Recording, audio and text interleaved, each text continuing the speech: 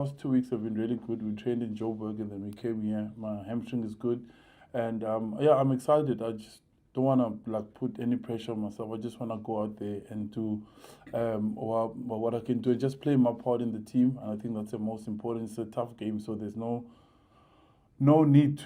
extra motivation needed, than the game that we have to play. And it's good to coming back with guys that I've played with for a very long time. So I'm looking forward to that. Yeah, I think from my side, it's good to have these guys back, more especially if you look at the experience we've got from them with Sia, Yeben, and a guy like Sasha also coming back from the injury. And but one thing that I enjoy about what Sia mentioned earlier on, they've been part of our camp since. I think the only guys that joined us now, probably in the past 2 weeks, was Sasha and Krapis Mornay. And otherwise, the rest of the guys, they've been also helping the youngsters. And one thing about probably if you look at a guy like Yeben, he doesn't get unfit.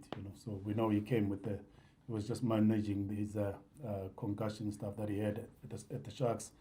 But when it comes to fitness, he's always super fit. He looks after himself, and he's a very professional player. So with Sia, he's been part of our camp, even through those dark days I'm talking about now when we started in June with the conditioning camp. He went through all that. So he was just unlucky with the hamstring before one of the games that we were supposed to play, where it was a bit stiff. So when it comes to conditioning with them, I don't think it's something we're worried about. And you've got Sasha. It feels like he never even left. The way he's training, the way he's brings massive energy in our squad. So yeah, I think we're excited. Like Sia just said again, I think you can't ask for any better challenge than playing against Argentina in Buenos Aires. We know they take pride in what they do and how they operate things, and they're very emotional people, so it's going to be a tough game, but I think that's what we need, more especially going towards the greatest rivalry in the next few weeks. Mike? How's it, guys?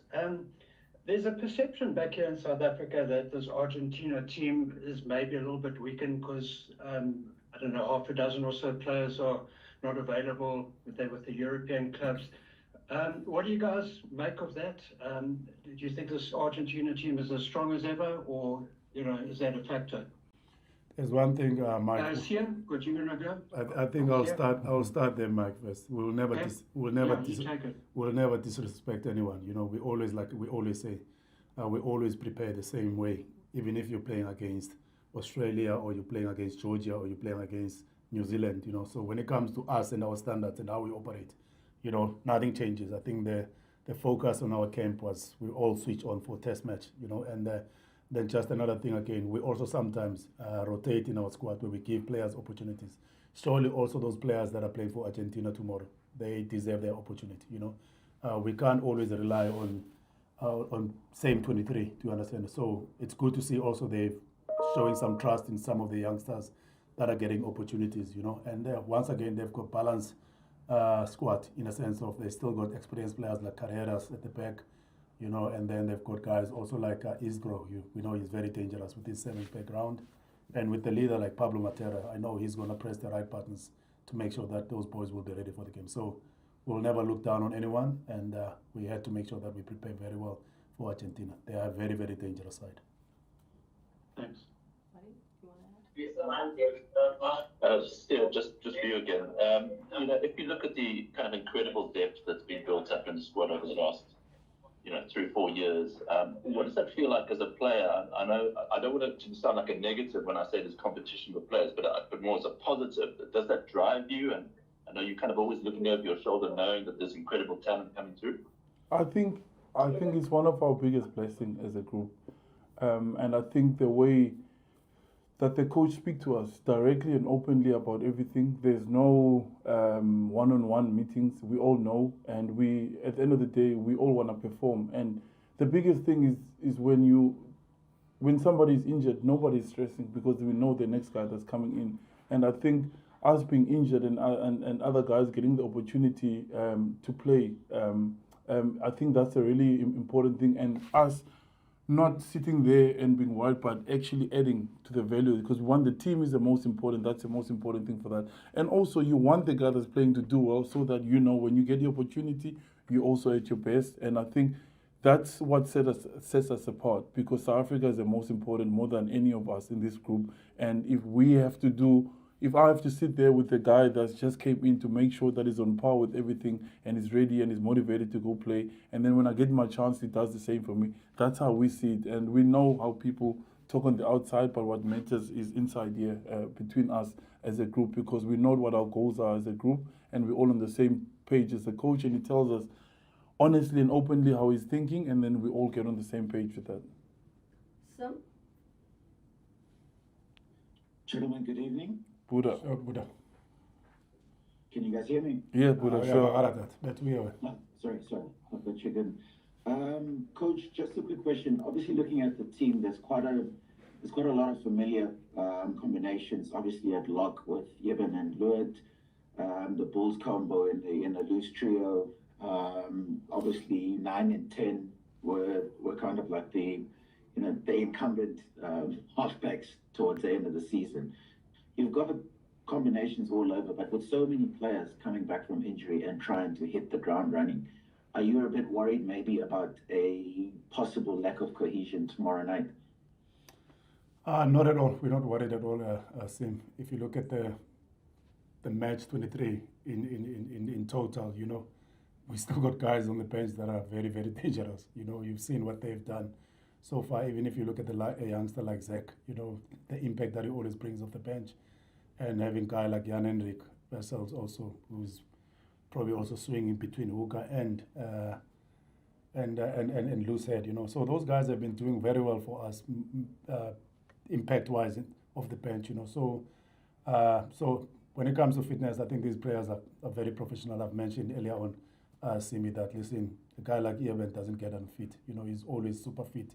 He looks after himself. Same goes with Sia. They don't drink everything that we always drink as management. So these are the guys that are very professional. And like again, they've done the job for us in the past, and we know what we get from them. Do you understand? So no, I don't think, my brother, we worried at all about when it comes to fitness, because again, we trust all the 23 players that we've selected for the squad. And again, it's good to see some of the guys getting back from injury, like Krapis and Sasha also, and hopefully everything goes well for us tomorrow, Harry? Yeah, see, a question. Being around test players and being around the box, I've come to learn that you actually welcome the challenge, and you look forward each week, each test, for the specific challenge that a country can bring to you. It's not a question of worry or concern. You like it, you want it. What specifically as Argentina, do you think, what can they bring you this time to help you become a better team? No, I think the way they've played, they've evolved. Coach Contamponi has obviously, the kicking game is very strong. They play in the right areas. They're more disciplined than before. And as you can see, the past two games that they played, they were so close to winning them. So, and also there's a couple of guys who come from the seventh background, so they come with that too. We also obviously have Cheslin and a couple of guys, and Kirtlin, them who came from that background. And also like the system as well, the way they play. So we've prepared for them, and I think as coach said, it doesn't matter who we play. We always go in there with the plans that we have for ourselves, but also to know what they can bring. And they've got a couple of players who can also turn something out of nothing. So I think anything is possible. The set piece is also good. Argentina is known for their scrum. So set piece is going to be big, but also general play as well. If you kick loosely and all that kind of stuff, they are able to play of broken play. So we're going to have to be very disciplined and stick to the plan that we have for this coming game. Mike? Shortly. Yeah, as far as I'm concerned, maybe get Susie back. Yeah, actually, maybe Susie would be better. Yes, maybe they need to get Susie. Now I suppose it's the 24th, which is the South African population, and it just feels like a bit of a middle finger. Try. And don't try. I don't care who you are. You gotta get some more sappers into your squads for this exact reason. That's exactly why we have so many sappers in other teams.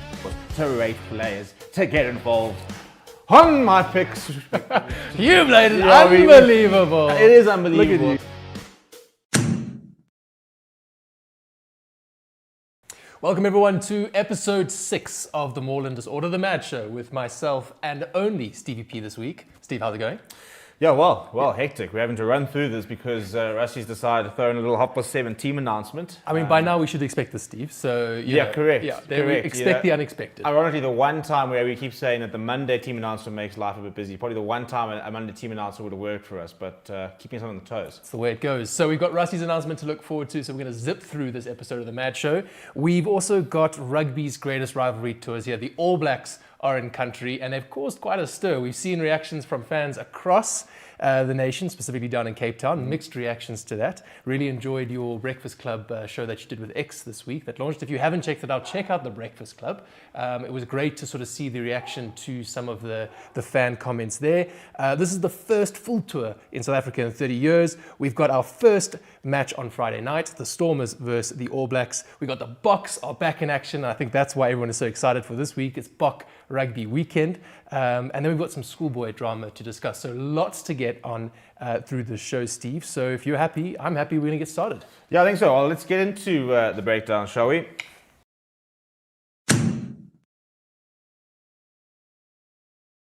Yeah, Wes, I mean, the All Blacks are here.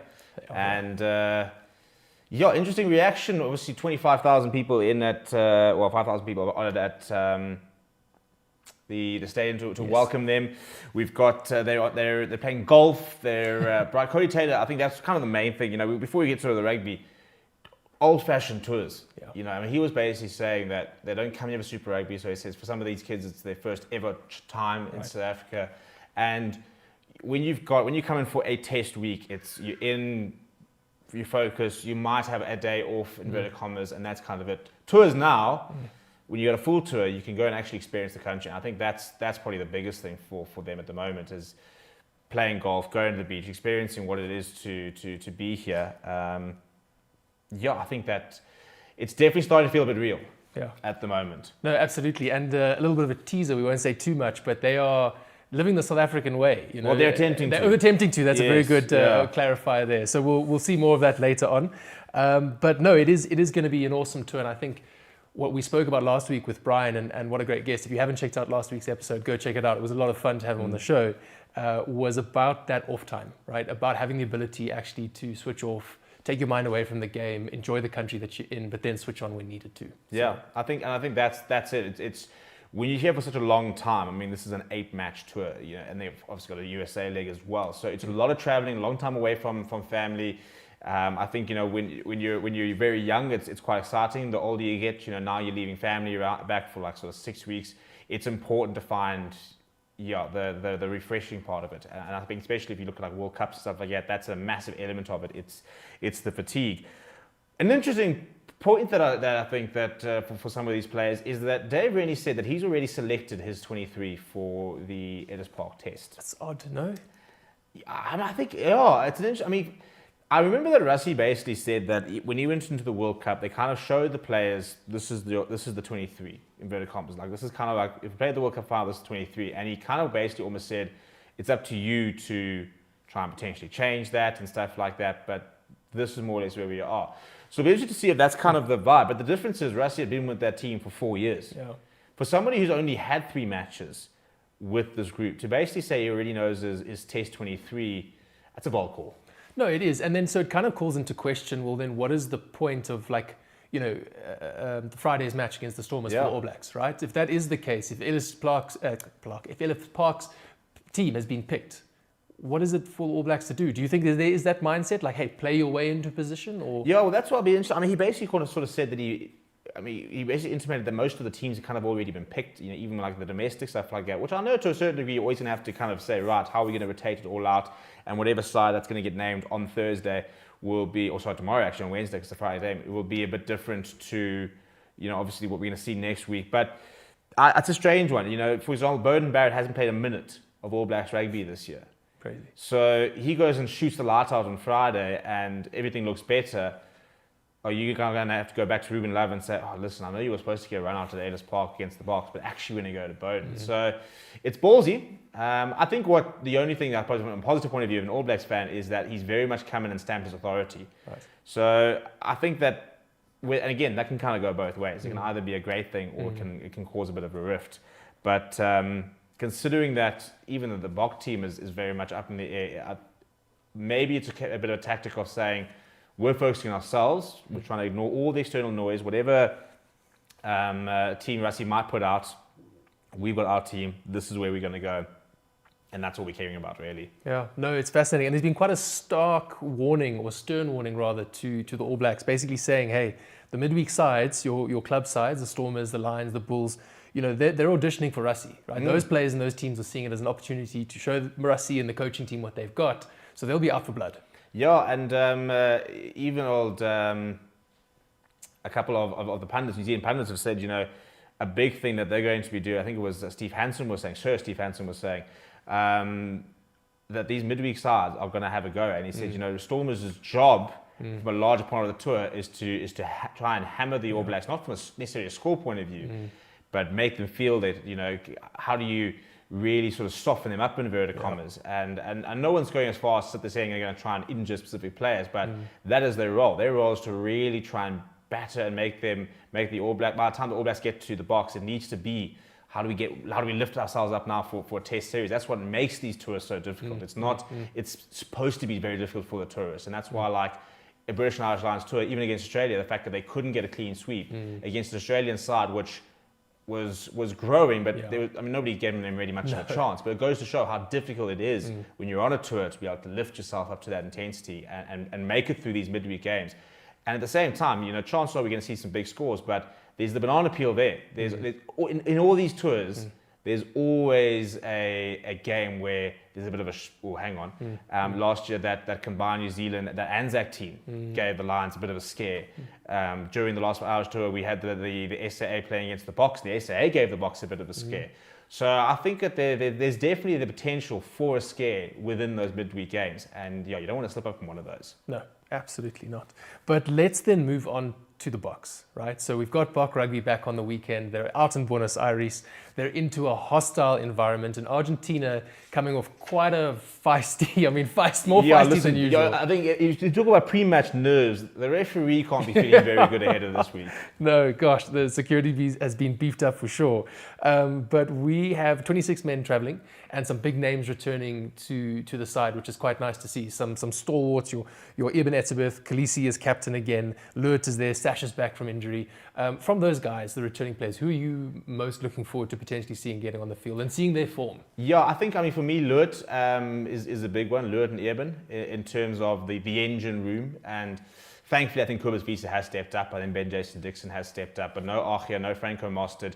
If we're going into the first test without our Fab 4 locks, we can cope because we've got the depth. But those are, I think we underestimate how important those players are. To the point where it almost doesn't matter which ones they are, but having two of those sort of the Fab 4 inverted commas has always been huge. The big, I think, one that the All Blacks will be watching is Sasha, because Eben, there's more footage on Eben than any Springbok before, quite literally, in terms of being the most capped. So you know what he's about, you know what he is about, you know what Lurt's about. We're now sitting with fly-half options in Mali, Bakondre, Pollard, and Sasha, and we play very differently depending on which of those players play. Yeah, the core gameplay might be the same, but they're all so different. And to a certain degree, they probably were planning on Mali, Bakondre, Pollard. Now that Vusimore is the unknown, I don't really think he'll potentially play. But Sasha is a player who makes things happen. He's a difficult player to prep for because he's so much variety in his game. He likes to take it on. He's a running threat. So you will prepare so differently for Sasha versus Amani that it becomes a big, if he has a good game this weekend, shows that he's fit, that becomes a big, I think, crash point for the All Blacks in terms of how do we prepare for who he's going to play. Yeah, absolutely. And I tell you what, Argentina, despite showing really good form, right, in the last couple of times against the Springboks, they beat us right under Contaponi. When was it? South Africa in 2024. Yeah. And then last year they narrowly lost, right, 27-29. However, in Sasha's last outing against them, he put on, was it 37 points? Yeah, record performance. Record from a Springbok, most points scored ever by a single Springbok in a game. So Argentina, always a tough one. You never write them off, and if you do, you don't know anything about rugby. But I think really they are, chomping at the bit, especially given that bitter England defeat. Yeah, and I think they've obviously got quite an interesting squad. Lots of new faces in. They're kind of using this. They've got this game. They've got a couple of games against Oz. This is their opportunity now to bring in some new faces to sort of see what where they're at. They're missing some key players, no Montoya, for example, no Albanese, which means on the face of it, you think it's going to be a weakened Argentina side. But also, again, now's a lot of unknown, because now we're playing with players that we might not know very well. In Argentina, you know, Hostile. yeah, I mean, it's easy to sit there saying, oh, but I mean, it's like an Argentina B team. They're going to be straightforward. Look at, arguably, our player of the Nations Championship was Paul de Villiers on debut. Yeah. So there will be young Argentina players who haven't gotten that opportunity, and if there's ever a time to make a statement, and this is the big thing. Somebody was saying we need to try and find a way of getting the Boks back to being underdog style, because that's where we perform well. And I kept saying we now had to learn how to wear the crown, and heavy is the crown. Yeah. But we are now the team, we are now the barometer. You know, you do it against the Boks, you can do it against anyone. That's what players are thinking these days.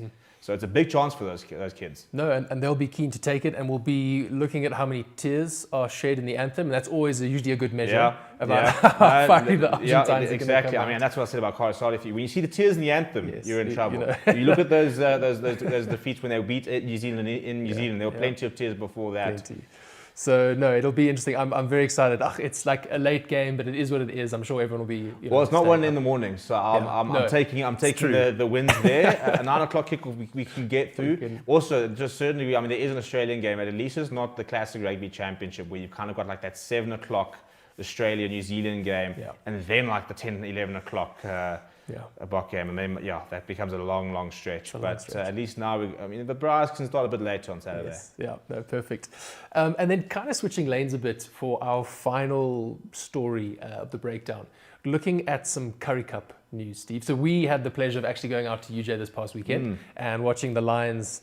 I thought dismantle the Bulls maybe is an appropriate term for that score. Probably quite polite term. Actually. It was a bit of abuse at a stage. It threatened to get very out of hand. It did. But if you didn't catch it, the Lions scored 42 points to 19. But I think the big talking point here for a lot of people was that this game actually was played at UJ and not the home of the Lions, Ellis Park. What's happening there? Yeah, look, I mean, I think because the next one's at Wits as well, it basically sounds like the Lions aren't going to be back at Ellis until after Greatest Rivalry. So obviously the Lions game is in the midweek game, and then there's the Ellis Park test. Well, it's the Ellis Park test followed by the midweek game, and then supposedly they're going back to Ellis. I loved it. I think that it was a vibe because it was enough people within a smaller stadium to make it quite vibey. And I mean, we sat quite high. We weren't boxed in, so it was comfortable. But there was definitely a reasonable noise. There was definitely you could be not paying attention and hear the cheers when somebody's coming up.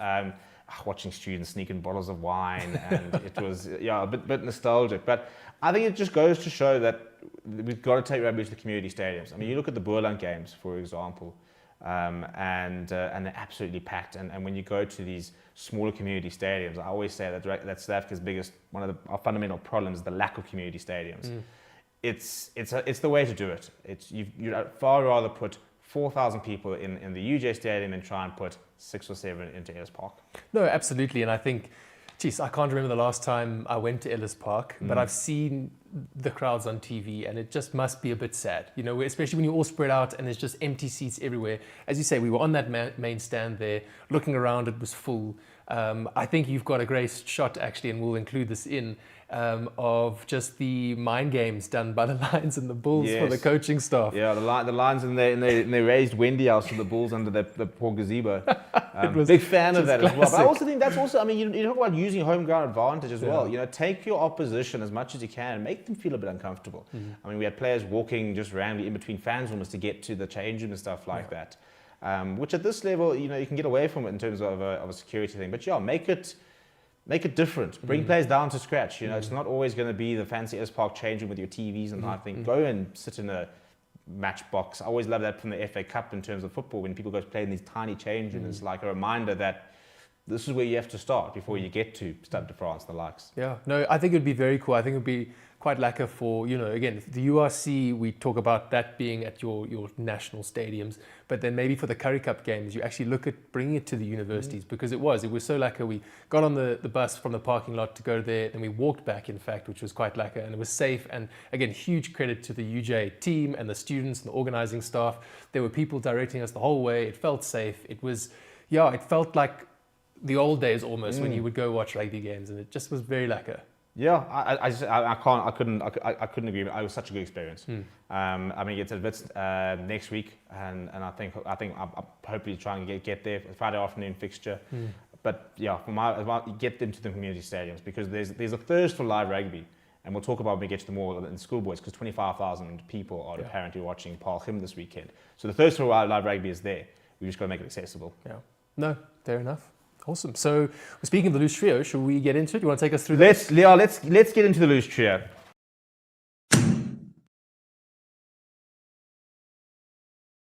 So, for those of you who are new, the loose trio is quick and fast and fun. And we've got a couple of stories over here. First of all, big rumors, massive rumors, in fact. Oh gosh. One of the biggest additions, supposedly, or a potential addition to the box side, is rumors that Susie is back. Susie. Now, if those people don't know, Susie was the rumored poisoning legend from 1995, where the All Blacks got food poisoning shortly before the Box won the World Cup. Lots of conspiracy theories about how it was engineered within the Box. In fact, I think it was one of the Box security guys who said there was no doubt that it was, inverted commas, a poisoning, or that it was not just a mistake, but he said, but very far-fetched to suggest that SA Rugby were behind it. But yes, she was the big legend around that, and a lot of the All Black fans and pundits have been saying just be wary of what to eat down in South Africa, because you don't want to have a repeat from that. The main thing from that whole thing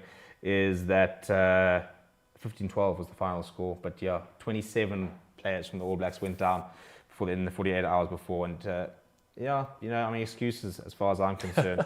I suppose it does, again, put into context the clip that we're going to be looking at a bit later. Correct. They start to make a bit of sense. You'll see that shortly. Yeah, as far as I'm concerned, maybe get Susie back. Yeah, actually. Susie maybe, would be better. Yes, maybe 100%. they need to get Susie, because yeah, it's a bit of a travesty there. And then where's a fun one, if you're a Bok fan, is... I am, for the record, to make it sound like...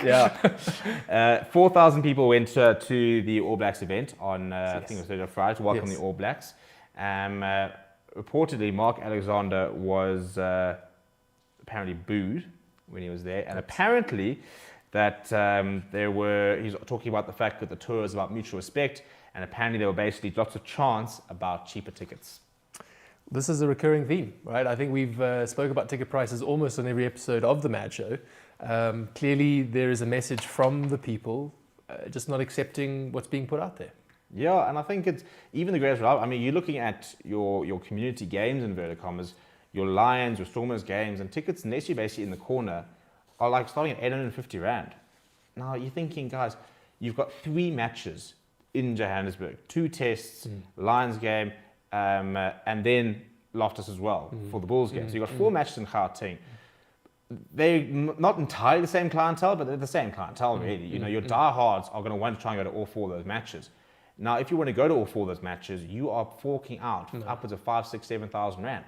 The FNB test isn't sold out yet, but yeah, I think the public are still, I think, quite hurt, and they keep saying they're going to review after the season, because that's the part when they can't go back and make things change like they did the first S Park test.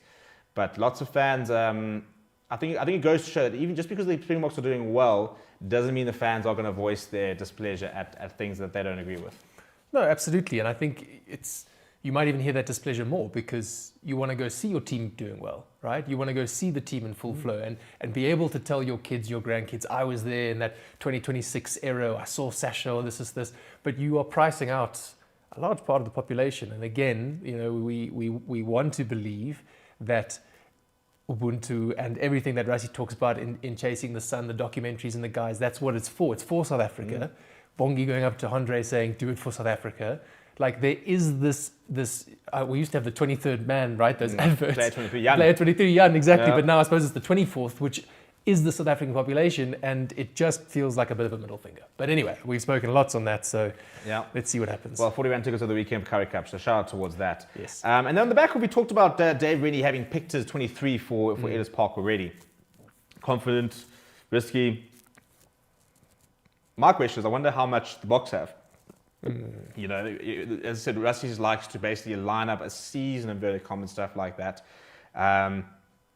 So in terms of where they're at, where the Boks are at, and where the All Blacks are at, if Rassie has picked a team, I want you to give me 5 players right now who are written in ink. Not like a whiteboard that we can sing, not pencil. Written in ink, borderline painted onto that 23. I was going to say 1, but that's just 2. That's boring. So What is boring? Give me 5. Obviously, we don't know about fitness of Oxenchair or Franco Mostert. Okay. But because obviously Oxenchair is the first person you write down on any team sheet. Well, that was last week, and I had to cross them off because. Yeah. All right. So what I'm going to do is, can we go back? Like, Yes. I'll go one, you go on. Fantastic. Yeah. So I'm going to start then. I reckon Damien Willemse. Yeah, I know. For the low-hanging fruit. Well, there, the have low-hanging to. fruit Have here. to. Yeah, Damien is, I think, on there for sure. Yeah. Okay, we'll state another obvious one. Obviously, Peter Steff, the toy starts. Yep. Um, I'm going to stick in the forwards then. I think Sears on the team sheet. I think he is the talisman. Obviously, we'll see fitness and levels. You know, well, I think, suppose Sia very rarely comes with the bench, yeah. even if he's not entirely fit. No, he will start a game and maybe needs to come off early as opposed to coming Yeah. on later. So, yeah, I reckon Sia. Yeah, and then Jasper Wiese, for me, nailed down at number 8. Yeah, that's solid. And then give me another one that's not Malcolm Marx. That's the other one, stupidly obvious one. After that, there might be a little bit of thought. I reckon our wings are pretty solid, and our centres, in fact, as well. I think it's just about pairings. But I think if you look at kind of the players that have been left behind, right? So I reckon probably a Damien Dillon is on there for sure. Yeah, there we go. Damien. I like you in fact you're going Damien. It's too easy to go to get your as well. We're going a bit shorter to 13. Yeah. Andre Estesen might have a word about that. But yeah, that is the loose trio. Fast, fun, and if you have any other stories in the likes of that, then jump in the comments. Wes, let's get into the mall.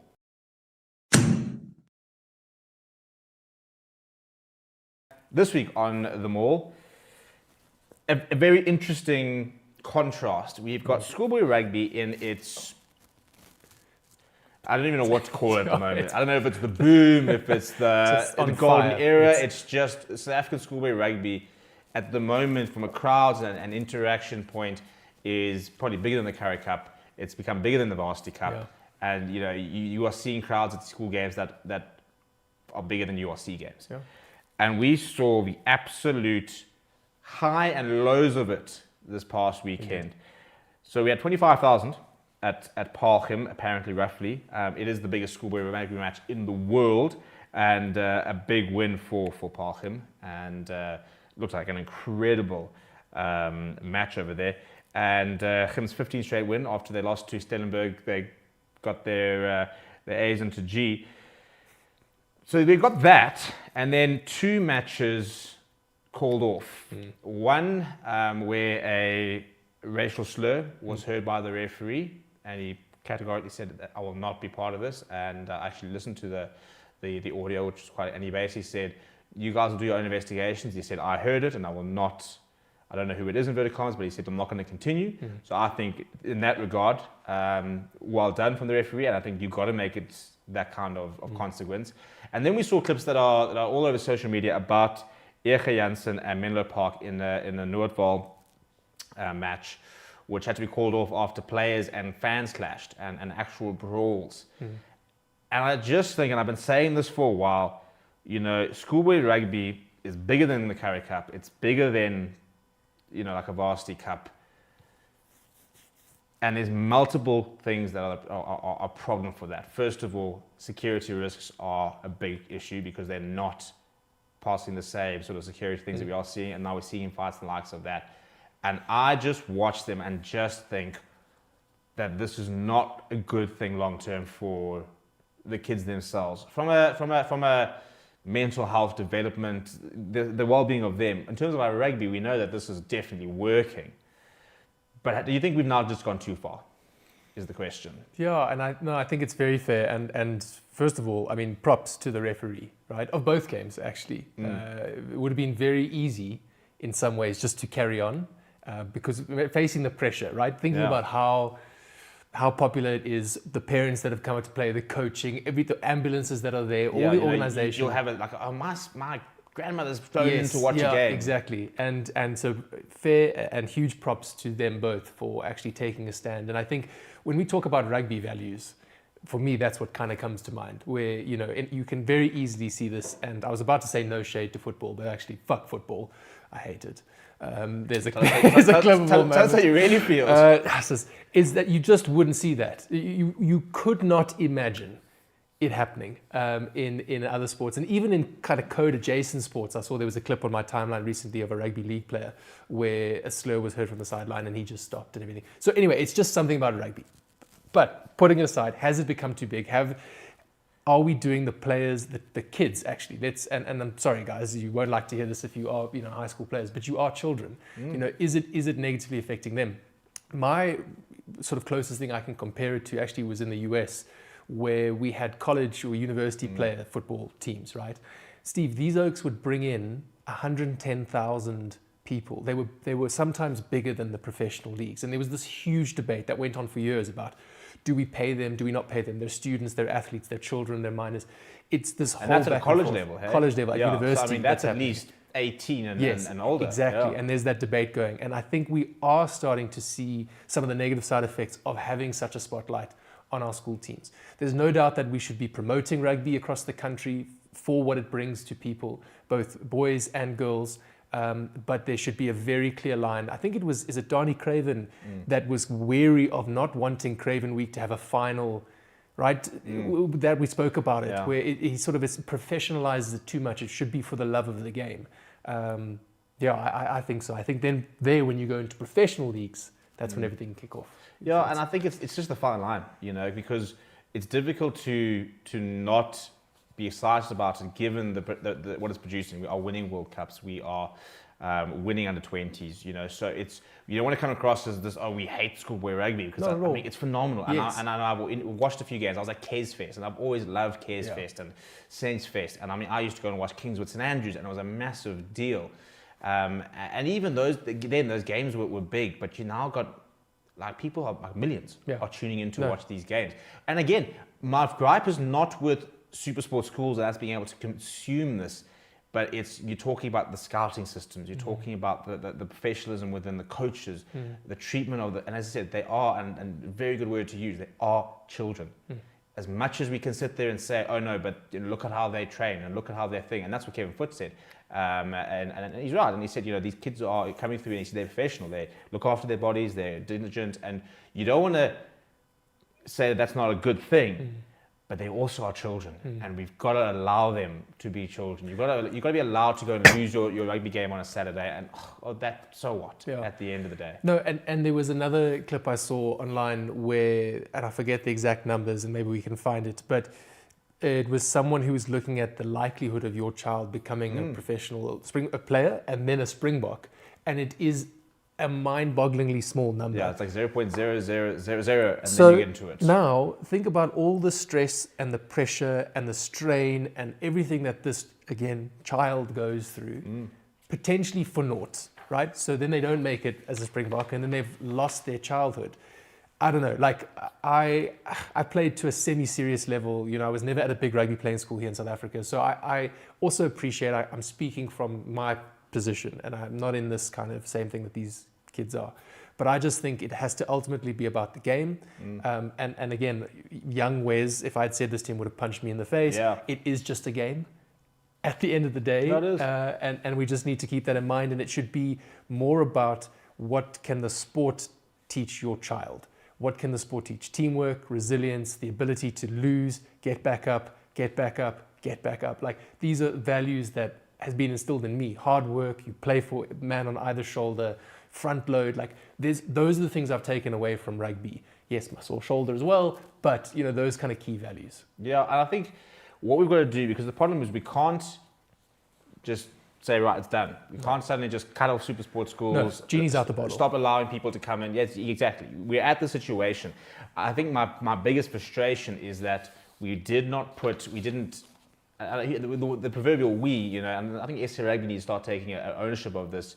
We weren't expecting the boom. We haven't put the safeguards in place. And we are now in an unprecedented situation where we have got school. I mean, Marcus Miller, I should not be knowing the amount or seeing the amount of I've seen of a boy in Cape Town playing rugby, and he was 18 years old, and I just don't actually have the time to watch a lot of schoolboy rugby, but I knew of him, and I'd seen his clips. Ethan Adams, we've always had schoolboy stars because you still had social media. I mean, Dave Villeneuve you kind of knew of, but we didn't have his highlights from when he was 10 years old. And again, so whether it's now looking at, do we stop limiting in terms of what level games are shown at, for example? Do we need to stop putting a lot more safeguarding about, bursaries? And I think there does need to be. It's difficult to sit there and say, stop giving bursaries to poor kids who are, because you're not uplifting them, and you are, and it's amazing. This is the thing. There's so much good coming out of it. Right. But we are in a situation where mental health in the youth is really, really prevalent at the moment. And arguably, people are saying we're in a situation where we've got a high suicide rate we've got in schools. We've got massive dropout rates. We've got massive levels of depression. And a lot of the older generation will sit there and go, oh, suck it up. But as I said, you watch, and that's what somebody was saying. They said that and I said on the live stream today, he said, I remember as a parent had a fight for my under 14D team, and he says, he just can't imagine what these poor boys in first team level are going through. Because yes, when it's going well, how phenomenal. You score a try in front of 25,000 people. You are the absolute hero. You miss a tackle in that game and you are immortalized for your failure. No, the highs are high and the lows are low. That's where I get worried about it. No, big time. And no, it is concerning, but you're right. There's so many, positives and potential drawbacks, and guys, we'd love to hear from you, right? This is a communicative show. We'd love you to get stuck into those comments. We do read them, and we'll get back to them, and we'd love to know your thoughts. Where does it sit for you guys on the Mad Watchers? It would be lovely to know. Those are our opinions, and we'd love to know yours.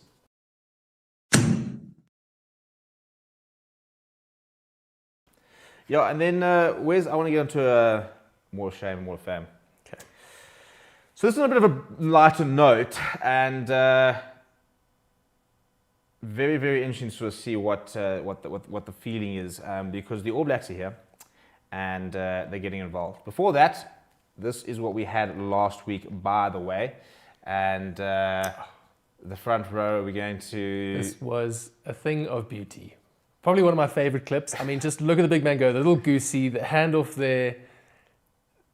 He's just, up he goes, pace from the big man. And, okay, we'll get back to that tackle in a second. Yes, yeah. So that was last week's Mall of Fame. The man's going quite far up on the Mall of Fame. We're busy tallying and sorting out our Mall of Fame, which is going to be updated next week with photos and the whole likes. So that was last week. And if you are new, basically what we do is we look at these clips and we give a ranking. 3-pointer, 5-pointer, 7-pointer, essentially. This week, it is a nominee for the Mall of Shame. And it is the All Blacks doing some team building, getting involved in the local cuisine. And they had a braai. And these were the scenes at this braai. I want to know what your... I haven't seen this. Yeah, what is your first initial reaction? There's a lot of flames. There's a lot of flames. And I'm English, saying that. Soti, South African. So... yeah, flame grill that just tastes better. Maybe they were auditioning for Spur. Steers. That's it. So I don't know if they were sponsored by Steers for this braai, but and I don't know if they were doing it almost intentionally to start really riling up South African fans. But the South African public have not taken well to seeing this. And so if you're a Kiwi and you're wondering, well, what is wrong? First of all, you don't cook on a braai for at least probably about 4 to 6 business days when you light the fire. If you're cooking with, you've even got the slot on the right hand side. You build the fire needs to go up, and you then, as it starts to die off, you've got your coals, you start to spread them, people. You've got your fire going on the right hand side so that you can shake it up, bring some more coals across, but we don't cook on open flames here. No. Thankfully, I'm seeing a lot of red meat. I'm seeing hopefully a lot of beef, because I mean, if somebody had rocked up with the chicken flatty, that would have made life interesting. But that's I mean, look, fair shout to the lads for having a go, right? They're in South Africa, they want to try, a bit of the experience. Now, had this been the Scotland team, completely different story, right? Yes. Because Kuman would have been there, would have been a lekker braai, there would have been no problem with it. Duan would have, I mean, if they rocked up there, and this is the thing, you got to get you got to get some more Saffers into your squads for this exact reason. That's exactly why we have so many Saffers in other teams. No, so I think, look, fair play to the lads, but it is a bit of shocking technique there. We're looking at, there's a lot of flames. I do think it's a good audition for Steers, but it definitely is on the Mall of Shame. Yeah, well, there we go. So we've got to give it a score between 3, 5, and 7. Where's where you at? Yeah, I think I've got to go 3, right? It's on the lower end for me. I appreciate it's a terrible clip, but I just really like the lads having a go at it. So you're going to go with 3. I'm at a 5. I mean, it could be a lot worse. Yeah. I mean, I'd like to have a word with the hotel staff who let this happen. And this is maybe one thing that, actually it's a bit of an exclusive, but rumours have it this is why they're bringing Tony Brown in post the World Cup. Right. Because it's more about, it's not about the attacking shape, it's about the broad techniques that he's hopefully learning with Rassie and the lads. That makes sense. And this is where Susie would have been helpful. Yes, right? that's what I'm I mean, saying. she would have never allowed this to happen. No, she would have walked in and ready to poison and said, hang on, first of all, let me just sort this out. Let me sort out this issue, and then we'll go into that. No, very good. So we'll get producer James's score. Once again, reminder, guys, let us know what you guys think. Is that 3 points a penalty? Is it 5 points a try? Or 7 points a converted? And with the more of shame, the more disgusting or tragic it is, the higher the score, right? So I thought it was all right. So 3 points. Steve thought it was a bit worse, so he gave it 5. So get stuck in those comments. Let us know, what do you think that is?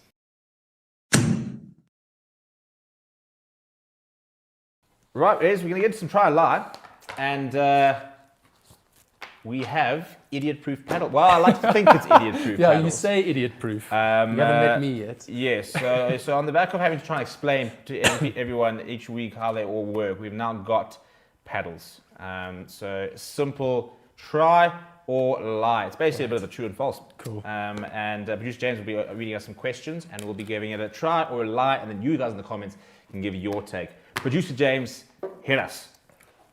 Okay, so we've got a current one. Argentina is still the most underrated team in international rugby.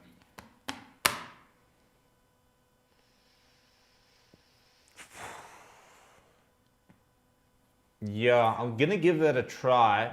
Although ironically, I think they have not been particularly good. I do think Scotland are community disrespected. Yeah, so I've also gone for a try for our audio listeners.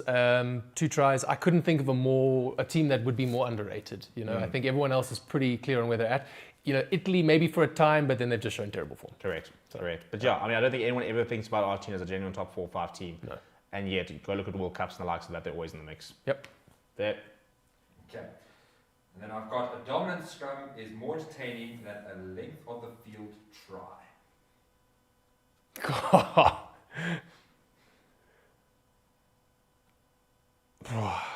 As a forward, I know this pains me to say. Yeah, I enjoy a good scrum at the best of times. Length of a field try though. No, we've both gone for lies. Yeah.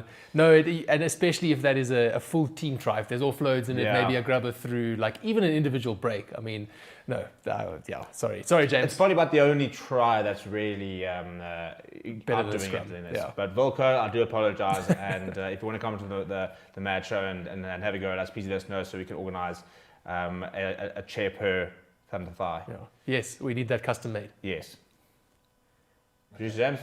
Right, so we got Griquas won the inaugural Curry Cup competition in 1892. Oh, this is true. False. Now, I'm terrible because it could be true on the year, but false on the team, but true Look, I on wasn't the there. You know what? Back in the day, I mean, it's tough playing in Kimberley these days. It must have been impossible back in the day. I'm gonna give that a try. I'm gonna back the Griquas there. Just to be contrarian, I'm going to go lie then. You probably find they weren't even in the Curry Cup. I mean, this is like Northern Transvaal and stuff vibes. 92? 1892. Okay. So, okay, it's false. Yes! They received the original trophy in 1891, but Western Province won the inaugural competition in 1892. Technicality, but I'll take it. A win's a win. Okay. All right, then we've got every professional rugby player has one opponent they're generally afraid to tackle. Tries. And don't try. I don't care who you are. I don't care. I mean, I remember, interesting story. I was at the World Cup and they basically spoke to Artie Savia, and he had basically said that he doesn't go into a game excited by contact. He said he has to help himself up. Like he's not... This idea that he's not scared of contact. He's like, "Oh, you're mad." He said it hurts. He says just because we're big and things. He said so. That was a kind of unique instance because I remember being it's good when you go into matches 50% sometimes nervous, and sometimes you go into matches just genuinely scared. Yeah, because it does hurt. So I think that there's nobody that can say that there's 10 out of 10, no one scares them in terms of having to tackle. Yeah. No, and especially when you replay teams or players and someone's got your number. Yes. Like, and they've bounced you once or twice before and there's that mental block and it's terrifying. Absolutely. Yeah, look, Dave Peter's toy might be the only one that's not. Just because he told everybody, said if you're scared, you say it now. So, and scared to suggest he might be scared. So Yeah, fair enough. yeah. So yeah. Vicky Bung here. Okay, and our last one we've got. Wes is the type of person that would accidentally reveal team tactics during a pre-match week press conference.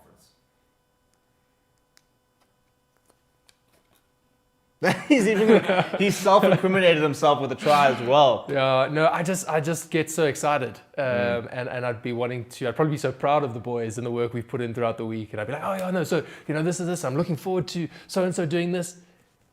Is what we wouldn't be doing. Yeah. And I would be. You would be a terrible hybrid player. You'd be sitting there under Estes and say, yeah, look, it was quite interesting because I was in the line out yesterday. Everyone's going, what? Yeah. No, that's. I think that's a fair one. That's on me. Yeah, true. Well, Wes been taking the L's lately, and everyone did agree that you get eaten first. Absolutely, no one agreed. So it's the tough times for you here on trial line. Maybe you might have a bit of time on the next round of the next phase. Fair enough.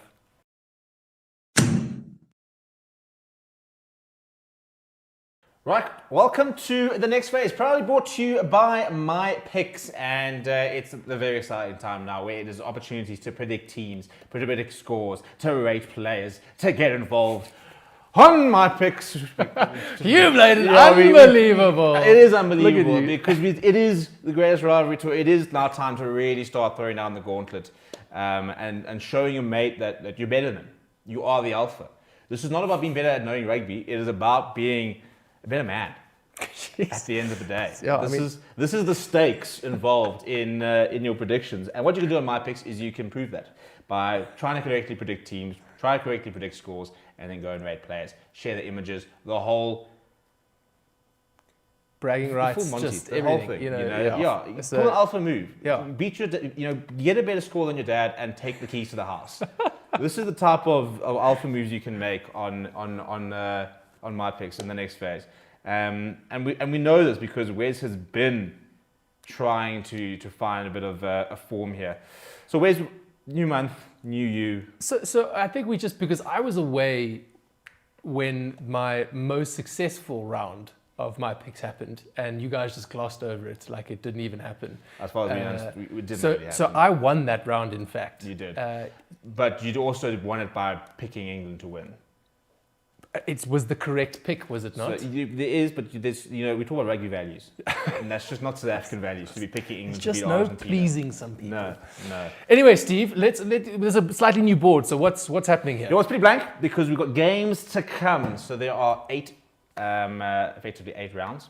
Round 1 is going to be one match.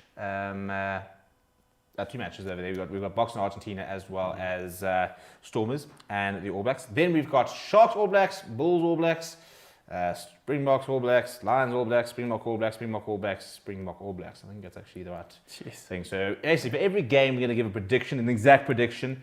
My Picks is going to score it. You guys get points on getting the result right and getting the home score close, getting the away score close, getting the margin right. So it's not just a simple... It's like maths lit coming into play. Yeah, well, thankfully you've got algorithms going in there and calculators. But this weekend is going to be probably arguably the hardest. First of all, we've got no idea what to expect from the Argentina side. We've got no idea what to expect from the Stormers side. We don't even know who's going to play for the Stormers. And we've got no idea really to what to expect from the All Black side. So on that note, I'm going to give you the chance to start. Thank you, Steve. Because I'm a giver at the end of the day. I'm a very generous person. And... which one will we start with? You're going to start with Stormers or All Blacks? Yeah, let's start with Friday night. Okay, all right. And also, you're also going to be doing is you're going to be getting a guest in each week, and they're going to be a guest. So we've got Stevie P, where's producer Jay's behind the camera, the guest every week, the whole thing, and then we've got the mad community. Every week we will be selecting somebody from the mad community. So go and join that. It is on the page. Go and join the My Picks Mad Community Score Predictor so that you can potentially feature over here, and then we'll tally at the end. And we've got some forfeits, some very fun forfeits coming over here. We had Boki, which is basically the loser of the week has to wear that, but we've got concepts like we might even be driving around with a big sign in your car that says, I don't know anything about rugby. These are some of the forfeits that are being thrown around. There's brandies and rumblers and the whole spiel. Fantastic. So we're gonna make sure that you're not going to want to stuff around when it comes to your picks anyways. No. So what are we saying? Stormers, All Blacks, Friday night, 7 o'clock kickoff. Right, so result-wise, I'm going to have to go with All Blacks. So they're going to be taking this one. Sorry, Stormers fans. But I think it's going to be quite the margin. I think they will come out firing. I think, again, the Stormers side, we've heard a little bit from them. Not sure what they're at. So I'm going to go Stormers. I do think they get on the board. I'm going to say 15. So I'm saying Stormers 15. And I reckon the All Blacks are going to put in some serious points there. I'm going to say 42. 42. What about yourself? Yeah, I think I'm going to give the Stormers... I'm going to give them 18. Yakin Ahmed to cook. But I'm going to give All Blacks 55. Jeez. Okay. So there's a few more on there. Yeah, I think at the end of the day, I think it's a bit like the British and Irish Lions where for 50 minutes, I think it gets close, but I just generally think most of the time when benches start coming in, as the game starts to go on, there's usually your sides just don't really have it in you. I think that also they're missing obviously a lot of their box. I think the Stormers side have been very hit and miss this season, and I really hope that it's going to be a lot closer than that, and I'm quite far off. But I do think that we could see a bit of a big scoreline there. Argentina versus Box. Well, I suppose I'll have to take the lead here. Please do. Box have basically hit 40 3 times in a row. Well, that was my tactic, right, in the Nations Championship, and every time I was right on that front, it's just horrendously wrong on everything else. So. Yeah, so look, I mean, it's a strong Box side. So I'm gonna back the lads. I'm gonna give them 42, and I'm gonna give Argentina 15. 15. Mm-hmm. Not far from where I. No, in fact, I'm actually gonna give them. I'm gonna give Argentina 12. Okay, a bit further from where I am now. Also, similar margin-ish. I was tempted to go for the Box, another 40 score, but they're not at home in a hostile environment. So I've given them 38, and I'm saying the RGs are going to get 20 on the board. 20 on the board, right? 38 points to 20 there. Okay, well, as I said, I think a lot of unknowns there. I mean, I think a lot of it comes down to how fit is here, how fit is Evan, how fit is Lewis, how fit is Sasha. You know, I think if they all rock up on the day and gel, then I think this could go very well. Alternatively, it might not go as well. But I'm going to back. I also think it is a young Argentina side. There could potentially be some surprises, but Argentina just at the moment are looking very porous on defence, and they've got lots of silly mistakes in there. And I think we've been a bit better at capitalising on those mistakes. So those are our picks. Could be completely off. Who knows? We'll find out next week. Go and get your picks down, and make sure they're locked in before kickoff. You've got to play all the time in the world. You will have the luxury of actually being able to see teams being able to be picked. You know, we don't even know what team Rusty's going to pick. We don't know what team Contepone's going to pick. We don't know what team John Dobson's going to pick. We don't know what team Dave Ren's going to pick. So you'll have all that information. So really, you should be winning this. That is what we're trying to say here. And then we'll see who's going to win between us and Wes. That is another episode of The Mad Show. Time flies when you're having fun. Does it? I'm assuming. So it flew for me. So at least we know that Wes has to suffer through this every week. No, Stephen, absolute pleasure. And thanks, guys, for tuning in again for another episode. Really enjoyed it. And yeah, looking forward to a fantastic week of rugby. The rivalry tour kicking off, Bok Rugby. I'm hella excited. Yeah, it's going to be very, very cool. And yeah, Wes is going to be trying to convince the girlfriends coming down to visit from the UK that the best way to spend quality time together is in front of the TV watching all of the rugby, as well as all of the analysis, as well as all of the analysis. So good luck with those conversations. Thank you so much. But at least you can watch a decent team at the end of the day. Show what rugby is really about. Please make sure you smash like on the video. Please make sure you subscribe to the channel. You can listen to The Mad Show every week on Wednesday, 6 o'clock release. Spotify, YouTube, The Mad Show, ZA, on all the different socials, as well as Forever Sports. We will see you guys all next week. Let us know what you guys want to see. Let us know some of the guests you'd like to see. We are lining up some very cool guests for the rest of the month, so hopefully we will have some people with some interesting rugby pedigrees and stories, because at the end of the day, as much as it is fantastic seeing an ex-player like myself on here, apparently people want to see somebody that played at some sort of level. Can't imagine why. Like, it's an anomaly. Steve, when they've got you, why would they want anyone else? Well, that's my tagline. At the end of the day, it might be my Instagram bio as well. But apparently, people might want a bit of variation. So stick around, see who we might have soon, and we'll see you guys all next time. Afrikaans questions just because it's a limited time. Everyone happy? Can we go? Kan ons dit doen? Asseblief man.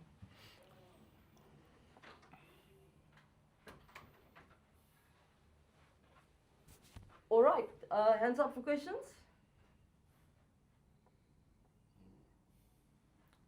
Questions? Nicholas? Thanks, Zina. This is for you, Ulrich. You were part of that team that lost in Argentina's last victory over the Springboks back in 2024 in Argentina. Personally, maybe what did you take from that game, and what did you think? What were you expecting from Argentina maybe today, and what you this week? What were you preparing for after reflecting back on that one? Yeah, obviously we know Argentina is a real quality side, and I think we learned our lessons the last time we played here, and like you said, we lost that game in 2024, I think. But yeah, obviously the Argentina really physical, quality side, like I said. So I think we took our lessons out of that, and we well prepared. Clint? Thanks. My question for Cobus, not specific to the match. I want to know about growing up as a boy on the farm. How did that help develop your work ethic, your determination, your strength as a rugby player? Clint. Yeah, look, I hope we don't take this farm boy thing totally out of proportion. But yeah, I think growing up on a farm, you obviously, like I've said before, you work until the work's done. So there's no quitting time. The sense of responsibility that you have, there's a lot of factors in farming and stuff like that. So I think it's probably molded me more as a player rather as a person rather than a player.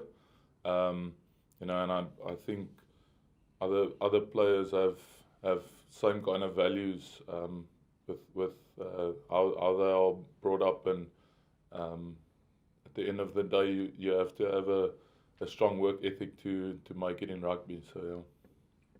Leo? Thank you. Well, good afternoon, Cobus and Eric. Welcome to Argentina.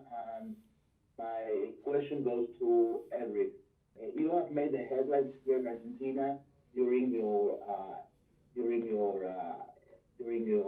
leg injury. That was quite shocking.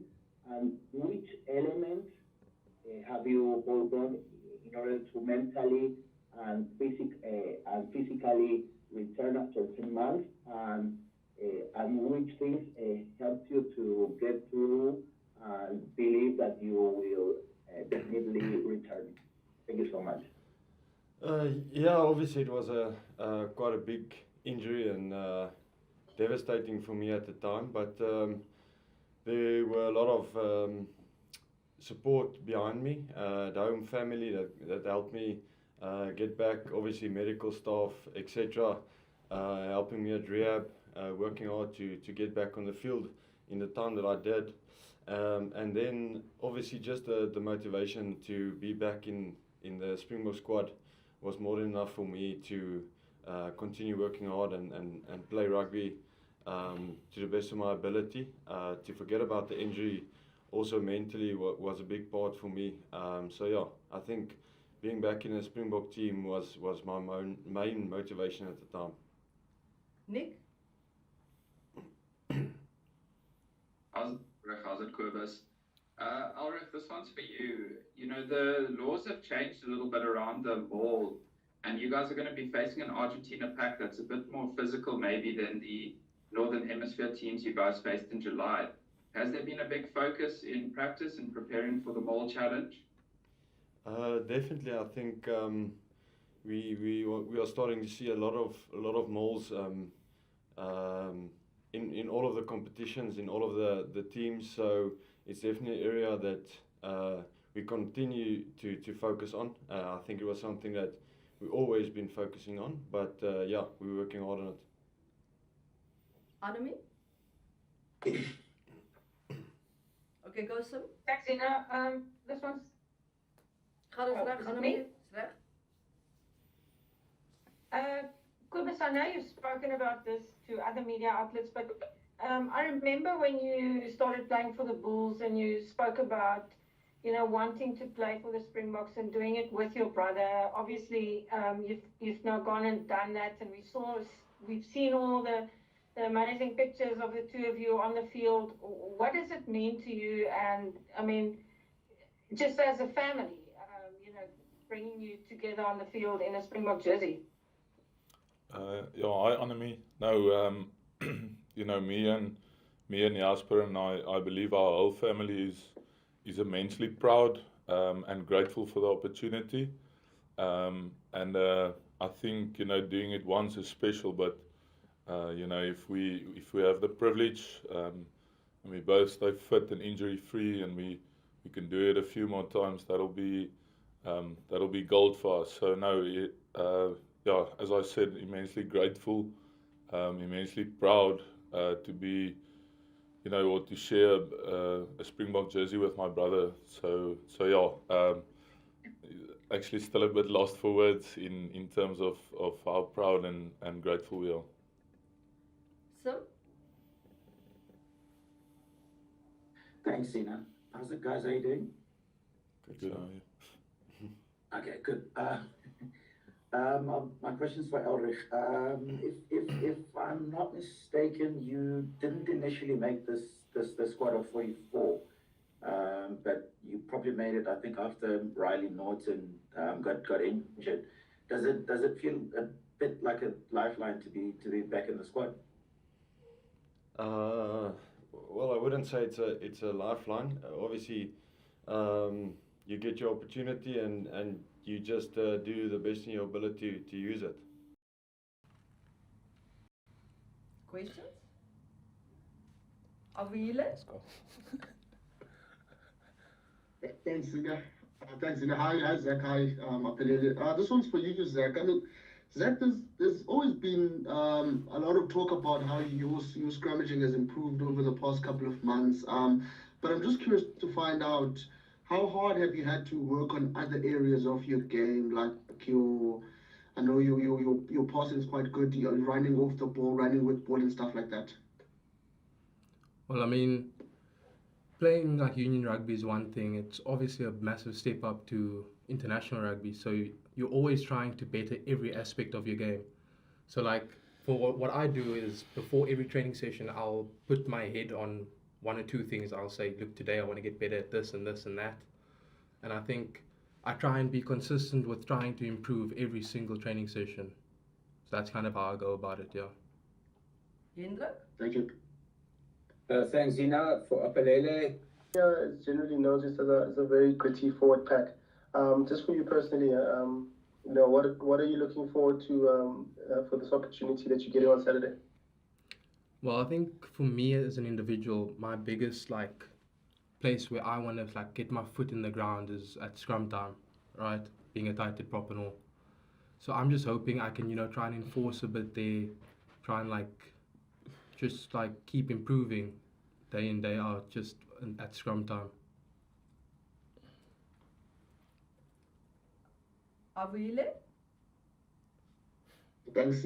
Just another one for you, Zach. I mean, I think this will be your sixth cap, if I'm not mistaken. And I just want to find out from you, how important has it been for your growth? Do you feel, being thrown in the deep end? I mean, you played the England game, Scotland game as well. Just on a personal level for your growth, how important has it been to get thrown in these big games? No, I think it's been exceptional, but also you don't really feel like you're being thrown in the deep end because the guys around you, they set you up for success, if that makes sense. Like the coaching staff, the players, they guide you through the journey. So you really don't feel like you're alone. You don't feel like you're being thrown in the deep end. You kind of just feel like, it's another game of rugby. Just do what you've come here to do, get your job done. There's not this, obviously there is a bit of pressure in the sense of, you want to make your country proud and all that. You want to make your family proud. But the players around you really, they give you confidence, and I don't think there's anything more that players and coaches can do to, make the environment any better. Morgan? Thanks, how's Zach? How's Apelele? I hope you guys well. Zach, just for you, I think it's very safe to say that the Springboks are setting the standard when it comes to scrummaging work at the moment. But Argentina has long been the powerhouse in that facet of the game. Is it a bit of like a bucket list, or one of those things you've always wanted to do is to face Argentina in a scrum in Buenos Aires? To be honest, I haven't really put that much thought into that specifically. I take every single game as like the main job. Keep the main thing, and every week it's different. So I'm just looking at this as this is the obstacle that we're facing this week, the opportunity as well that we're facing this week, and then from there, you just take it 1 week at a time, kind of thing. Nicholas? Thanks. Also for you, Zach. You've spoken extensively about the scrummaging. I wanted to ask about your preparation with Jan Hendrik Wessels, Gerard Steenkamp, Thomas de Toy, and Boen Venter. How's that gone this week with those guys? Yeah, I've started getting used to Jan a bit, and I kind of feel very comfortable with him. And I think throughout this week we've connected in terms of scrummaging. I feel safe, like next to him on his right hand side. I feel very safe, and also we scrum against some phenomenal players. Like I get to scrum against Boen Venter at training, so that sets me up, I think, very well for the game against Argentina, which I'm very excited for. David? Thanks, Apelele. Before the England game, Rusty said something along the lines of he sort of sees a bit of Wilco in you. Do you see any similarities between you and Wilco's game? I think Wilco's someone I look up to. I think he's such a powerhouse, strong athlete. The way he scrums is just mesmerizing. I don't think I'm quite there yet, to be completely honest with you, but there are aspects from Wilco's game that I do want to achieve. Well, look, I don't know how long it's going to take, but I want to be able to scrum the way he does. I want to be able to, whether it is taking contact the way he does. I want to be able to do these things with a mature sense of rugby, IQ and all that. So I'm hoping I get there with due time. But yeah, we'll see how it goes. Forward on international matches has been racing so much that nowadays it is quite common to see games where more than 60 points are scored. And given I don't remember the name, but the Australian coach that is in Japan saying that it follows a pattern where every 5 or 6 years, every World Cup, either the defense or the offenses are prevalent, and following a pattern where one World Cup the prevalent is the defense and the other one is the attack. Do you think, Rafi, this World Cup the teams that prevail are going to be the defensive ones or the offensive ones? Thank you. No, thank you. Nice to be on the call, evening or morning to everybody where you are. I think it's a very technical, difficult one to answer that question. I think obviously there's a big drive from a lot of people to say attack is the beautiful part of the game. We like to think defenses, we think scrums are, we think kicking game are, we think side steps are, we think passing are. We like to think all parts of the game. That's what makes our game so special. And yes, I think World Rugby is definitely driving and supporting the attacking side of the game a hell of a lot. And I guess in that, if that's their main goal, they're succeeding. Because as you rightly say, there's lots of scores, big scores, 40s, and for both teams combined, probably, as you say, 60, 70 points. So if that's a spectacle, for us a spectacle is sometimes just a really tense test match where it's 1 or 2 points. So yeah, I guess it depends on which side you look at that, but how it's going to be next year, when you go into a World Cup, the pool games, the nerves is not so much. We've never been in a round of 16.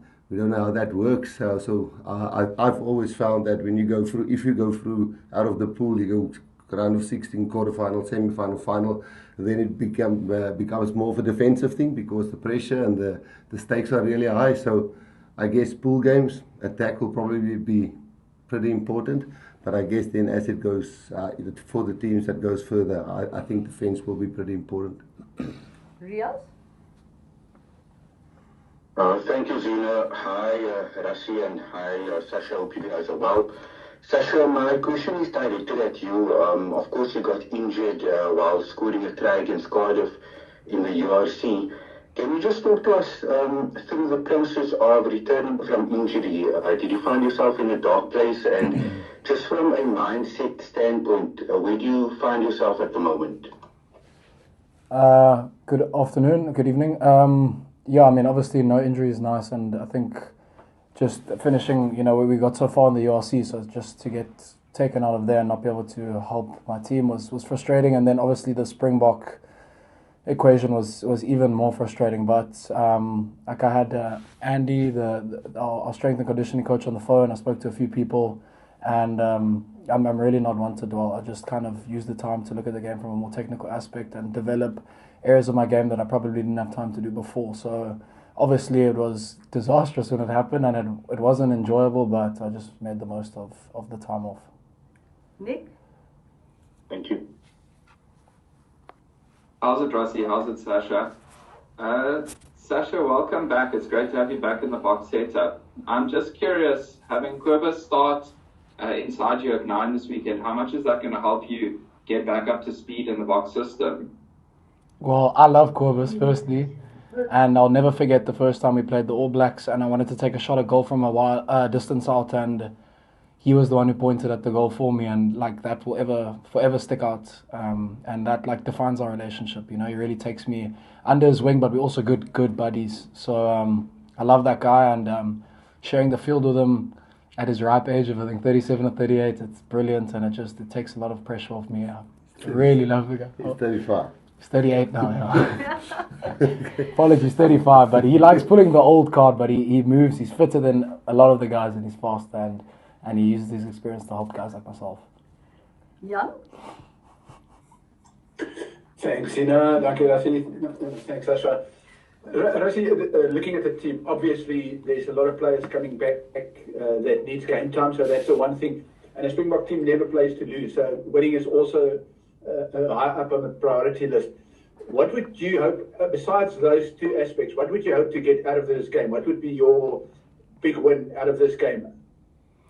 Yeah, if you take the winning out, which is, as you said, and you take out guys getting game time, obviously then we would like to, the tactics that we, and the plan that we're going into the game, So I don't think the score is, obviously we want to be on the winning side on the scoreboard, but I don't think the margin of winning, if we do win, is the important thing. We really want to see, because a lot of these guys is coming back from injury, as you say, and then some is not really settled in the team, like Cameron and Elrich and those kind of guys. Boan and Grobbies, those guys with 9 caps and 2 caps and so on. So I guess the thing that will happen on Saturday, it won't be perfect, but if we get better and we're growing our game and we're building our game plan and we're getting more in sync, hopefully then the score will go our way. But apart from returning players from injury, getting some match fitness into some guys, then trying to win, I would say the only other thing that I can probably wish for is that we really grow our game and get a little bit better in each department. Aleo? Okay. Hi, Rossi. Welcome to Argentina. Thank you. And one question regarding the international schedule. Argentina is missing several players due to Contemporary being forced to rest them because of the long seasons at the European clubs. And what do you think Argentina can do to improve this situation and play at full strength in these internationals? How did you handle this situation, given South Africa also plays in URC, right? Yeah. And what do you think World Rugby should do, to avoid this and boost international rugby? Yeah, look, for me, it's not to give advice on other countries, but because you asked the question, I will answer that. And then, hello, first of all, and thanks for asking that. I think, I'm not scared or shy to say that I think, the schedule of the rugby championships or greatest rivalry or Argentina, I think why that can't be moved to February, to the Six Nations block.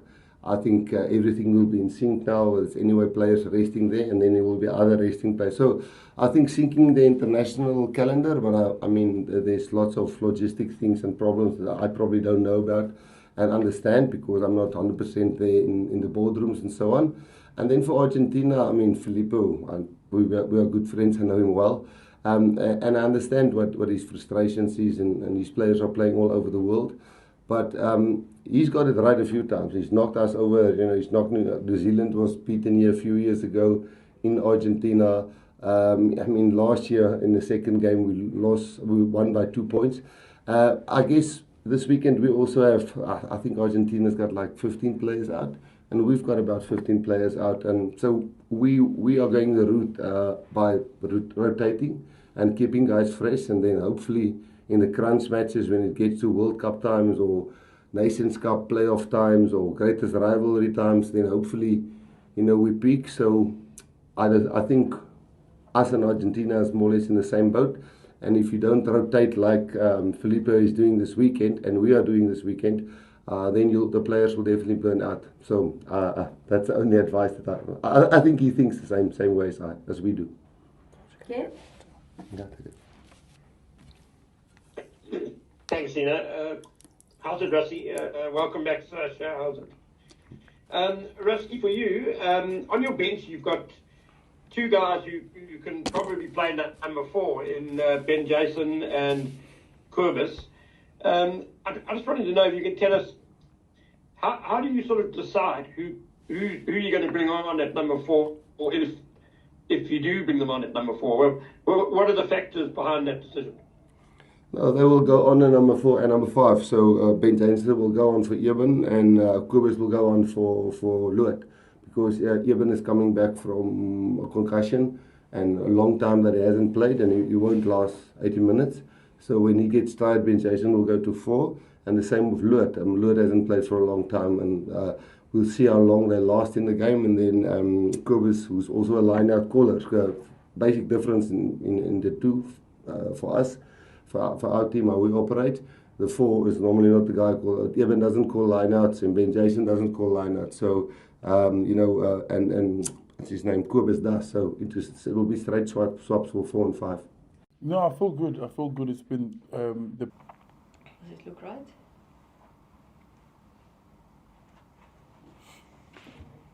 Perfect.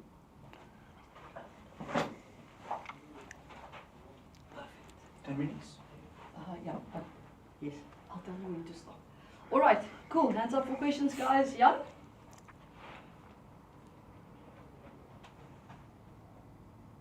Jan? Sorry, jammer. Thanks, Ina. Mona, if we can start with you. Talk to us about being back from injury, being in the box setup again, and the process or the struggle with getting fit again. Hey Jan, yes, thanks for the question. Your massive privilege to be back. I think last week's game, it was really good, a good introduction. And yeah, like the injury, obviously with the box playing, a lot of motivation. And yeah, yes, I'm really blessed. I had some incredible people on my side that really helped me so much. And yeah, I'm really feeling good. Leo?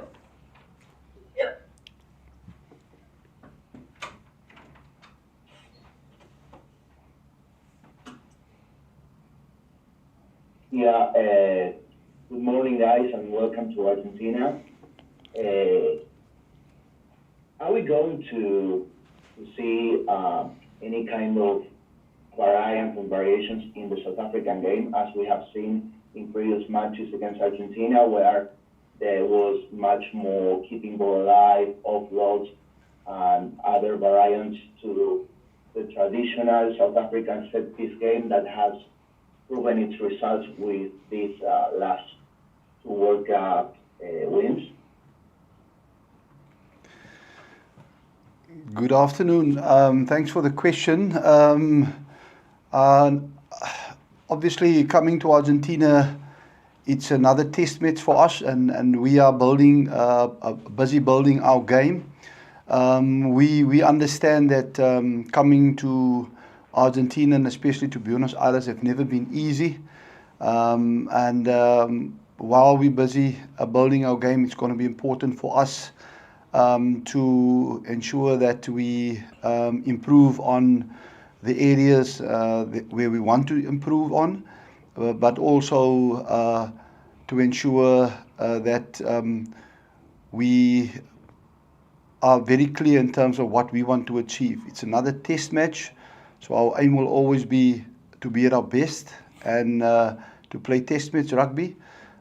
We focus on ourselves, and that will also be our main focus in this game, is to ensure that we play the game we want to play, that we're clear in terms of what we want to achieve, and that we played in the right way against a formidable opponent. Mubi?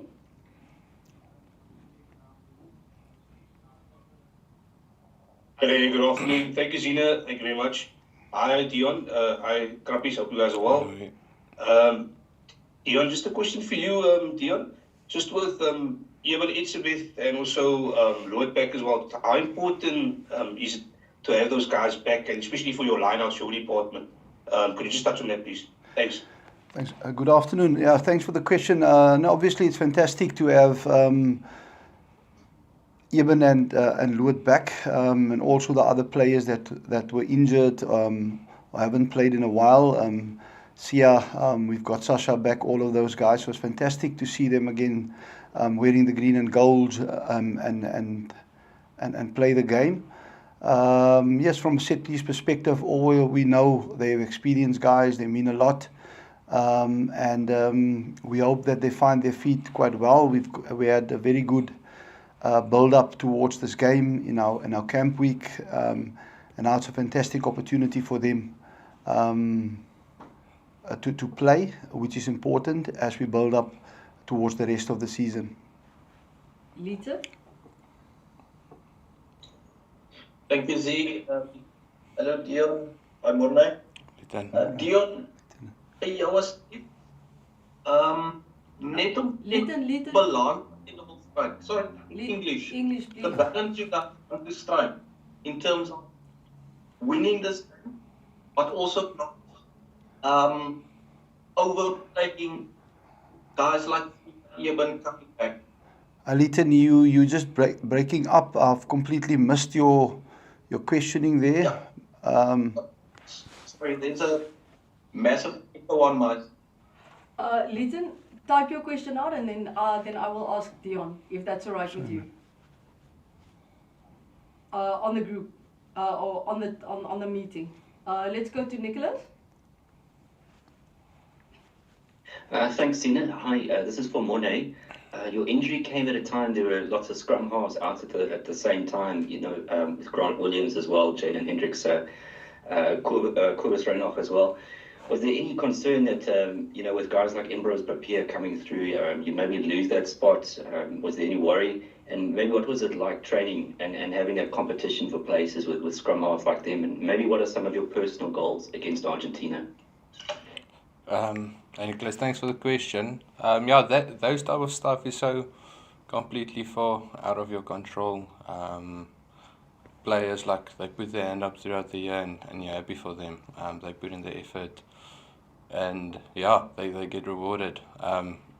But in my case, in my scenario, I can only face what's in front of me. I trust the plan that the Lord has for me, and in that scenario, I saw I was in a different phase then of what they experienced, like the boys getting chances. So I had an opportunity to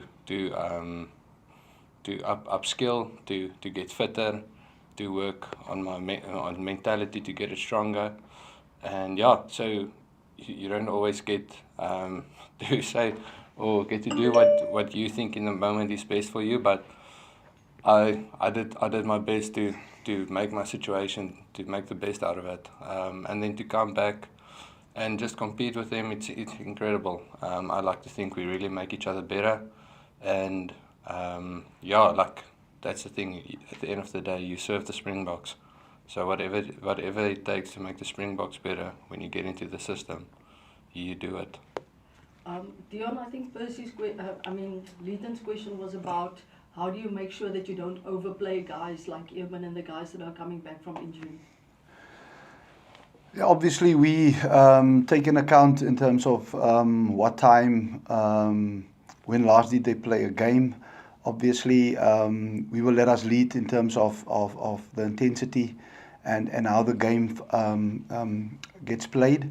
Obviously, we do have specific plans in terms of how we want to manage and them throughout the next couple of games.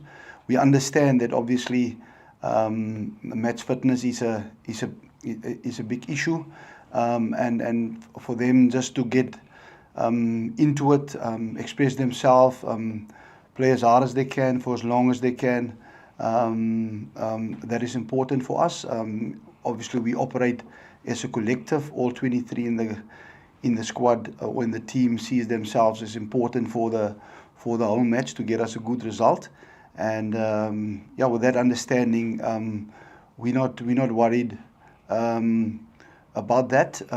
We believe that they are ready. They've worked very hard in the last couple of weeks to get themselves back onto the field, and they look forward to that. And yeah, we also we can't wait to see them get going and to get a part of the mix going forward. Percy, English or Afrikaans? Ja, word je de Afrikaans at the end, you know? Thank you. Harry?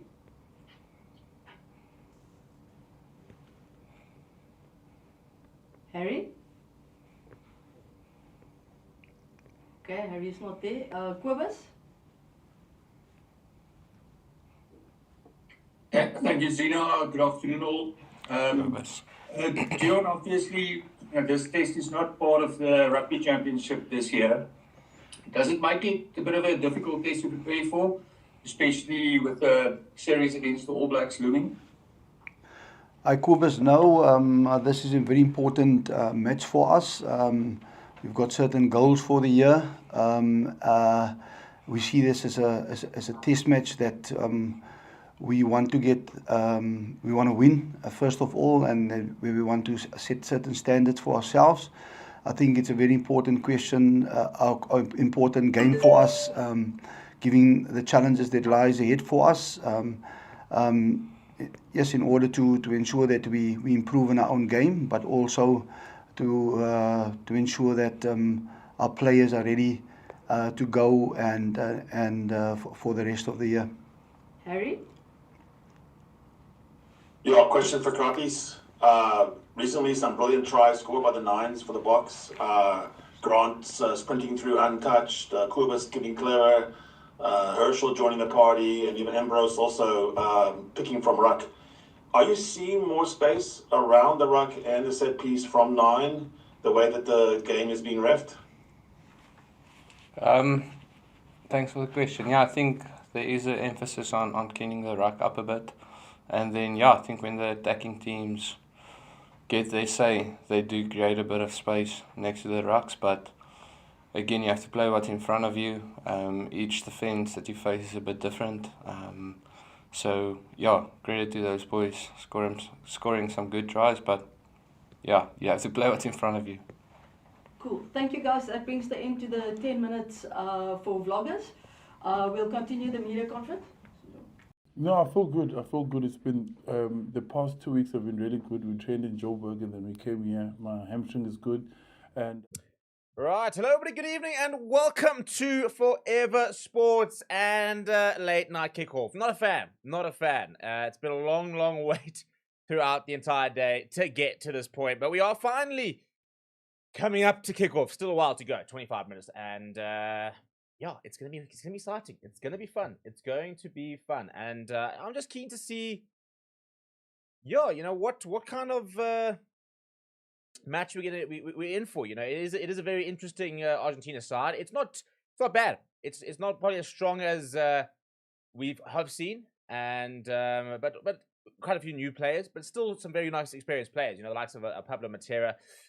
Really upset not to be watching like the likes of a Thomas Albanors. He's such a great player.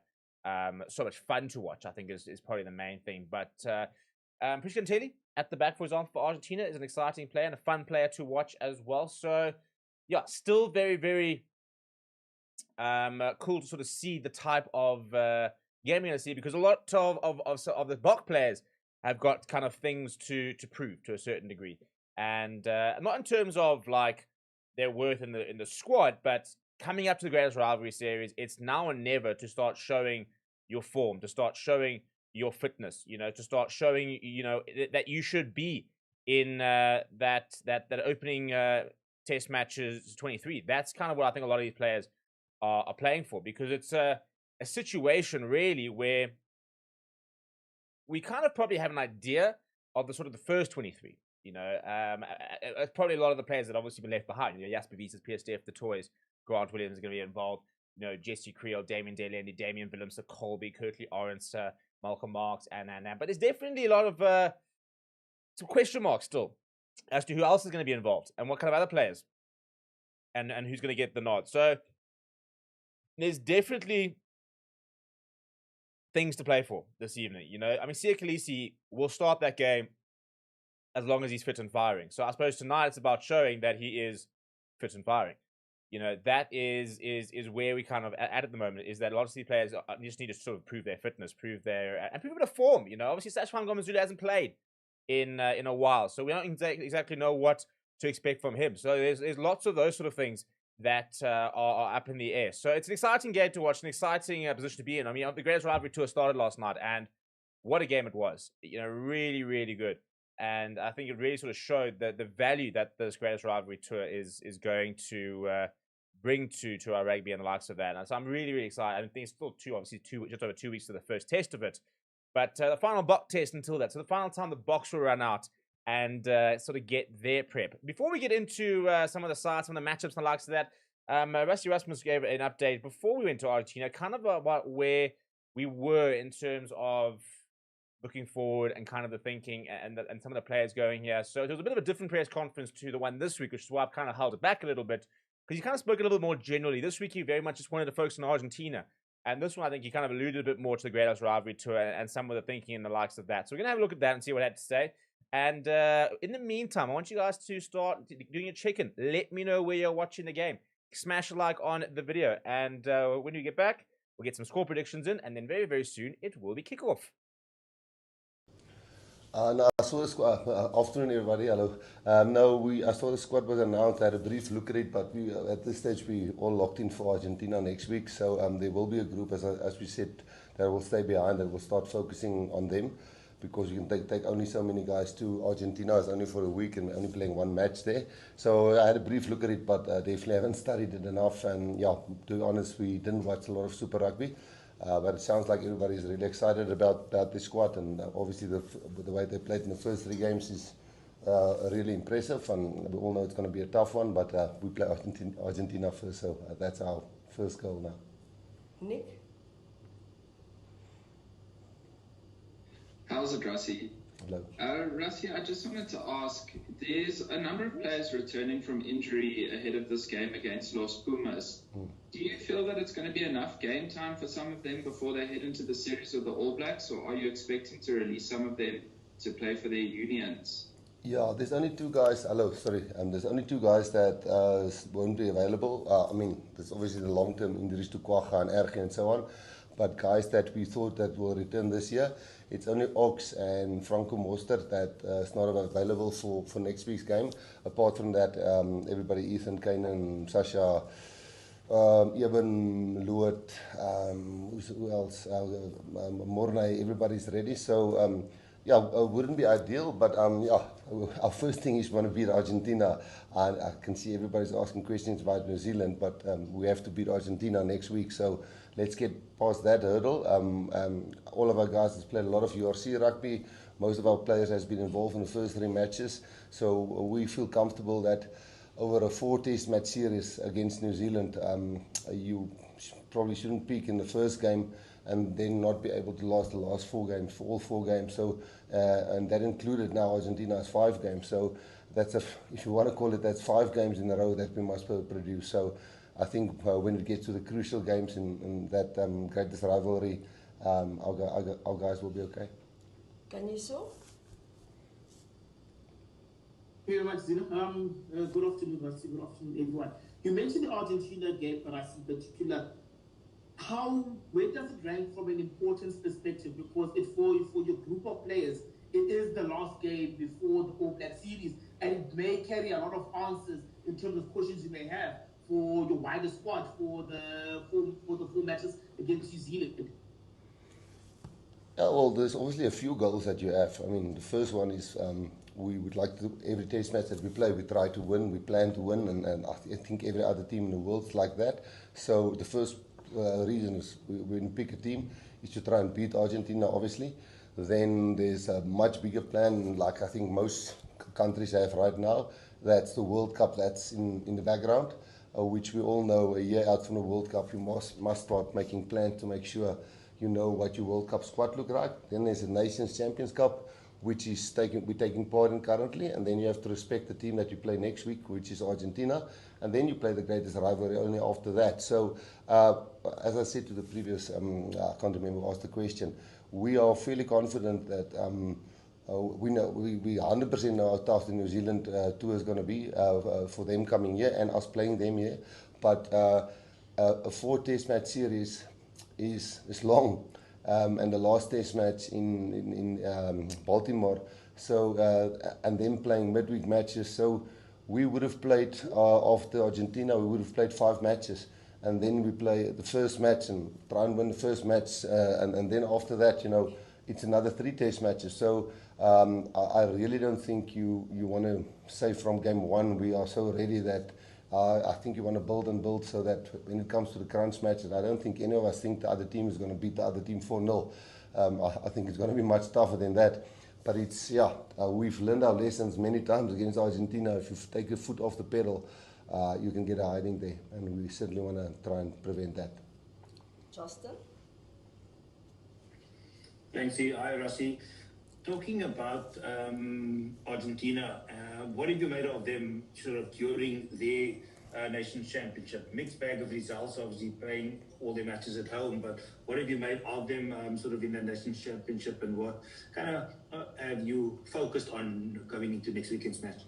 Yeah, I think us, New Zealand and Argentina and Australia in a way, always, not that we have a problem, but we always struggle to find our feet in our first match. You saw our New Zealand struggled against France, who didn't even send their first choice team there. I mean, they struggled to find their feet in the first test match, and then they just got stronger and stronger. We also didn't hit the ground running just because we only played in November, just like New Zealand and Australia and Argentina. I think Argentina's big thing, I know Filippo really well, as a friend and as a very, very good coach. Their players play all over the world, and they don't play in a club competition together. And whilst we are picking also from all over the world, there's a core group of players in South Africa that we always can get into alignment camps and stuff, and they normally don't have that. So I guess the last test match could have gone either way against England for them. And you could see they're building momentum, and it's every year like that for them, because it takes time after the November series, and then you don't have a Six Nations like the other countries have. But then on the flip side, the end of the year, then the other countries are also playing URC, and we play Test match rugby right through, and then we have the advantage again at the end of the year. So I think that's what happened to Argentina, and I've seen they picked a squad now with 10 rookies in there. But if you look at their first choice team, I think the team that we will take over there, they will definitely have more caps than our players, although they pick a very inexperienced group. But there's like core 15 guys that's really experienced that they can fall back onto it, which will form their spine. So yeah, it will be a difficult match. Jan?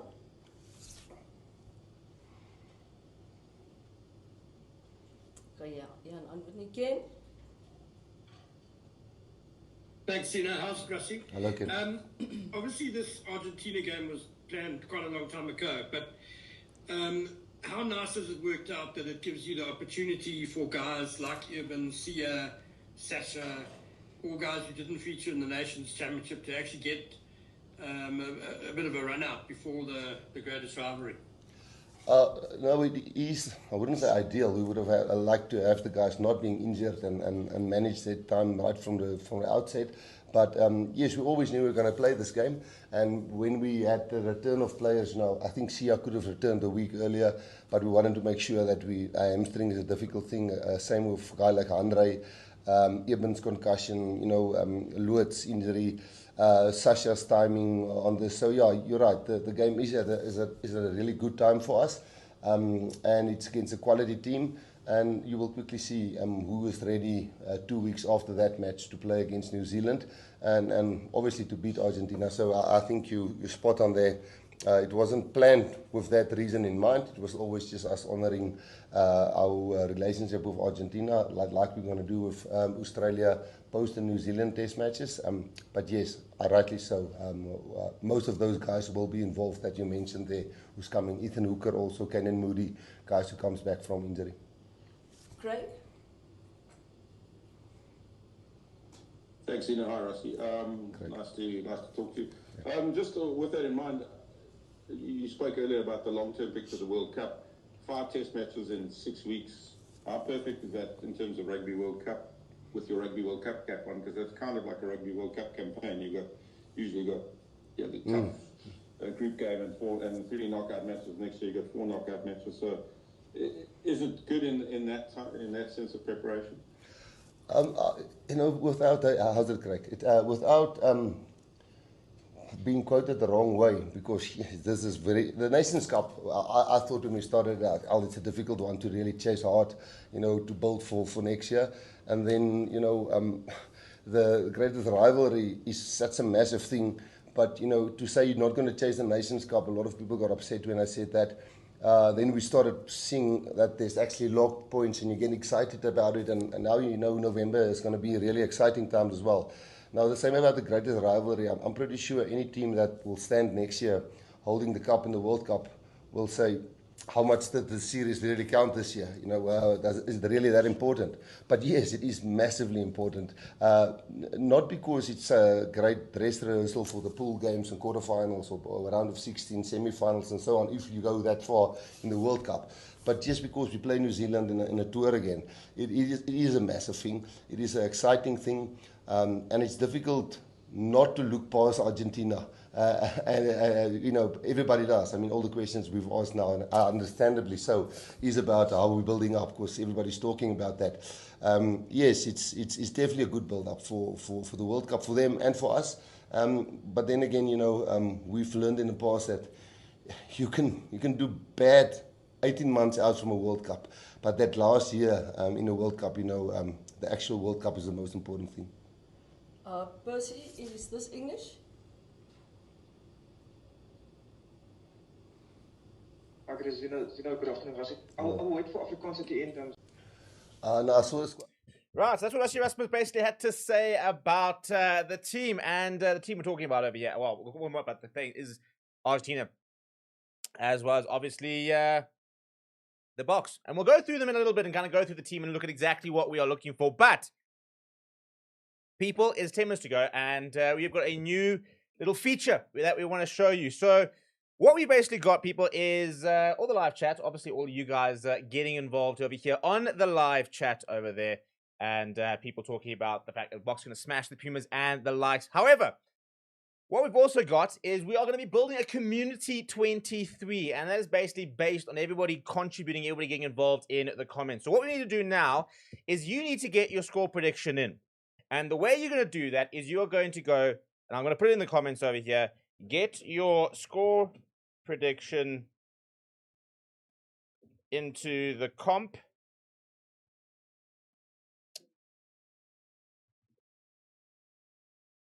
Using,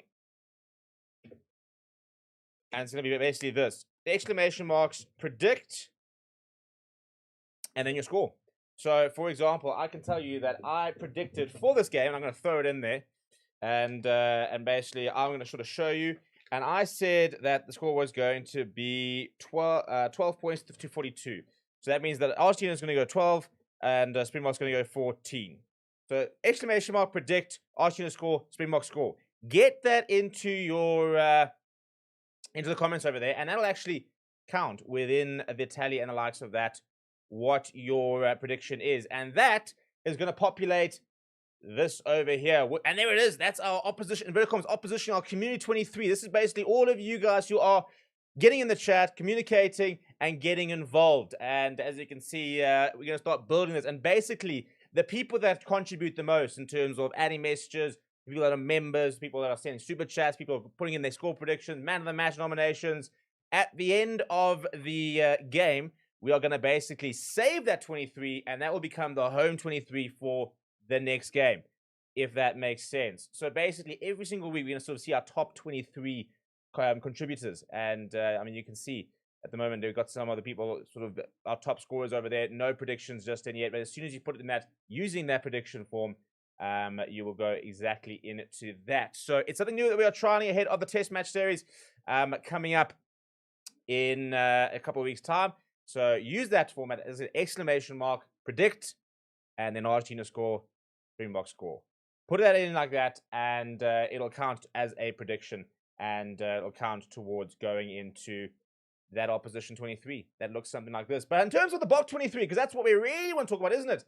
That is what we are looking like over there, people, and a very, very good side that's been named. So let's go through it, shall we? In the front row, Bowen Venter, Jan Grobbelaar, and Thomas du Toit.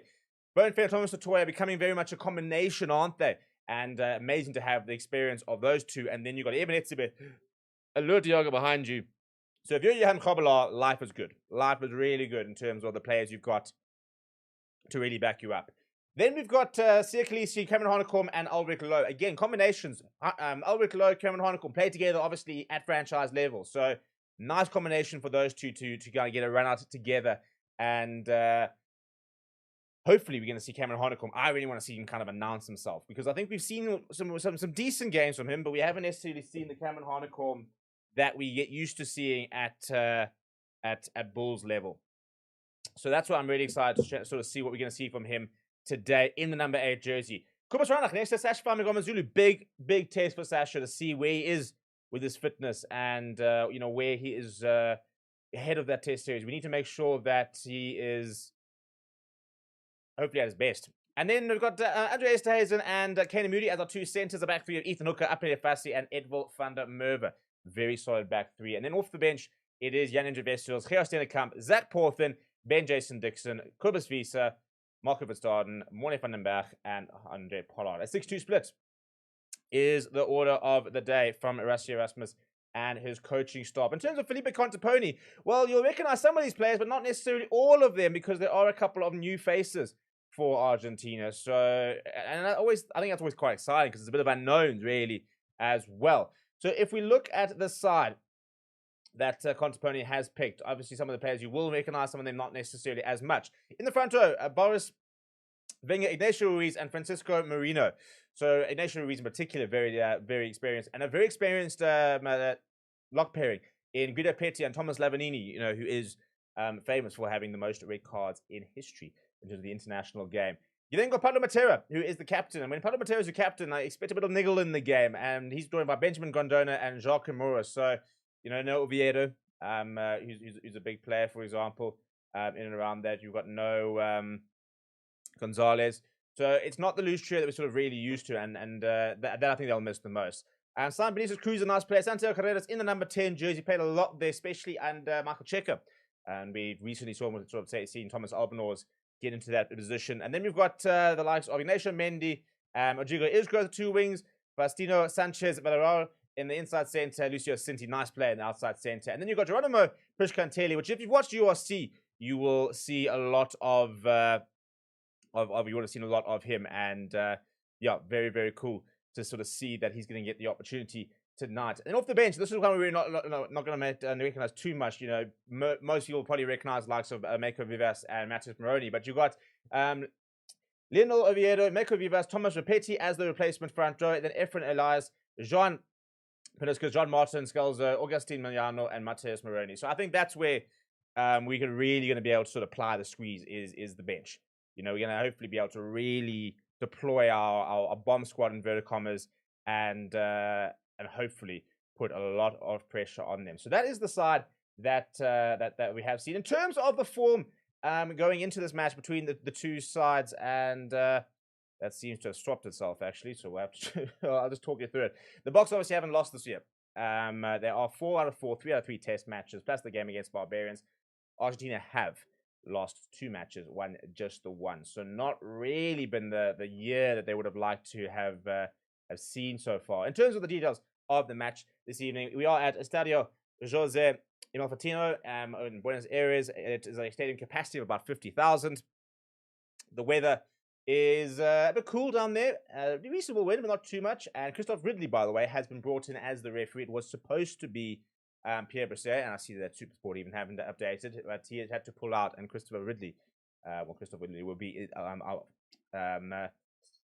referee today, which, yeah, exciting player. I mean, referee, I like him. I mean, it's a weird thing to almost say, you know, an exciting referee, inverted commas, but I do quite enjoy his vibe. I think that he's fairly good communicator. I always say that my favorite refs, inverted commas, are good communicators.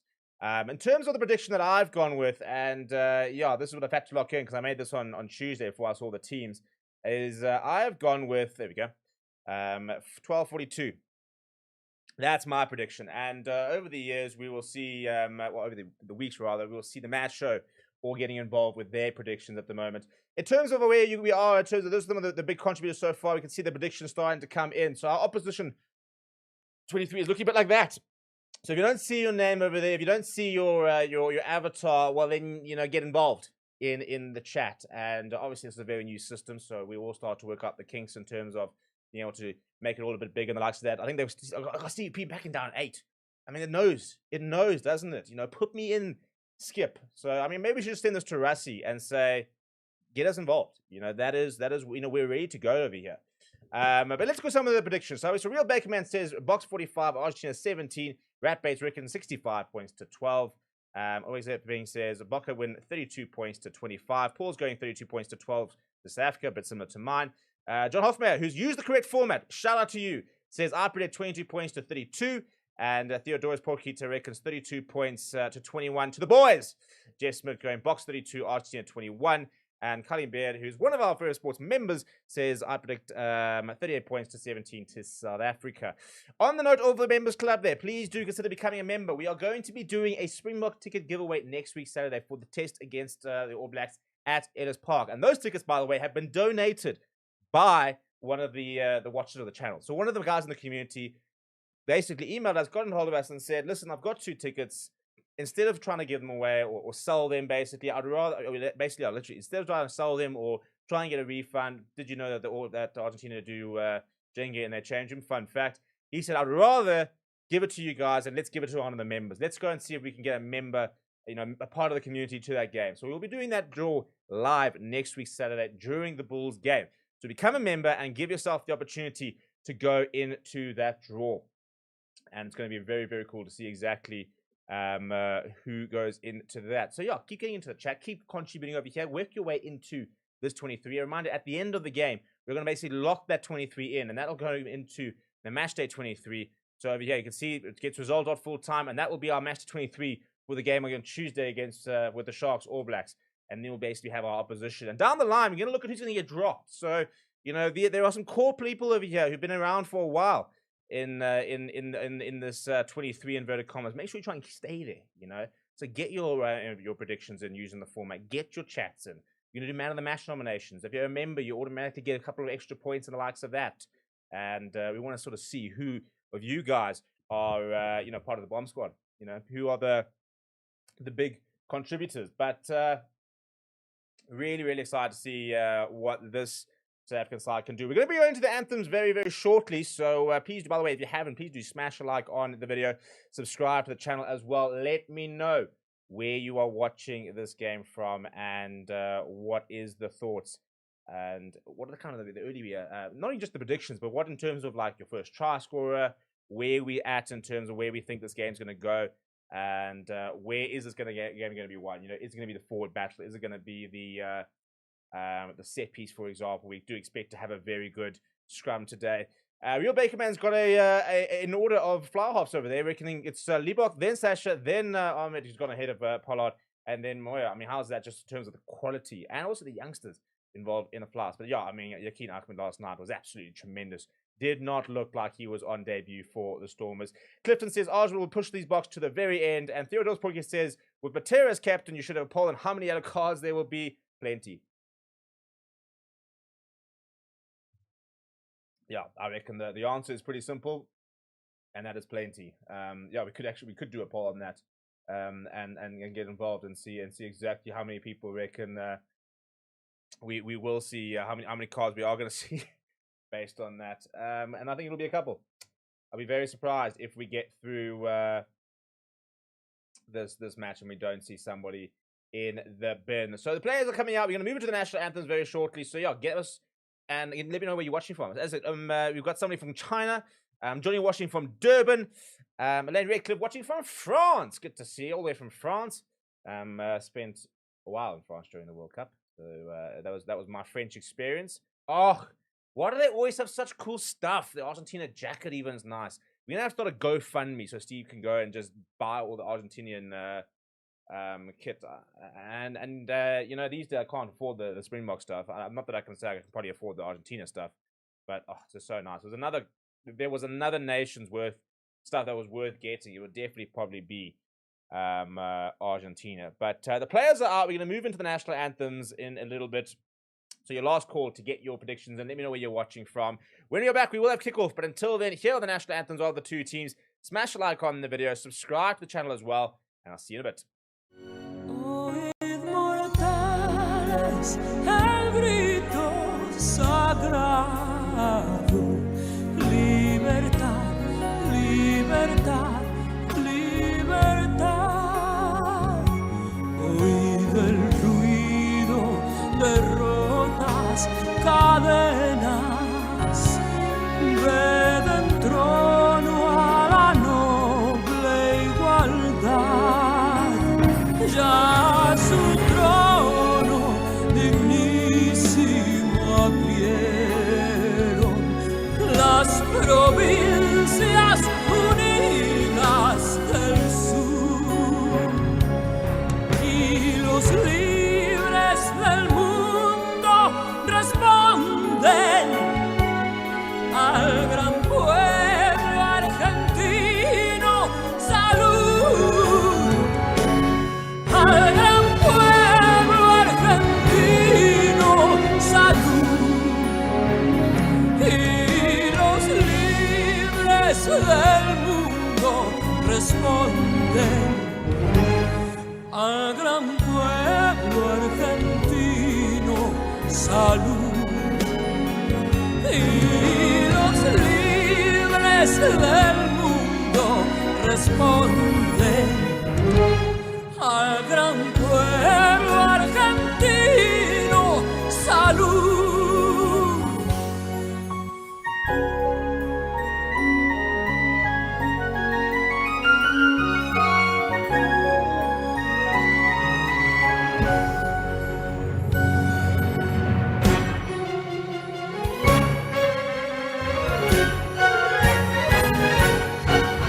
Sean eternos los laureles que supimos conseguir, que supimos conseguir,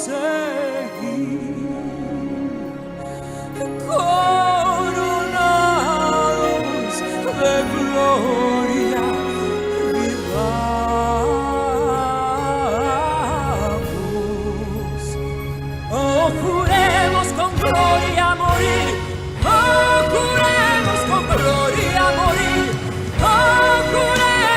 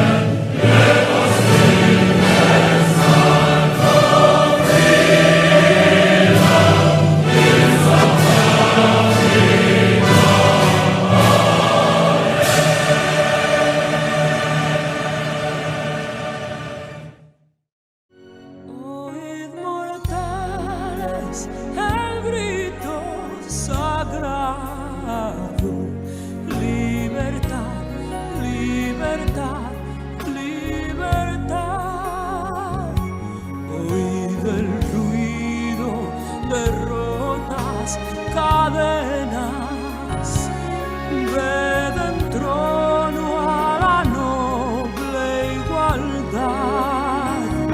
Ya su trono dignísimo abrieron las provincias unidas del sur y los libres del mundo responden al gran pueblo argentino. Salud al gran pueblo argentino. Salud y los libres del mundo responden al gran pueblo argentino. Salud y los libres del mundo responden al gran pueblo argentino. Salud.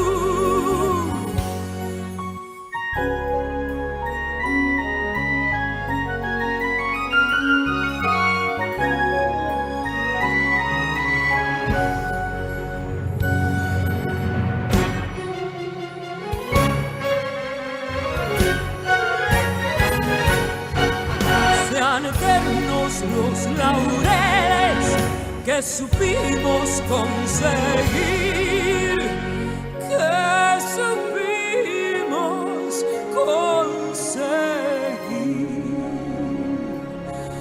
coronados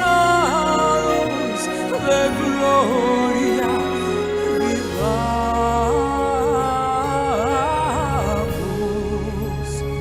Oh, juremos con gloria a morir.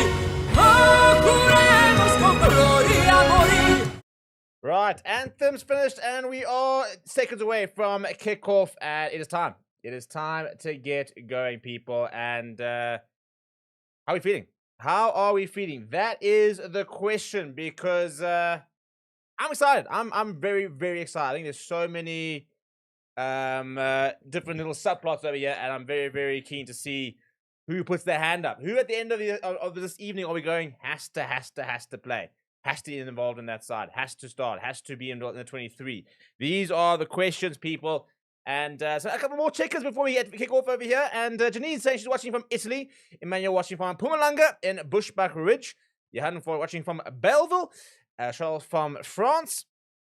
Christina watching from Netherlands. And it was the Argentina anthem indeed that was playing. So I mean, we're pretty multinational these days, which is quite cool. By the way, can I just say that the grass was looking French kiss. I love a bit of good grass. You know, at the end of the day, bit of a weird thing to like. But Duro says no Marcus Kremer for the Argies. Big miss for them. There's a couple of big misses. In fact, there's plenty of big misses. Quite literally, in terms of some quite physical units who are not involved. And yeah, I mean, I'm sad to not see them, to be honest, because I like to see a proper contest. And Christoph Ridley, the youngster. I think he's got 13 tests under his belt, 102 or something professional games to his name. Good referee though, good communicator, and I think that's the main thing.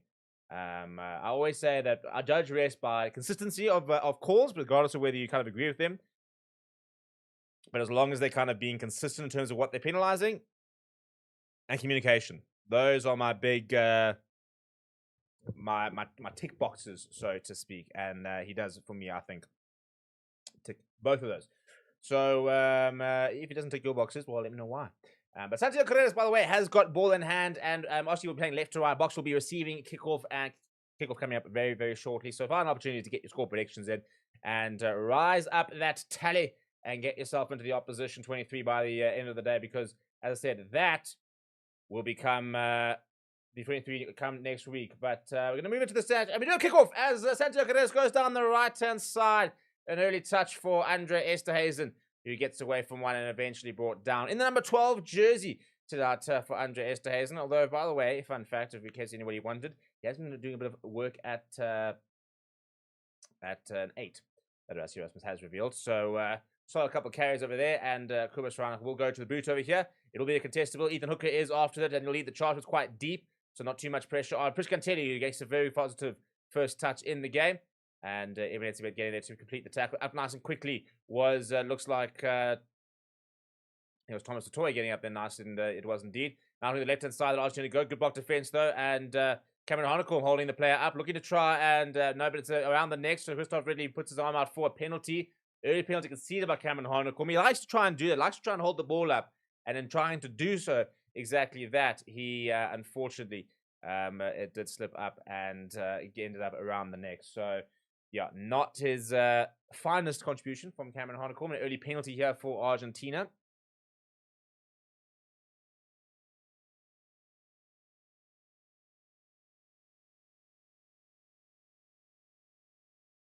I don't think I have a shot at goal here. Boo! Is anything cool? Yeah, I was always high, unfortunately, from Cameron Hanekom. His hands are definitely on the ball, whilst also around the guy's neck. But he's an interesting player, Cameron Hanekom. For all that he is very large, it's not really his physicality, which I think really defines him. He's an intelligent player, a good grappler, likes to get over the ball, and likes to compete. And then, again, there, he likes to see how can he hold the ball up, for example. How can he create a turnover? His big learning curve now is understanding when to do that. And we're not to that, because now he's made a mistake and he's potentially cost 3 points, which you don't want to do against the likes of an All Blacks who win a World Cup final and the likes of that. So the first shot of goal here from Santo Carreras, he's definitely out of the distance. It's looking pretty good. He's picked it up and put it straight over. So early points for Argentina. So the box will have to come from behind, inverted commas. Although I said that once and there was somebody said, that's such a stupid thing to say. I was like, well, it's just a fact, I suppose. I'm not saying it's that deep, inverted commas, but we will have to now come from behind. We have not started as well as we'd like to. But welcome Marino, who's watching from Wellington, New Zealand, and Scattling of Africa reckons Bokke 42, Pumas 18, very similar to my prediction. Marius watching from Abu Dhabi, and Roscoe watching from Twickenham. So restart now from the box to the left-hand side, into the shade. I hate it when they have games.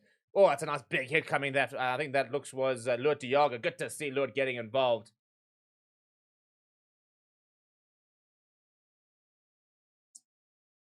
And going to the butcher is Benitez Cruz, and it's allowed to bounce into the hands of Sasha. Right, Sasha going for a run for the first time, getting all floated away to Kurtley. I mean, everyone over. And Andre Estes, and that is disgustingly poor to knock that ball on.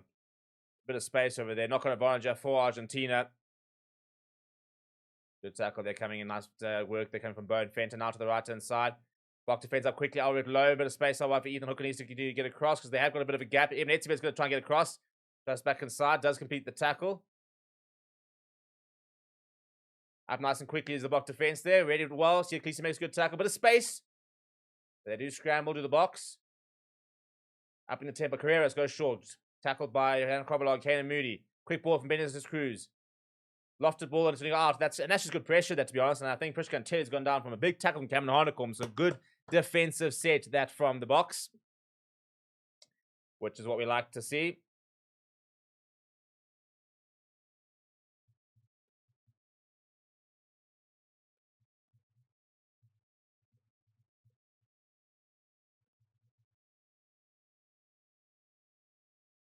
Just snatched to the ball, did Andre Estes. And poor from him. Needs to do better than that if he's going to try and displace Damien De Allende. Well, I think he is more of a hybrid player now, Andre. But Lutial goes up and fetches the ball. Probably one of the best line callers we've ever had, alongside the likes of Victor Matfield. Franco Mossad also a very good one.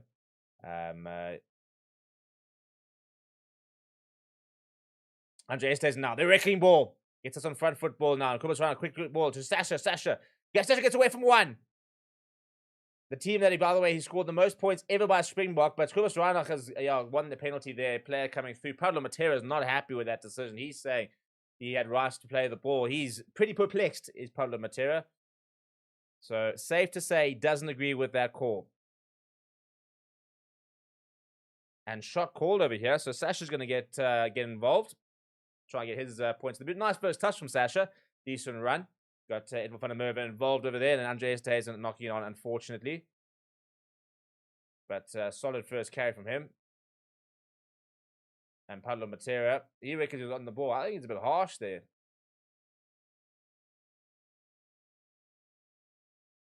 So I think that's a bit harsh, actually, on Paulo Matera. I think he's probably rightfully feeling a little bit unjustified for that penalty. But we'll take it and potentially take the 3 points, try and level things up.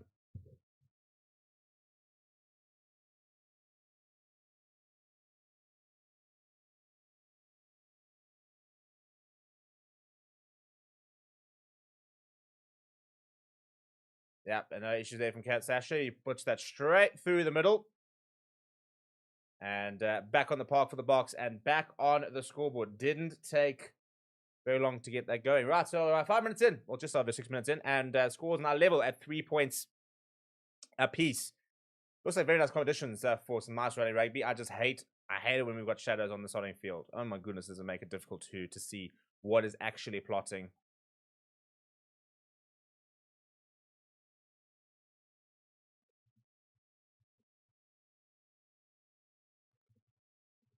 And knocked on there from the Boks off the kickoff there. So not the restart we would have liked. However, it does mean we get a scrum. And that's the nice thing when you're the Boks, for example, is that you can have a make a mistake like that. Trying to get over there was Luat Diaga and did enough there to put him off.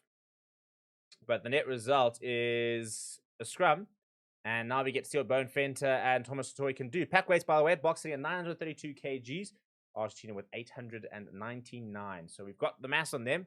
But these days, I think these days that's becoming more and more of an irrelevant stat, to be brutally honest. I think that, the weight of the packs are largely irrelevant. It all comes down to technique. It really does. We are seeing Boks move packs back that that are theoretically bigger. So it all comes down to the technique. And Bone Fenter, Han Krobela, and Thomas Toy have conceded a penalty over there. It's against Thomas Toy, I think, he's lost his bind. Gone straight down. He looked at the referee to try and understand what was going on. So I don't think he was entirely convinced with that call.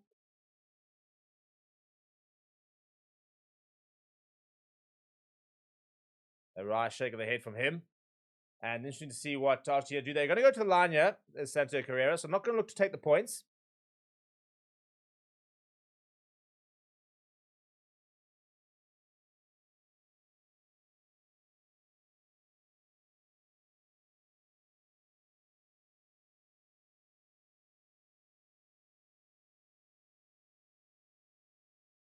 Numbers over here, it looks like it's a 7-man lineup, which, by the way, if you'd like to go and check out our Rugby Unlocked episode, which is coming out the next day or two, we did a couple of interesting things when we're talking about lineups. And they're going for the early more here, Argentina. Never mind, they break through, and nice tackle being made there by Sia Khaleesi, a player who led last year in the world with dominant tackles. And good to carry that from Paulo Matera. Now to the left-hand side, up quickly is Cameron Hanekom. And looking to hold him up there, Caden Moody and Andre Estes, and the ball comes loose. Oh, a bit of a gap straight through, and Argentina got to score! Oh, no. We switched off for a little bit then. Argentina have taken the chance. And just as soon as the Boks had replied with points of their own, Argentina go get the first try of the match.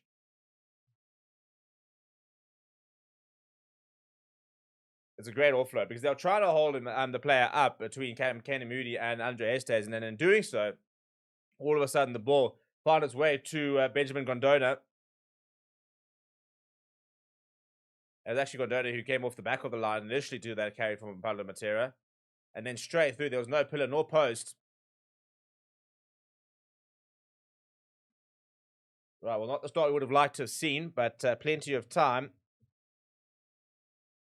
And I suppose, that's kind of the danger, isn't it? It's all very nice to try and go for the go for holding the ball up and the likes of that. But now when you miss it and an offload comes like that, well, we've left ourselves pretty vulnerable to that trap. So not the start we would have liked.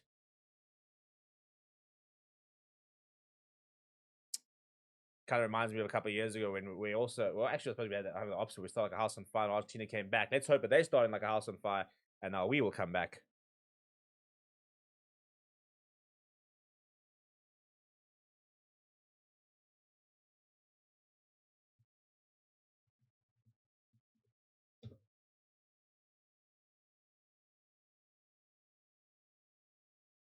I mean, he got the ball and he was almost surprised at how there's just nobody ahead of him. Now, in the restart there, play on as the ref calls his call if they want to try and call the penalty there to Guido Petty. Now, Nacho Ruiz, Argentina looking to run from a little chip over the top for Benitez Cruz. And it's a really good take as well. So that was the halfway line. Argentina go. Quick ball, you have to to Cruz. In front of Merva comes up quickly. Now, a long pass out wide. As it got forward, no, says the referee. Scrambling around here is South Africa. In front of Merva gets Matt to make the tackle, as does, it looks like, Andre Estes. Now, they see the cross kick into a bit of space. And on the bounce goes to Sasha. Sasha. Well, that's actually could work out very well. Ball's going to hold up. That's going to go away from the touchline. It'll roll. It'll stop out inside the dead ball area. So we'll just clear that and calm down a little bit. And eventually does put it down. There's Prish Kanteli.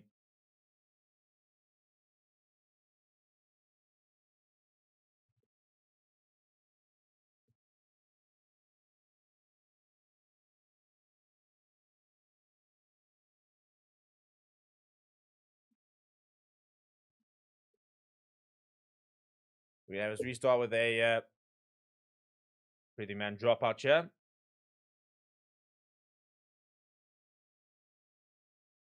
Down the middle goes inside it goes to Cameron Hanekom. Cameron Hanekom now. Close enough carry now. Kubas Radach goes to Kobla. Not the best pass on the bounce and locks forward here from Sasha. Sloppy from the box. Very, very sloppy. Up quickly though. It's good tackle out from Edel van der Merwe. So knock on an advantage. A bit of space for Lucio Sinti. Sasha makes the tackle. Ball available. Quick ball for Benitez Cruz. And there's space out wide. And on the bounce, Ethan Hooker's out come quickly. And there's a bit of space now for Argentina to run forward. And they put the kick in down. And that's going to stay at Apele Fassi as well. Position though. Good take. A bit of time now. Apele Fassi will return the favour. And we'll find touch. Good kick that from Apele Fassi. Well, it's sloppy at the moment, to be brutally honest. Not been a good starter from the box. Very, very sloppy.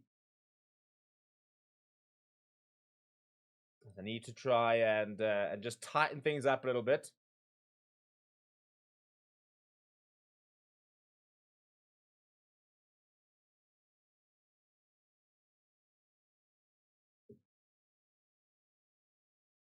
So just line up for the Argentina just by their 10-meter line. 12 minutes played so far. And they go to the back. No contest from the box. Gondona once again. This time skips Parliamentarian, goes straight to Mora. Now to the right-hand side. And penalty advantage for all sides. So box discipline not good enough. And ball over the top is thankfully also not good enough. So we'll go back for the penalty. But just not really at the races here at the moment on the box. It'll be a very frustrated Rassi Erasmus. And this is what we saw. We spoke about the fact that this is the opportunity for a lot of these players to put their hands up and make a case for themselves. Well, at the moment, albeit in the first 13-odd minutes, not too many cases, I think, are being made. So they need to tighten this up quickly. Quickly, because this is not really what we come to expect from the box. And ironically, we were talking, a lot of people have been talking about, you know, how poor New Zealand were last night and how the box will be really chuffed about that and be eyeing it out. My point when I said that the box would be happy with last night is I think that the fact that the Stormers really pushed the All Blacks, and I think that's a big thing, is to try and make them really work hard in these early games. Some of the comments is, James says, easily a shocking start. And to the left-hand side, now they go, and a bit of space for Moore. Sash Zulu eventually bringing him down, but into 22, Argentina go. Benitez Cruz looking for a quick ball. Goes short to Thomas Lavanini, and it's a nice big tackle, driving him backwards. Luat Diallo getting involved over there. Nice good counter coming from the box as well, but ball is available to the right-hand side. They go. Long pass out wide. Skip pass on the front foot. Goes forward, but forward is the call. You can see the boxer are giving them the space over there. They're basically saying, throw that long pass out wide. And Argentina at the moment, that's very much the game plan. They reckon that if they can get it out wide, they are backing themselves to be able to get it and beat the box defense there. But some nice carries there from Argentina. Emery says Argentina will do anything to win this match. And JP says Andre needs less time with the forwards and more with the backs. You know, I'm starting to lose his silky skills over there. Magane Football says, why did we take 3 points? We should have put pressure on this Argentina team. I suppose it is a test match at the end of the day. You often do just kind of take the points when they are in offer when it comes to test match rugby.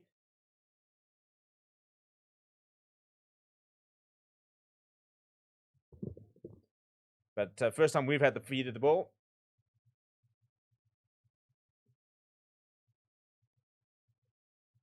Come on, big scrum, you lads, big scrum. There comes the second shove, and there's the penalty. There's the penalty, and Paulo Matera has just come through and left a little bit on Kubas Ranach, and he's let him know what he thinks about that. And Mo, not entirely sure why it isn't on Rugby Pass TV. It beats me, unfortunately. We don't really have that option down here. So yeah, I mean, you're kind of talking a little bit of gibberish for us because yeah, we don't do that. We don't do that down here. We don't really have Rugby Pass TV.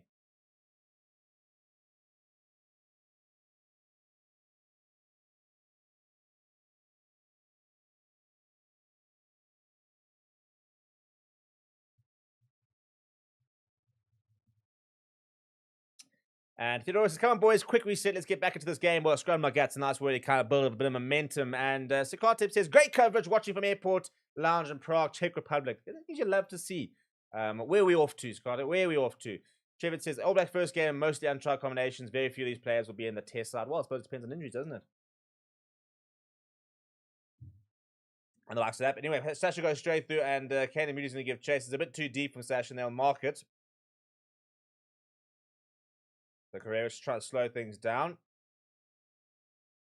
Interesting jersey where they've got the Argentina flag almost there. It doesn't really work for me, I don't think. It's a nice. I can see what they're trying to do. It doesn't really work. Anyway, Sasha Van Gobazulu on the front foot, and I was going to kick and chase himself. Cameron Horner comes in around and going to give thing, and doesn't quite get there, but he makes a good tackle on Prishka Terry to Sasha. So back with possession of Argentina just outside their 22-meter.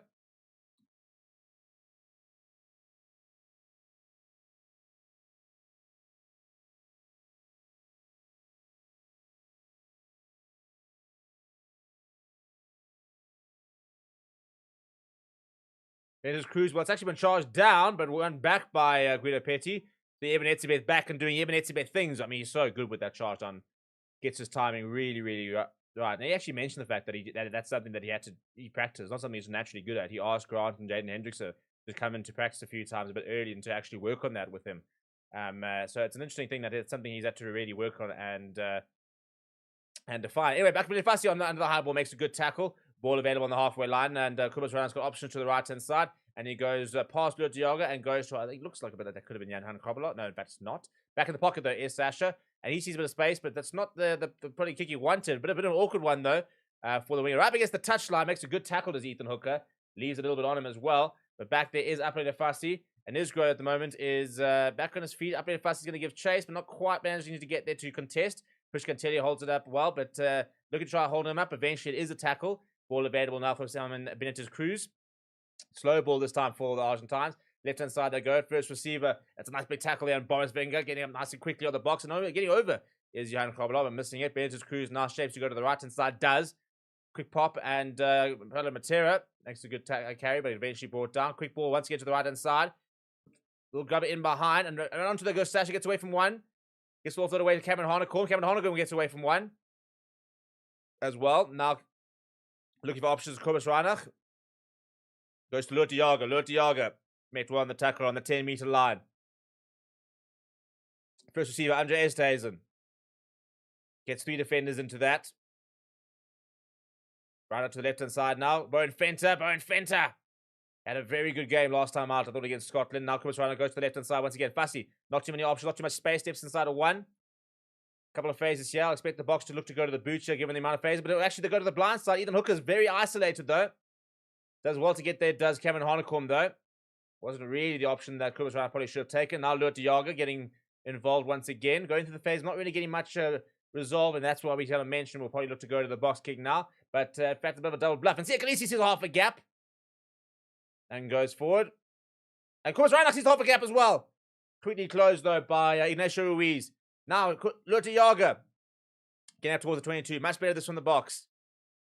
Ball available. Slow ball for Kubas Rana. To the left-hand side, to Sia Khaleesi. Back in the mix after that injury. Ruled him out of all those Nations Championship games. Now available for Kubas Rana. Flat ball. Good offload there to Ulrich Loh. Holds it on to Sasha.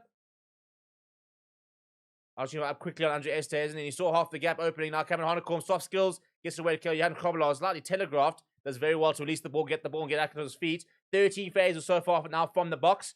Trying to get a bit of get for the ball. Back in the pocket. And Sasha's going to go for the drop goal here. Is it going to get there? Oh, it's off the post. Carreras now sees a bit of space in behind. And Sasha is back. Options now for him. Goes to the up and under, and he'll give chase. He's looking a bit tired here, Sasha. I don't think he's going to last much of a game here with how much running he's already putting in. Oh, he's looking a bit buggered, to be perfectly honest. It's a bit worrying at 20 minutes in. Now big tackle there, and the ball's gone behind Santiago Carreras. And Eben Etzebeth is there, wraps him up well. Good pressure here from the box. Not much structure to this game, to be honest. Over the ball, though, was Cameron Hanekom, though I think he missed it. He almost had it. Now on it there goes Ignacio Ruiz. Ooh, needs to watch out for this Andre Esterhazen as he's rolling back, just causing one of the incoming Argentina players to slip. Now going to go to the butcher is San Benitez Cruz.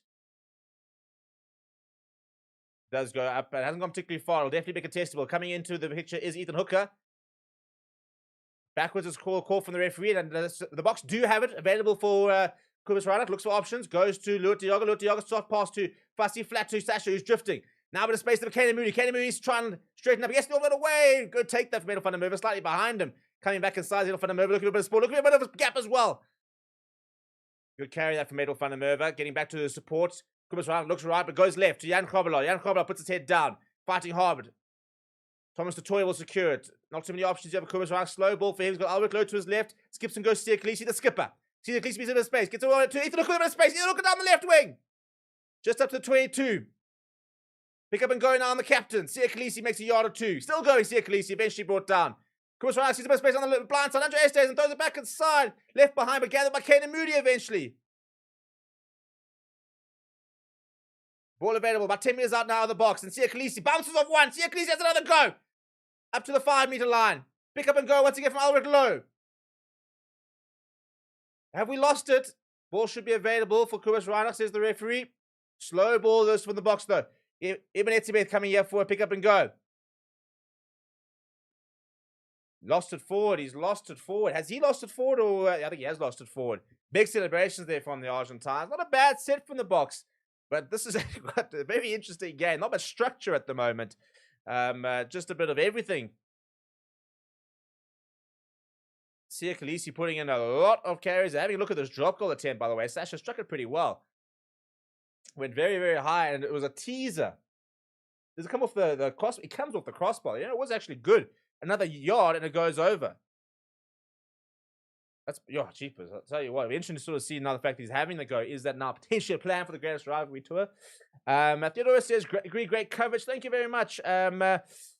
Nadine says, Argentina may try the luck, but not today. Come on, box. And Alex7 says, your commentary is Miles Ben Super Sport. Keep it up. I appreciate the love, people. Love you, people. Chris says, I'm in the US. Rugby Pass outbid everyone for the rights to broadcast. And then when match day comes, they don't have the resource to actually broadcast the match. I would be fuming if I was in the US and I couldn't watch the game over there. People would be catching hands. Hands.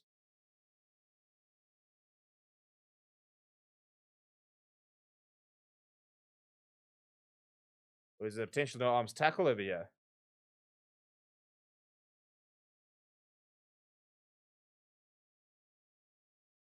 Evidence is down and getting a bit of treatment over here. I thought I heard something about potentially looking at a no arms tackle, but I think we're actually just setting up here for the scrum. Rory Parker says, oh dear, hate to leave points 5 meters out. And there's the box. So who's not there, by the way? Felix is there. I don't think Tony Brown's gone over.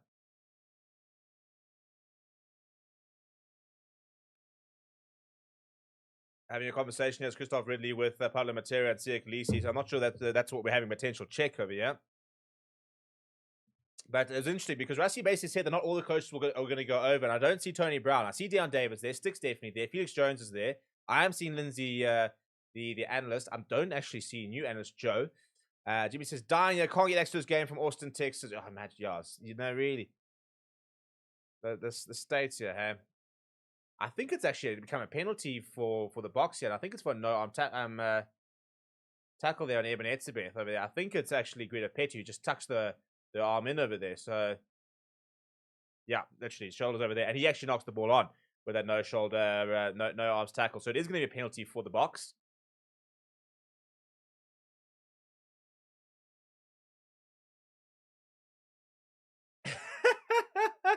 Eben, I love it. He's like, not going to be a penalty try because I was going to score. Well, you know what? If you don't ask, Eben's he's not convinced. He reckons, well, I mean, if you tackle me, if he hadn't done that, I would have scored the try. So you're not going to give it to me. Well, penalty try, I wouldn't have gone to him anyway. But I like the question. Big fan. Anyway, to the line we go. Well taken there from Lutiago. Looking for the rolling maul. Eben Etzebeth in there. We've now got a couple of other players joining in, the likes of Ethan Hooker and Andre Easthuizen. Andre Easthuizen, I mean, he's no stranger to the maul there. Penalty advantage for the box. Are we going to see? And then around the corner comes Johan Kobela. Presents well. Sia Khaleesi secures it. Big counter coming. Ball skews and the Kobus Rhino turns in the tackle. Under a lot of pressure here. We do have penalty advantage, which we might as well just take here. Come on, Christoph, just give us the penalty here. We'll reset and have a go. Nope, Sash's coming in here. He's dictating things. He's deciding what we're doing here at scrum half. Thing comes a big counter rack. And there's no advantage. So, yeah, there was a counter rack. Referee said the counter rack was fine. We'll go back for the penalty advantage, though.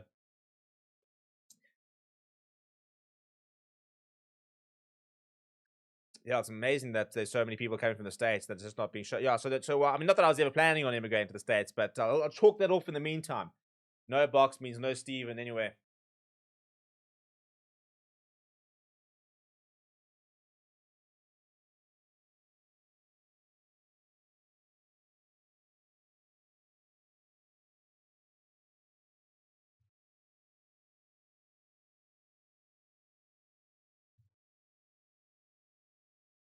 Yeah, I wish I could help you guys. I don't even know what to suggest, to be honest, if you're over in the States.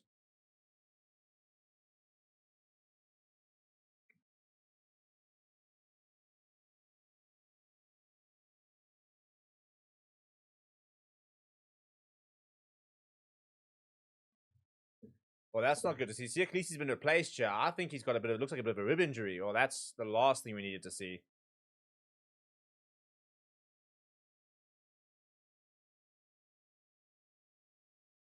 Yeah, so Sia Khaleesi's gone off the field. Looks like a completely different injury to what was keeping up. Ball over the top of Jan Kobela is not great. And turnover ball here from Argentina. And now they're going to get across. Now down the line they go. Who's going to get their first? Sasha, has he been taken out? Going to get their first is Kobus, right? Of course he is. He's blitzes Kobus, right? If we're all the way back.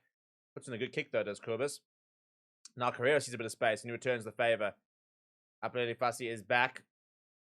And he's decided to mark it just to slow things down. Not the worst shout that actually from Apelele Fassi.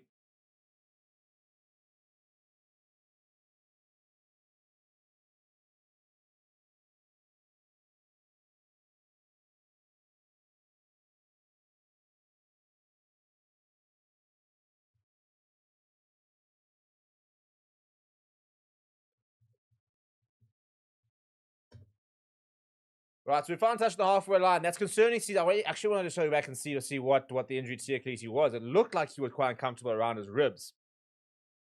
So that's not good to see.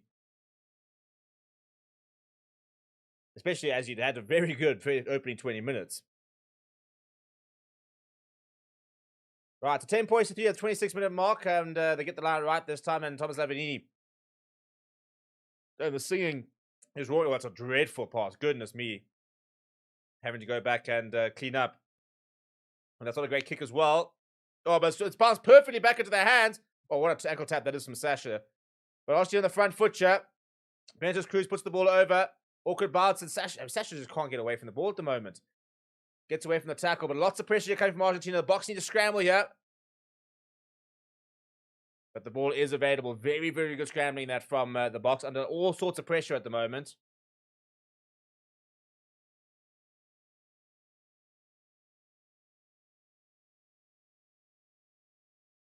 So they have to use it as the call from the referee. And it goes back to Apelele Fassi. And it's not a great kick from him, to be honest.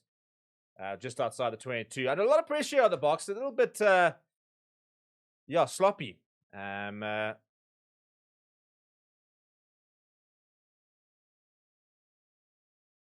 Bounced the rugby ball. I think it bounced off the back of Benitez Cruz into the hands of the Argentinian player, but yeah, frustrated there is Apelele Fassi.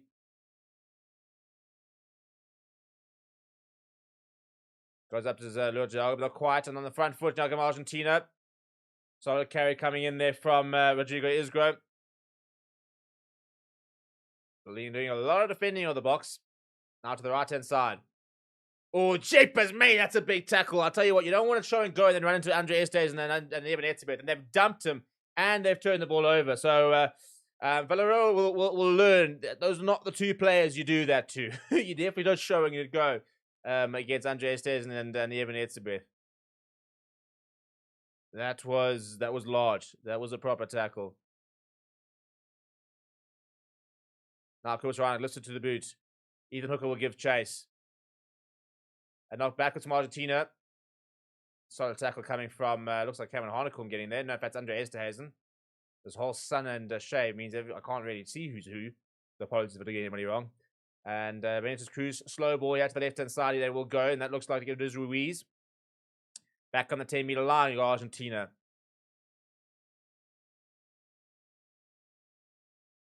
Carlo Matera now caught to the ball, but gets away, actually. Cameron Harnicombe's on the ball and wins the penalty. Very, very, very nice. Good stuff there from Cameron Harnicombe. Yeah, unfortunately, listed he is off. Got some treatment and then paid off. He was walking gingerly. As I said, it looked. Pure speculation, but it looked like it could have been a rib. That he was down. I mean, he did have those 6 carries in like space of about 30 seconds. We could actually have a look at exactly what if this is working, where we get to see if my new fancy system does work.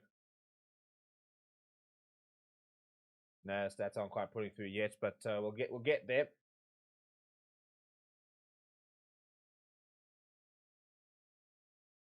So penalty there, and not a bad kick from Sash. A little bit towards the 22, so an opportunity for the Boks to get back on the front foot.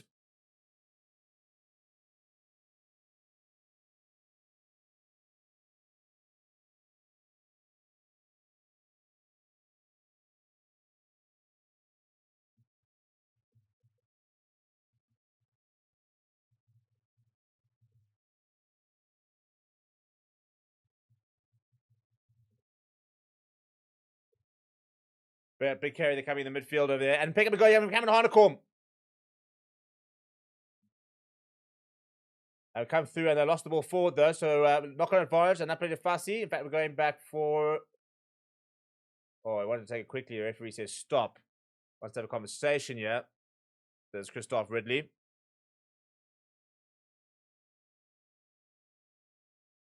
So I'm trying to sort out our platform, make sure it's all kind of working.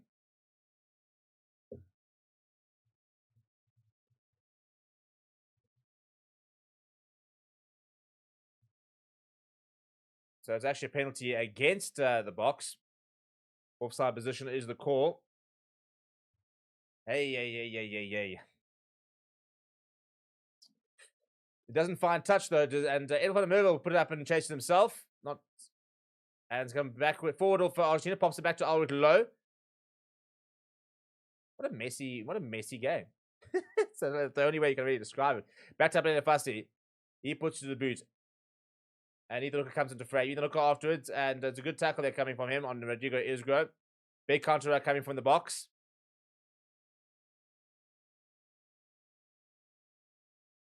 And locked forward, Jeff. So we'll go back for the scrum. We'll take a scrum, I think, outside the 22. We actually probably just need a bit of a set piece to get us kind of locked down and going again, because it has been sloppy. JP says lost Pumas will get a yellow soon and the pressure will build and then the floodgates open as the Boks gel. Patience needed. Well, I hope so, because I had a big scoreline on the predictions, and Argentina already 10 points and I put them down for 12. So we need to start getting into the game here. Elisa Toy says go Boks, kick ass. Wood Hiller.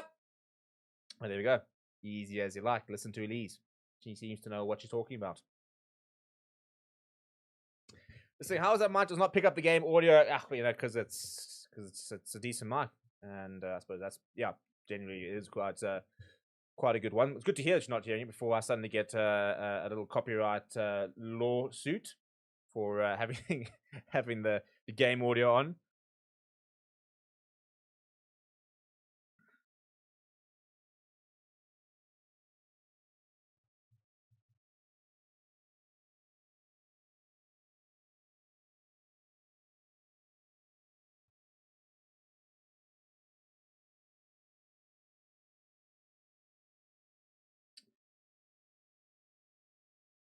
Intel V5U says Argentina play dirty in all sports. Yeah, not very popular after the Football World Cup, are they?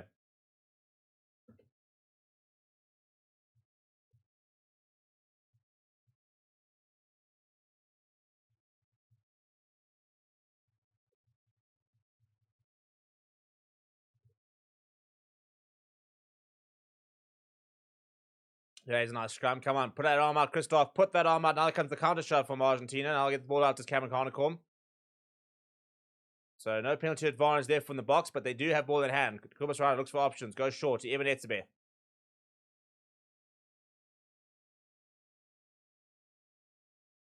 Now Khobola. Kubas Rana to the right-hand side. Andre Esterhazen. There it is. That's a much better carry. Positive for that from the box. Now Caden, Sasha's been wrapped up and hit hard. Now Lutiago puts his head down. Nice carry from him. Ball available from Kubas. Flies out to Caden Moody. Oh, it's another great pass on the bounce to Ethan Hooker. And turnover ball from Argentina. That's poor. It's poor. And they go to the boot over there. Ball available, and Ethan Hooker comes away with it. And this is like a schoolboy game, really, where the ball's just going from one end to the next. There's just not much structure, not much real sort of plan. It's just absolute chaos. Probably the best way I can really describe it. The user is the call here from the referee.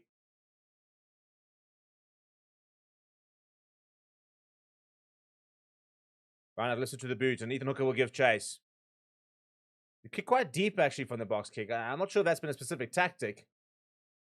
Because the contestables haven't been very contestable. That's a good tackle coming from Kobus Reinach.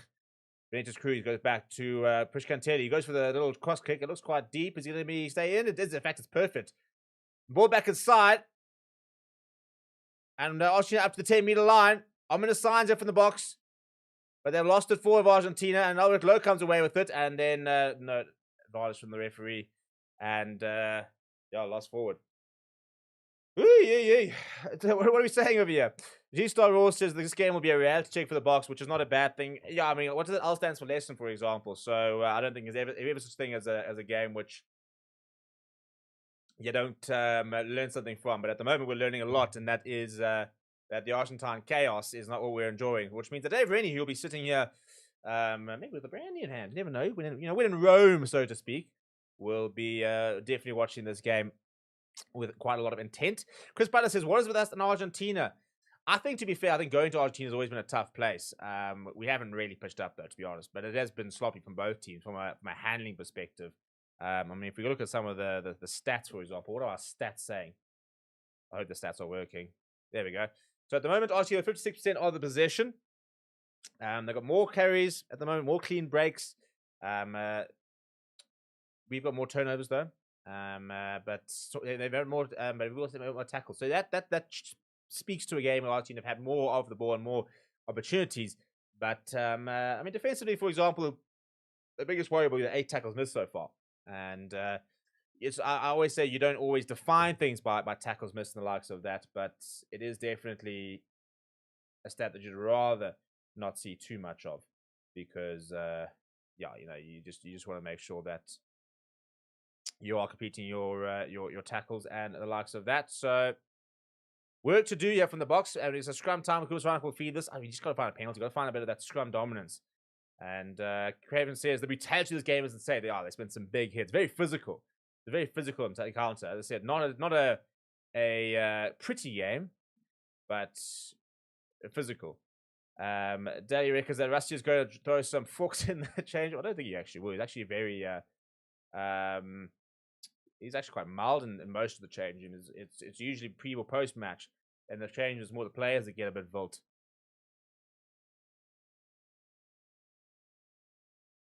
Inclusive Rugby says we just look terrible. Only Khaleesi and Hanekom look sharp. That's what I'm saying. We really, we really didn't need Sixty at least go down the tunnel, because he was having he is having a game. He was looking properly good.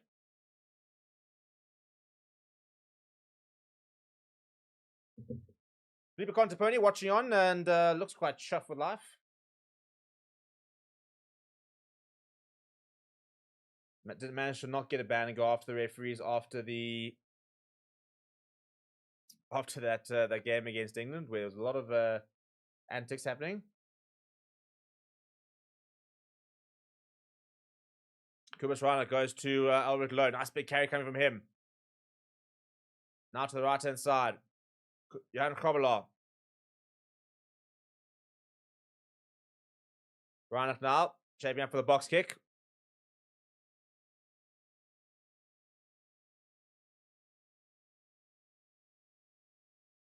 Edel van der Merwe gives chase. And they look to market. He's actually looked sharp as Edel van der Merwe. One of the other couple of players who's looked sharp.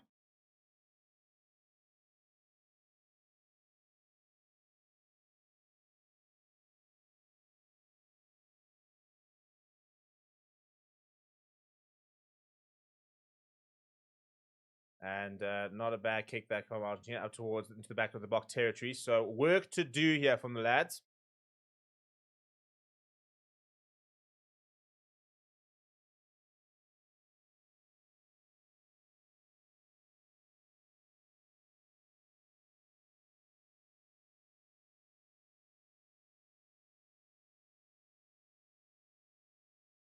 So we've got a few minutes left on the clock, and Francisco Moreno, having a look at him, he's on debut, the number 3 from Argentina. A 3-man line, and Diago puts down to Reinach. And on the front foot goes Marco van Staden.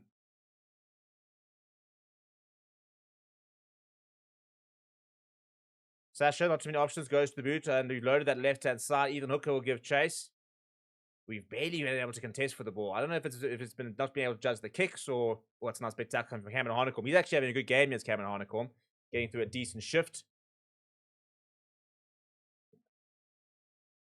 We've got a replacement on here from Argentina, and it looks like Benitez Cruz all over the top. Comes back inside, looking for a bit of space, looking for a gap, but clocked by our 2 locks. And yeah, I think that Simon Benitez Cruz is off over here, and Augustin Moyano's on. So 2 first half injuries over here. Back on the angle comes the big man, Boris Wenger.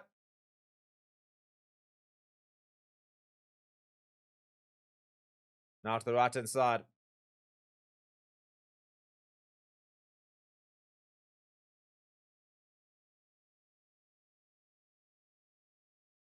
Going to go to the butcher is Moyano.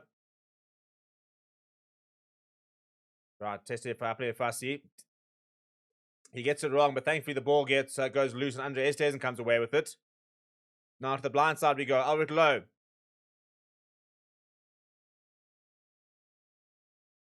Now to the right side we go to Kovalar.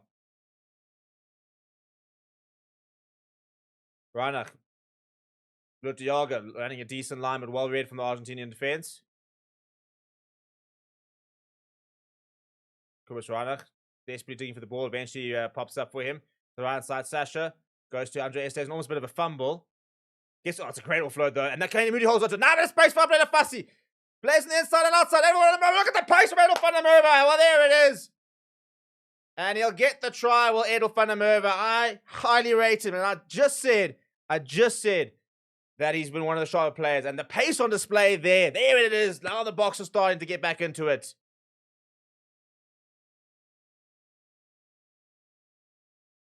And, I mean, his strike rate is very impressive. And a lot of people were quite dismissive about the strike rate, basically saying that, oh, well, it's against Argentina, so, you know, it doesn't matter, inverted commas. But, I mean, it was against, like, Wales and the likes of that. But that's a very good try. He still had a decent amount to do, and does very well to cut inside and get to the try, so it will be a guaranteed few points. So we actually take the lead.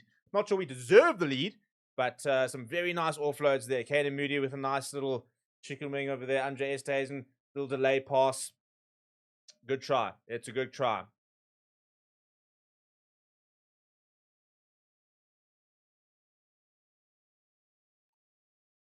And halftime, the whistle will go, and 10 points at halftime. And Theodore says, I think Pollard has to start second half. We need to change our tactics here. And we're going to go into halftime in Devil Squeeze. So, yeah, I mean, I said not a particularly good first half, to be brutally honest. As I said, I thought Cameron Hanekom, Siya Kolisi, and Edel van der Merwe were probably the best performing Springbok players over there. Lurt Diago was good in the lineouts, but in general, not really on it at the moment. So, need to make sure we get going in the second half. And maybe this is kind of the halftime chat that is very much needed. We're going to have a little bit of a break. And in the break, we're going to be talking a little bit about the match last night and kind of where we're at with the greatest rivalry and the likes of that and kind of the significance of it. And then we'll go through some of the stats and kind of look at exactly what we need to sort of focus on in the second half. So don't go away. Smash a like on the video. Subscribe to the channel as well. And again, we'll have a look at exactly where our opposition 23 is looking. This is you guys all over there. And you can see it starting to change quite a bit. Some of the guys moving up to the top of that that leaderboard or the tally of the people who are getting involved over there. You can see some of the points scorers over there. So keep engaging and get yourself onto the Opposite 23 so that at the end of the game, when that gets locked in, you guys do feature in the 23 next week. And I'll see you guys very shortly. Hello, everybody, and welcome to Forever Sports. And it's the morning after of the first Rugby's Greatest Rivalry match last night. And such an interesting response across the board with regards to the result, the performance, the game, the occasion, and the tour itself, with a lot of battle lines being drawn. I suppose that's it, isn't it? You know, we're kind of leverage a greatest rivalry situation. And I suppose in doing so, we've got to sort of galvanize quite a lot of rivalry within the fans, which I think is certainly what is the case at the moment. Lots of Springbok fans talking about how poor the All Blacks were last night and how this means that the Springboks will be very happy with what they're looking at and feeling very confident ahead of it. Lots of All Blacks fans defending the performance, saying this is just a midweek inverted commas side, obviously nowhere close to the All Blacks full strength side, and therefore you can't really compare. And I think a lot of different things can be true at the main, but the main thing is the fact that what we saw last night was, I think, a success, and I think that that's what we've got to really concentrate on. And many things can be true at the same time. Is what I was alluding to earlier. And the fact is that I don't think the All Blacks were particularly good last night. Discipline was a major issue. Dave Rennie didn't shy away from that last night during the press conference. He spoke about the fact that he said, you know, the yellow card, second yellow card was due to a build of penalties, a scrum penalty, a maul penalty, and then, you know, too many penalties, basically, at the end of the day. And that was basically a pure discipline thing. You know, he basically brushed off the Anton Leonard one. He said that was quite minor.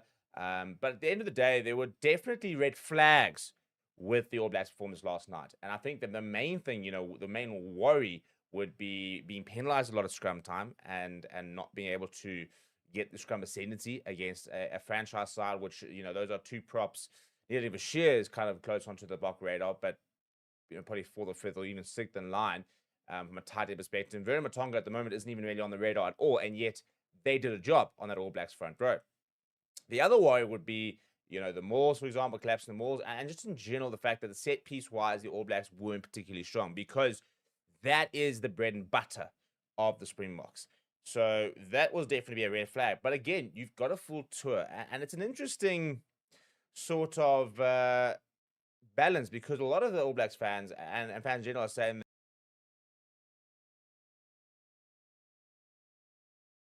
All Blacks are only going to get better, which I think they will. I think they'll improve the more they play with each other.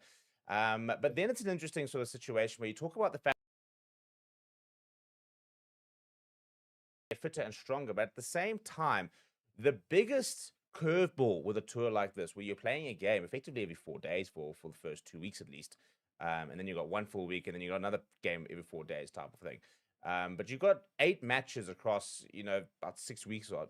And I think that the main thing with regards to that is being able to actually keep the squad fresh. It's not necessarily about getting fitter, strong, and the likes of that. It's how do we keep the squad fresh, and how do we rotate in and out with players so that they kind of have equal game time. But ideally, you almost want to be able to keep back certain players ahead of the test series, because there's 4 tests, eh?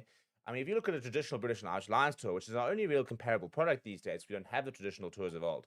That's usually a 3-match test series. This, on the other hand, is 4 test matches. Now, the extra test is a big part of it, because that means that there's test rugby for a month, and we very rarely, outside of World Cups, see 4 back-to-back tests. You know, you don't see it in the Six Nations. We didn't see it in the Nations Championship. You don't see it in the Rugby Championship. At a push, you might see it at the end of the year, and not all teams will go 4 tests back-to-back. Lots of them will go 3. Some of them will go 4. So that is a big ask, to have 4 test matches, you know, back-to-back. And that's why World Cups, when they speak about the World Cups, the difficulty of World Cup is not necessarily just trying to win all the different games. It's being able to last the tour. And that's why a big part of what we've been discussing this week has been, can the All Blacks survive the tour aspect in terms of the demands that the tour comes with. So let's sort of talk about last night's performance, I guess. And I think the Stormers can be very proud of themselves. I think that they really pushed up. I think some players put their hands up. Deon Fourie, phenomenal performance. Yakin Ahmed looked so comfortable. Big performances from Watchalong, I thought was very good. Jonathan Roach didn't look out of place. You know, Imad Carr, such a heartbreaking injury for him, but some big performances from the likes of Vera Matonga, who I think really kind of announced himself last night from a scrummaging point of view. Andre Hugo Fenter definitely had a bit of a statement performance. Other players maybe didn't take their chances to the same extent. But in terms of where the All Blacks are, because there's a lot of different things that are being discussed, and we've got things ranging from they don't want to give the game plan away, that this is a bit of a friendly inverted commas, and this is not far from the full strength side, and a lot of these things are true. But they've also got to find the balance between not giving things away, holding certain things back, but also trying to find rhythm. You've got to try and find match day rhythm. One of the big reasons that the Springboks have got this Argentina game is exactly that reason. The fact that we can get players over there who didn't feature in the Nations Championship. We can get runouts for Sasha, Eben, Sia, Luit. Even Andreas Tesno didn't play much. Kaden Moody didn't play much. We can get them some game time, and we can also start to work on our game plan. And the Boks will also be holding things back. We're definitely going to see things being trialed during the test series. Both teams will have their plans they'll want to try and use in these tests to try and gain an advantage and get one over the other. There's no doubt that will be the case. But at the same time, again, you can't then just sacrifice that and say, cool, we're not going to play any sort of game plan, inverted commas. You have to be able to incorporate elements of your game plan to be able to find that rhythm, to be able to find that you get teams to gel, really, I guess. So a lot of different things can be true at the same time. And I think, I personally think it's too reductionist to say, oh, it's a midweek side. Because at the end of the day, this is supposed to be the 40 or 43 odd best players in the country coming over. Because the Stormers were also missing about 19 odd players who are currently contracted who probably would have been in the selection frame. With at least 14 of those 19 probably on a normal day would have, been involved. And you think there's obviously, Chesden, Sia, Vilko will come into the franchise. But even the players who were at the franchise before, Sasha, Kobus Reinach, Zach Porth and Ben Jason Dixon, Marcel Tennyson injured, Yuri Mattia injured, no JD Schickling, no Paul de Villiers, so there are lots of players that were missing from the Stormers. So it is also not anywhere near a full strength Stormers side. But in terms of a match which is a bit sloppy, the Stormers haven't played since May, a lot of these players. So that's 2 months off. So it is a preseason game to a certain degree. Much like for the All Blacks, a lot of these players were playing their first game, really, or first minutes or first opportunities with different combinations in the All Blacks jersey. So it did at times very much look like a preseason game. The main thing, I think, is that the product was really good. And I don't necessarily mean like in a broadcast, whatever, but the conception of bringing an international side and playing against these franchises, I still think it is a concept that holds value in the modern age. And it's funny how, the more things change, the more things stay the same. As much as we want to modernize, sometimes when we go back to the nostalgia concepts like these tours, people enjoy them. People love a British and Irish Lions tour, and they love the midweek games, the weekend games against the franchises as much as the test series. It's really nice build-up. And it was amazing to see what it meant to the players last night, that the fans were packed in a full stadium. Even these franchise teams, a lot of them wouldn't have played in front of a kind of a crowd that size, because we've got these massive stadiums, where to get 55,000 people in for a URC game is not going to happen unless it's a very special URC game, finals and the likes of that. But a lot of these young players from the Stormers wouldn't have experienced that. So it's a huge opportunity for them to experience that. I mean, there'll be New Zealand players last night.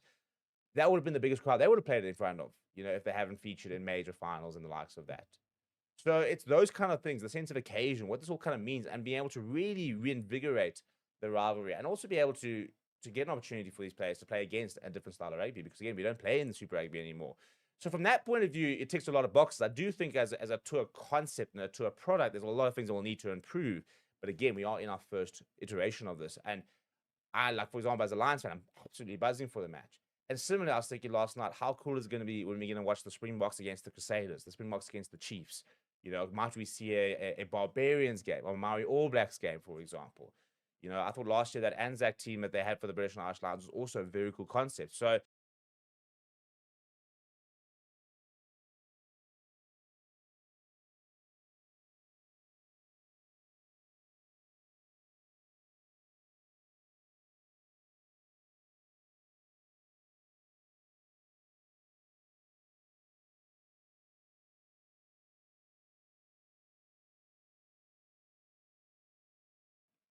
I definitely think that that there's a little weight behind this whole concept.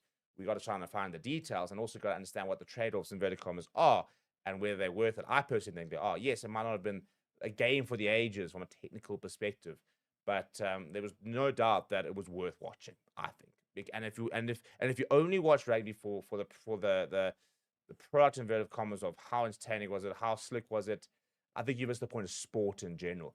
Often you've got contests which can be inverted commas dirty and not be pretty and sexy and nice thing, and they can be enthralling counters. Otherwise, you can also see games where the passing slick, the moves are slick, and it's amazing, but it's a blowout and it's not that entertaining. So I don't think that the idea of playing sexy inverted commas or clean or high levels of rugby is always going to translate into a watchable match to a certain degree. And again, we have to understand the circumstances as to why this happened.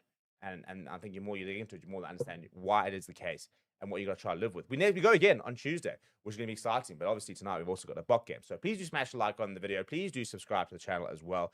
Thank you very much for watching. My name is Steve. I'll chat to you soon.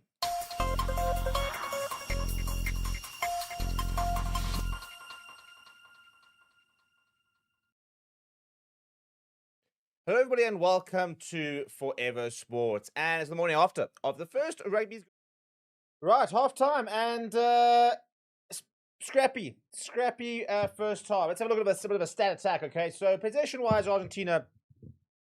Oh, sorry, this is actually busy updating as we speak. So it is going to be slightly out of date. We'll bring it through as soon as we get the update, shall we? And in the meantime, yeah, 10-10. So game is still very much in the balance, and I think it's to a certain degree a little bit expected. I think a lot of the scrappiness has come from players who've not played in a while. I think we always it's always sometimes a little bit tricky to keep people getting a game plan. And as much as everyone and I'll always challenge the box on this and the box staff to a certain degree on this. As much as they have their internal games and they talk about the fact that their internal games are a lot tougher, so the games on the weekend are better. I still think that nothing matches. I suppose the best way of putting it. I don't think anything can ever really fully replicate Test match rugby and the sharpness needed. And when you're in a stadium, when the crowd gets behind you, and. So I don't think that any of the internal games we have kind of match what we're getting here tonight. And I think that it's proven to be very valuable because a lot of the players, as mentioned, that are making some of the mistakes are players who haven't played. So this is why this was such an important game to just sharpen up that that sort of match fitness, sharpness, the likes of that. Players who I think have stood out quite well so far, if we look at our side, is I think that Cameron Hanekom had a very, very solid half. I think Iglesias looked very good before he went off. Sasha Bamagos, he's been heavily involved. He did a lot of running and a bit of kicking like that. I don't think our kicking game's been particularly good this evening. I think that's been a letdown for us because we've not really been able to kick to contest. We've not really kicked into space. And we actually, in our Rugby Unlocked, we do a lot of work in terms of the kicking game and what's sort of the plan in the kicking game with Ronaldo Mayer, former analyst with the Cheetahs. And a lot of what we spoke about in terms of what we look for in the kicking, I don't think we've really done well here. We've not been able to achieve the goals of the kicking plan. So we've got to be more accurate. It's lazy analysis to say we're kicking too much inverted commas, but we're not kicking well enough. If you're going to kick to compete, you've got to compete. If you're not kicking to compete and not kicking to contest, then we've got to kick into the space. And Ronaldo used a very good term where he said it's about finding grass. So kicks in behind, for example. Otherwise, at the moment, if you're just kicking to nowhere, you're not kicking to grass, not contesting, then you are just giving the ball away. So we've got to make sure if that is the game plan, that's what we're doing. We've got to be more accurate about that. I think a big opportunity for a lot of the players coming off the bench. So we've already got Marco Verstappen on, but Kobus Visa, Ben Jason Dixon, Zach Paul, and Gerard Steenkamp, Jan and Javessel, these players that can up the ante. And given the fact that a lot of these players haven't gotten a lot of game time, Evan Etzebeth, Lloyd de Jager, it'd be interesting to see, are we going to be able to get through 80-odd minutes? And when do we pull the trigger on these other players? And can these players up the ante? Can they really bring a sharpness? And can they bring a different level when they come on? And that's what we have to that's what we'll have to sort of see. And I think, again, there's some players who are putting their hands up here, but also players that are not. And this is their final 40 minutes really to convince Rusty and the coach that they are ready for it.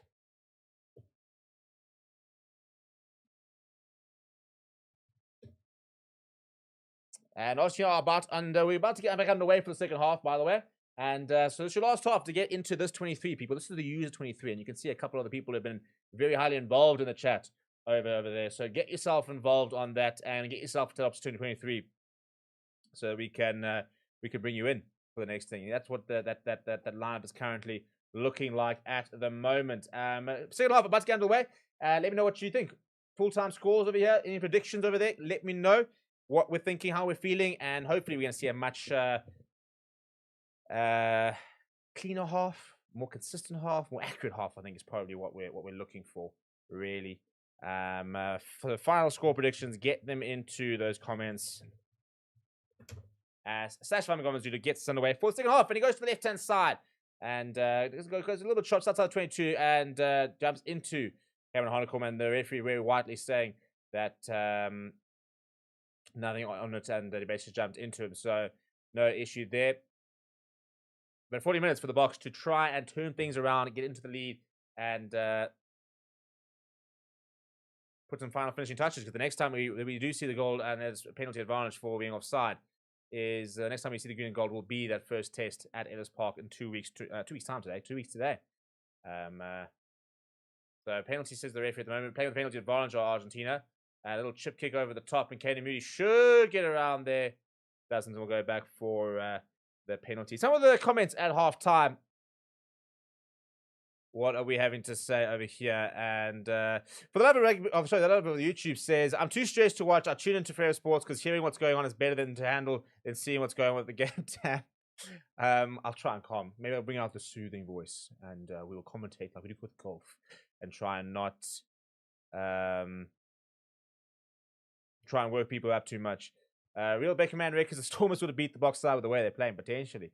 And Chris Butler, one of my members, saying I think we should be looking a lot harder at the Boks team that's criticizing the All Blacks. The Boks Argentina are not exactly pulling up trees. Yeah, well, this is the thing, isn't it? We spent the entire day talking about the fact that the All Blacks weren't great last night. The Stormers gave them a go, and ironically, now we've seen the Boks not really rock up.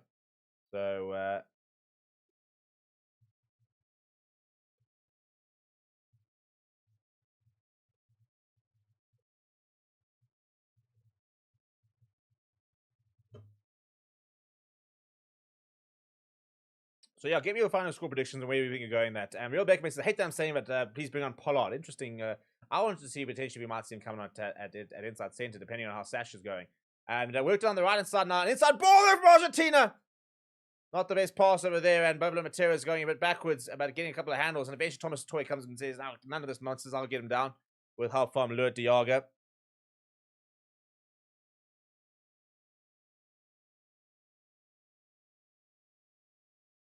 Back outside the 22 Argentina. Moyano. But actually, someone better just cruises back on the field. Oh, that's a dreadful knock on. So we'll take that. Knock on advantage here.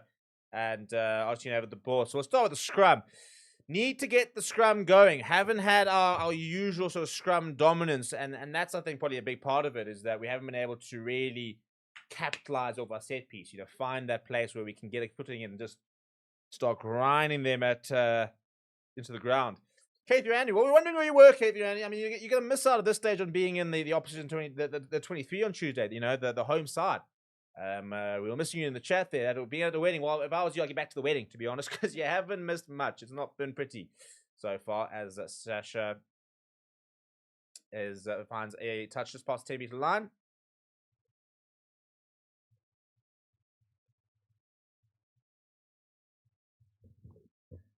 Looking a bit dangerous initially, but again, some of the that inside ball was gorgeous, absolutely gorgeous from Argentina.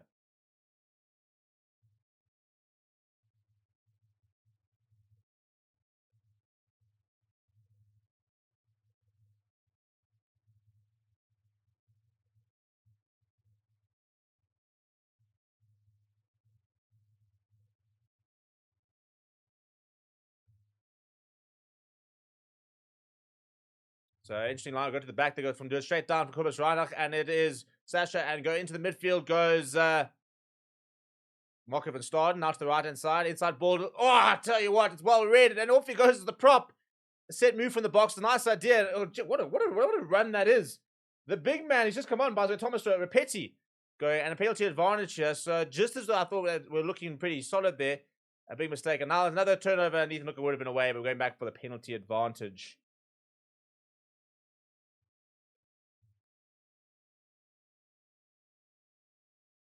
So set move from the box, and it all shaped up to look pretty good, but tell you who read it pretty well is Rapetti, and he suddenly went on a bit of a run, which, despite not being Argentinian, it's nothing quite like seeing a tight head going on a marauding run himself, and then unfortunately seeing the legs just not quite having the pace to be able to go all the way.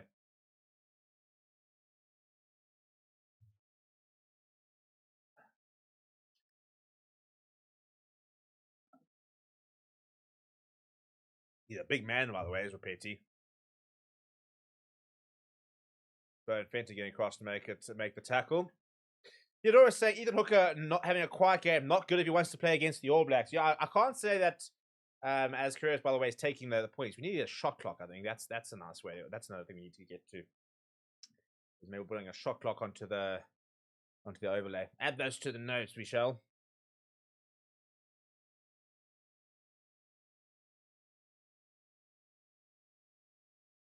Down to 2019, 18, 17. Looking pretty good. Off the post, and well taken. And Kobus Rana kicks downfield and does not find touch. Good line, good chase. Pushkan Telly, has he been taken out? Notices the referee, fair contest. And up in a fussy, a bit of pressure, takes it out really, really well up the air. And the box scramble and do manage to secure the ball. Very good take that from Apelele Fassi. And lots of booing coming up from the crowd. They weren't happy with that.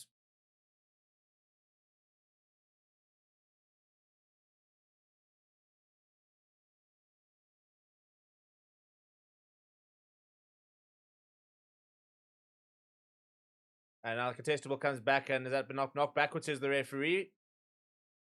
Ball available, but Kuba's running at the bottom of the ruck at the moment. So Sash Famagobazulu will step in at scrum half.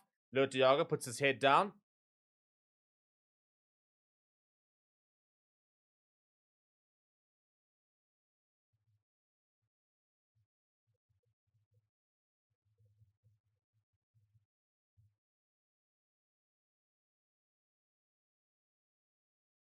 No, that's gone up not very, very far. And Edwin van der Merwe gets away with it. Edwin van der Merwe, the try scorer. Good work for that from him. And we've had 2 kicks, by the way, and they've definitely not gone as far. So it's definitely been a work on over there. Sash Famagobazulu almost put a high tackle on him. Still going, Sasha. Wants to go again. Bowen Fenner said, no, son, just you sit down. It's time to secure the ball. Back, and up in Fassi goes to the boot. Once again, not gone particularly far. So we've definitely said that it needs to be a bit lighter with our kicks, and Argentina won that back.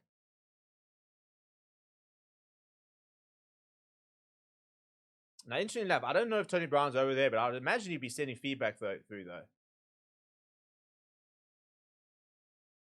Almost through goes Pushkan Telly. Argentina to the left hand side once again, quick ball, and in front of a bit of space around, comes back inside.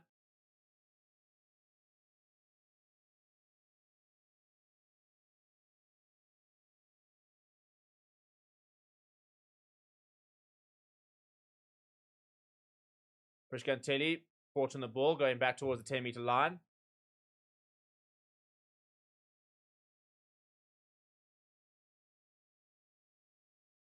Malcolm and Starden, and eventually been told to leave it. Back towards the 10-meter line. Now space out wide. In front of Mervyn needs to get across and comes back inside. Oh, jeepers. Thankfully, that's half a tackle there. There was a bit of gap opening.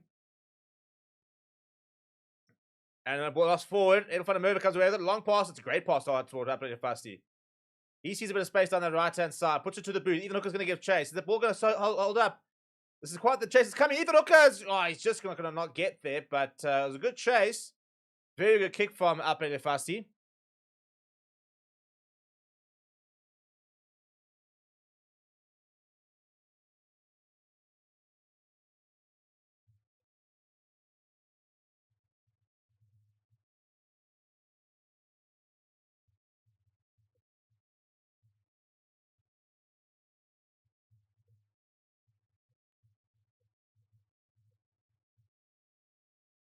There's going to be a in-goal dropout.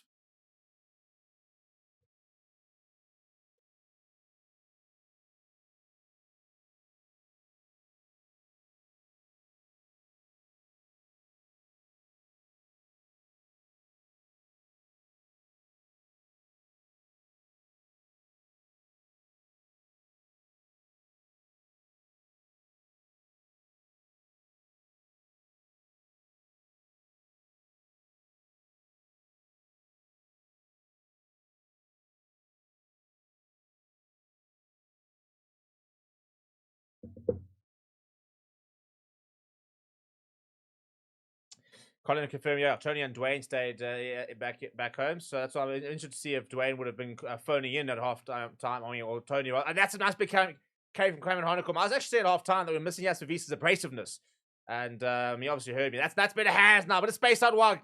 Pop up from Fussy to Moody. Moody with a bit of space in front of Merva. Can't quite got right up against the touchline.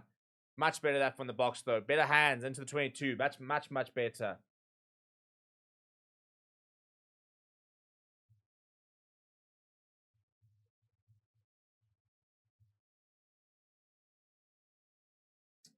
Robin says, take low off too slow. Adam says, did the ref finish middle school?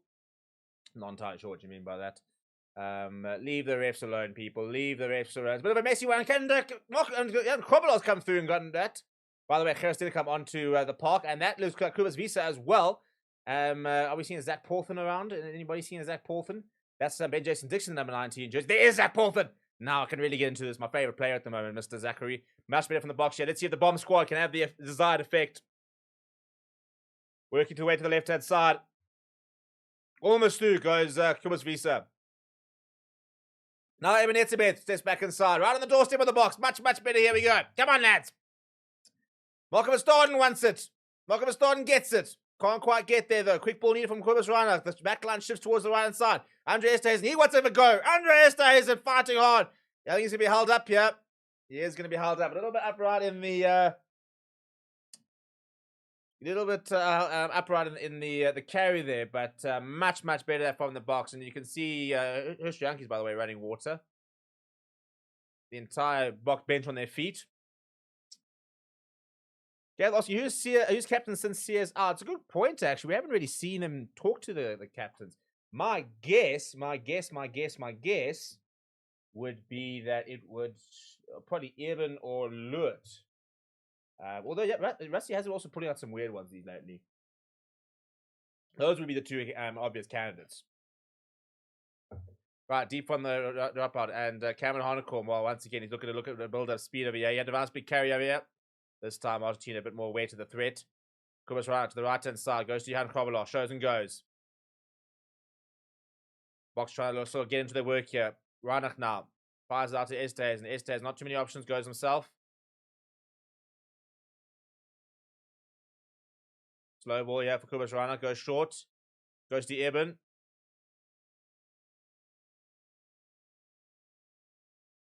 Now shaping up for the box kick. And Esterhuizen up to potentially going to compete.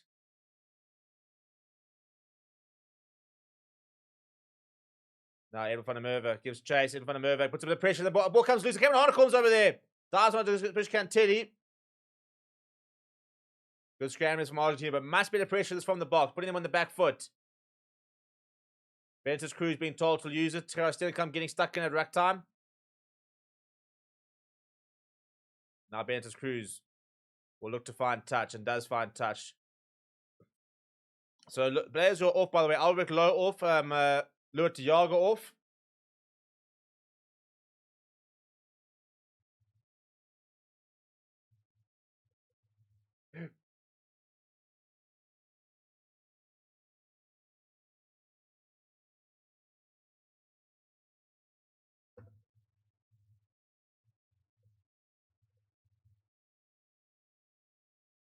Now Krobelos to the back of the line. Now Kubas Visa takes it well.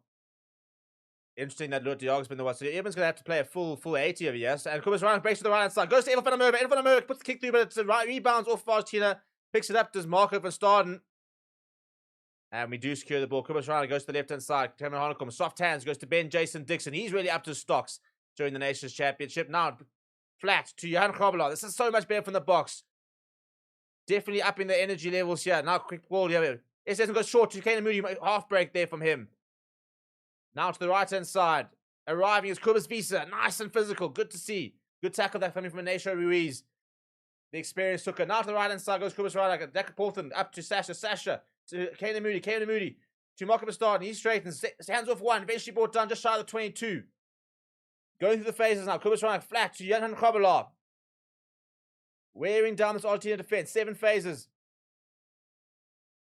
Pops it up to Ben Jason Dixon, and Eben is there. Presents well. Lost a bit of momentum. Just have to restart things over here. Cobus Visa will put his head down. Spoke this weekend about how special it was to play with his brother, Cobus Visa. Now Cobus Ryan looking for options. Goes to the boot. This needs to be attested. Yeah, Cameron Honeycomb is around there, and walks to come loose and towards Marco Bastard. He dives on this Marco Bastard, and does he manage to? He has. I don't know how he has, but he managed to stay in. That must have been about a ball's hair away from being out. Back into Cameron Honeycomb. Go away, Mosquito. And Eben Etzebeth now. Soft hands, not the best part to Sasha. Sasha checks and looking at options. Goes himself. Lost their shape a little bit here over the box. But ball is available. Cobus Ryan just slows things down. Decides to go to the left-hand side. Eben Etzebeth. They're up quickly on him. Still with ball in hand, though. Told to use it. Slow ball now. Slowing the ball down. Your Argentina very intelligently so. Kane Moody now. Trying to get in between 2 players. Lobens looks a bit high there. Referee says no. Reinach goes short, and Cobus Visa comes around the corner. Fighting hard in the contact is Cobus Visa. Now a bit of space for Cobus Reinach. Ball over the top. Straight to the likes of Ethan Hooker. And Ethan Hooker gets away from one. Brought down by Carreras. 5 meters out now the box. Reinach to Gerard Stennekamp. He only knows one way, and that's forward. Zach Portland, by the way, getting through a lot of work at the ruck time here. Haven't got that ball in hand. Now Cobus Visa. 5 meters out. Now here's Zach Portland. Gets away from one. Nice big carry from the big man. Ben Jason Dixon. Dixon just short. Surely. Marco Bastard wants it, but Jan Khobola's there. Jan Khobola reaches over. I think he's got it. We're going to have a look. I'm pretty sure I'm seeing grounding. I'm all the way back at South Africa and I'm seeing grounding. Don running the water. He reckons there's grounding as well. I'll tell you what, that whole 10-minute segment has suddenly just like turned the game on its head. Because that's the kind of physicality and dominance we're used to seeing.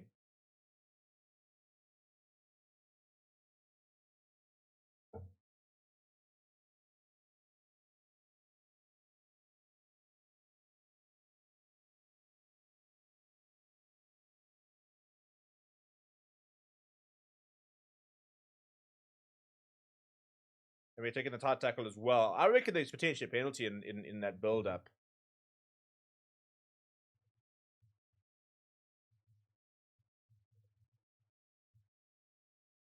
A couple of things to actually look here that Christoph really wants to have a look, but jeepers, that, and as I said, that whole section of play was so much better.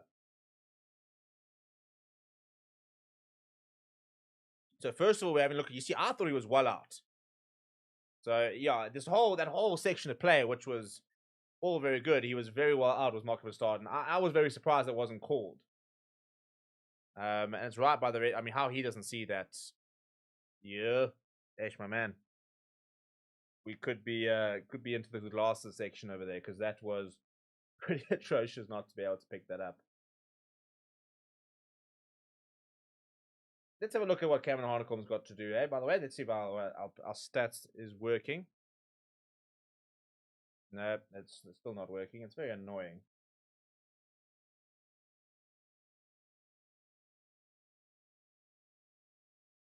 There we go. There's some stats. Right. So this is the work that Cameron Harnicom knows. Is also not stats. That's very frustrating.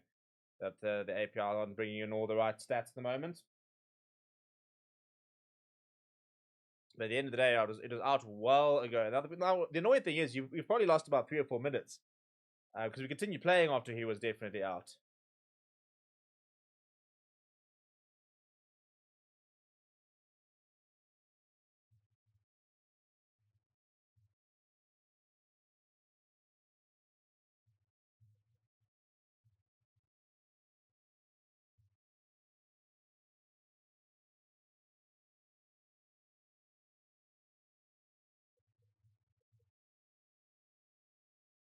Jeepers, look at the bouncing and behind the stands there from. I think watching a game in Argentina looks.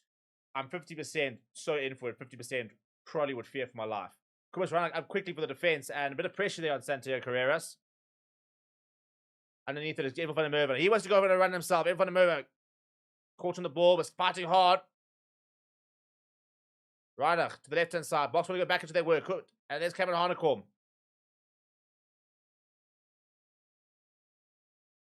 Big counter ruck coming here from Argentina, though. You got to get this ball out.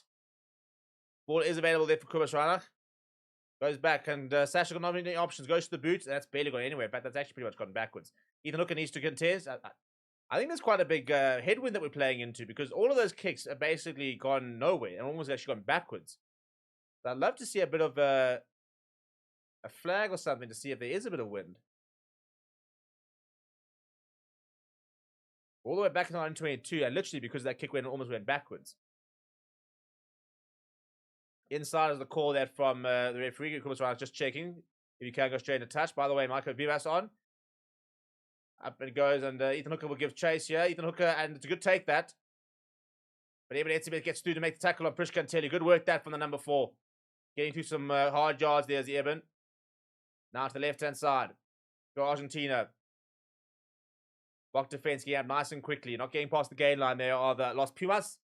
Now back onto the park, by the way, is Moyano. The reserves come off, and back onto the attack. The defense goes Eben on the 10-meter line. Losing a bit of momentum here.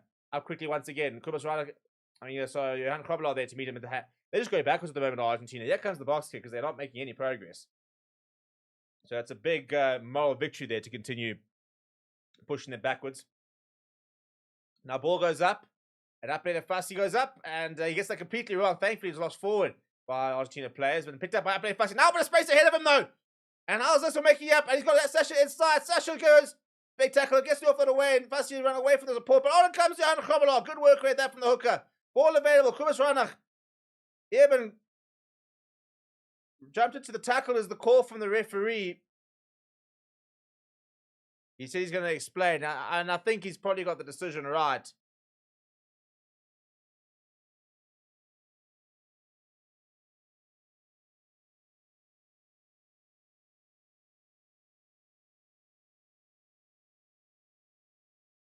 Yeah, Christoph really saying that Eben jumped into the tackle. I think it's one of those things that was just, he was kind of arriving and wasn't quite almost ready to receive it. I don't think it was entirely intentional, but it's probably the correct decision there from Christopher Ridley.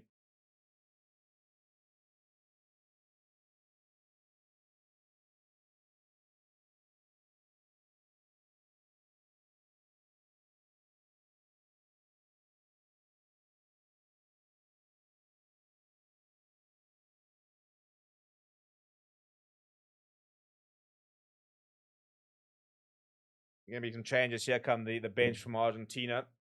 Some of the comments, and Kate answers, Kubas Visa has really stepped in green. He's been great the last few games. James says, yes, much better. And Wes says, the TMO is going back 5 minutes of possible touch call now. Crazy. I agree. I don't know how the touch judge didn't see that in the first place. It's a dreadful one to miss. That, by the way, is Andre Pollard onto the park. Who's he on for is the question. Kubas, are we seeing Sasha still on? What if Van den Berg is on as well, by the way? Excited to see what he can do. So, yeah, I'll try and confirm exactly who they're on for. I don't see Sasha, unless he's gone to fullback.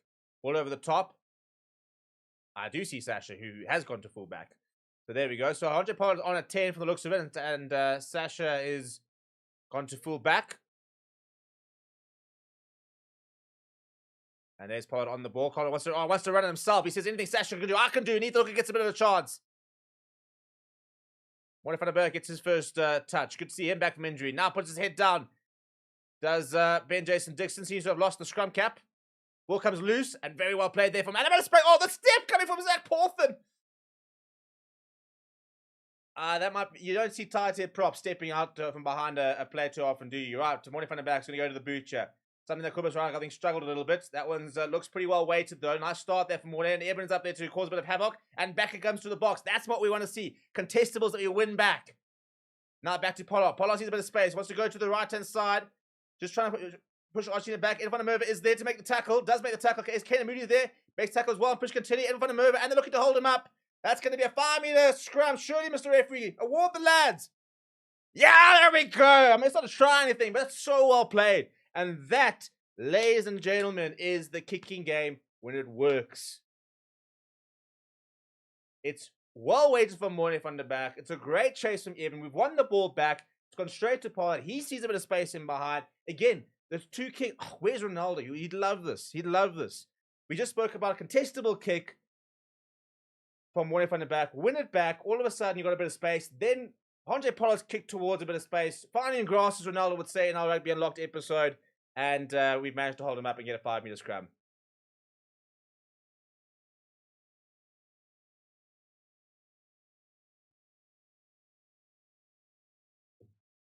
That whole passage of play had everything in it, really. The run from Andre Pollard, the kick from Morne van der Berg, the chase, finding space in behind.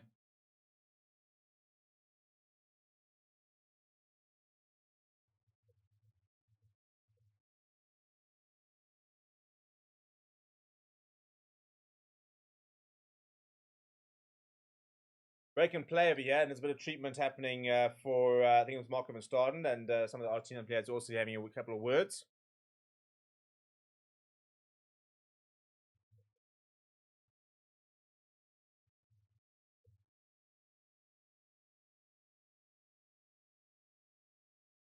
Where's he saying? Sasha not playing well today, even kicked the ball backwards, the so-called best fly off in the world. Jan Kobler also, by the way, that's our full bench on now, so Jan Injured Vessels onto the park. Yeah, look, I mean, he's had moments, but he's played like a player who's coming back with a lot of rustiness. So I think the main thing is going to get 80 minutes, which I'm glad to see. James saying Sasha Martin Lingo, great DJ. Throwback there. Favorite head says Basio so frustrating when he puts up the hammer down. He goes, he's brilliant. As soon as he tries those shitty dinky little kicks. Nathan Mayer said, I've noticed how new players play better with our A team, not our experimental team. Players under 5 caps should play with our strongest team. They played better there. Right, well, here we go. Let's see if the bench can turn things around. 18 minutes left. We've already had 22 minutes, but that's already looking like a good scrum. And Zach Paulson's getting into his work. There's penalty advantage as well. One from the back. Watch him. He likes his try off the base of the scrum. And he's gone. Has he gone for it? Cameron Harnecombe's gone for it. Try time. There we go, lads. And again, the bench has come on and had the desired effect. We spoke about the bomb squad. Well, they're on. They're making a difference. And the Boks take the lead for the first time. And it's all the makings of the Boks. Again, the box kick, the chase, space, good tackle, hold up, solid scrum, with penalty advantage, and Cameron Harnecombe basically just robbed Morne from the back of a try because Morne was basically about to have a go. In fact, he literally took him out of his hands. Busted. Morne, that'll be an interesting fine session. Be an interesting fine session. Yeah, big celebrations there from the Boks coaching management.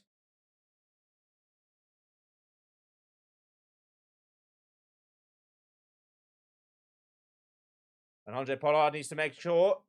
And he does. 17 points to 10 up the lads.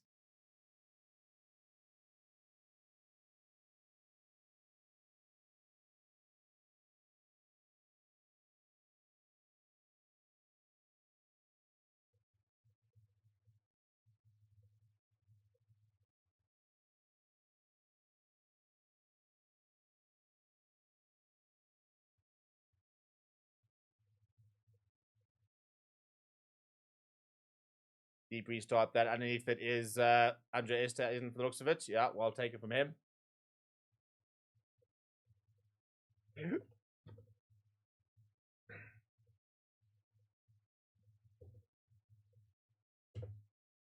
Well, that's swirling in the air.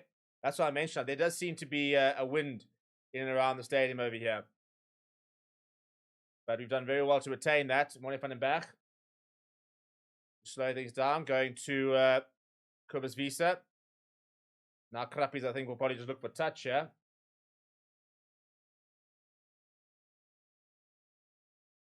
Yeah, keeping it nice and low. Doesn't find touch. Back inside. Carrera's looking for options. Going to the right-hand side. Goes a long pass out wide. And that'll go out into touch. There we go. Good pressure. Good pressure. Up towards the halfway line here.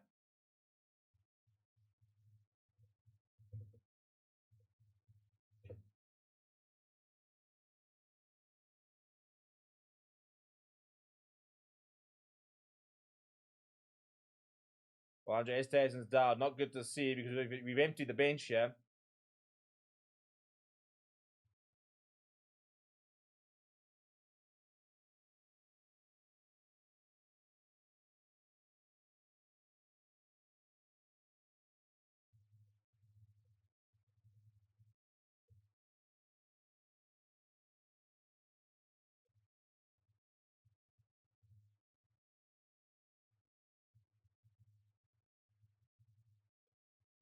He's up on his feet. I don't know if he's going off here. That might be an HIA here for Andre Esterhuizen.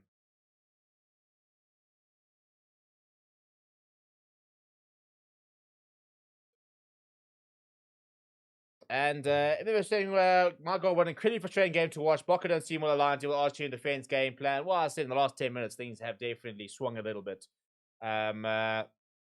James Bond said, brilliant, exactly. Bokker, lekker, and Inclusive says, Low was terrible. Scrums were bad until now. Fussy was bad. Reinach was bad. Sasha has been bad. Not pulling his punches is Inclusive Rugby over here. Craven Muirhead, I think getting it very right, saying that Cameron Coleman's brilliant, has been brilliant. Zach Porton, the most exciting young tight end in the world. I'll tell you what a little step that from him. Little wham, inside, outside, off we go.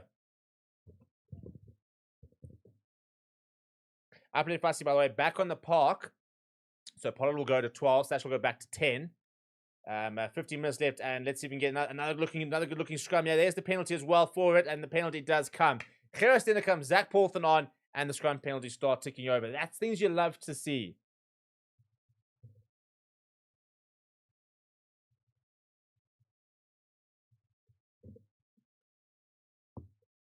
Well, we definitely feel like the momentum has shifted a little bit, yeah.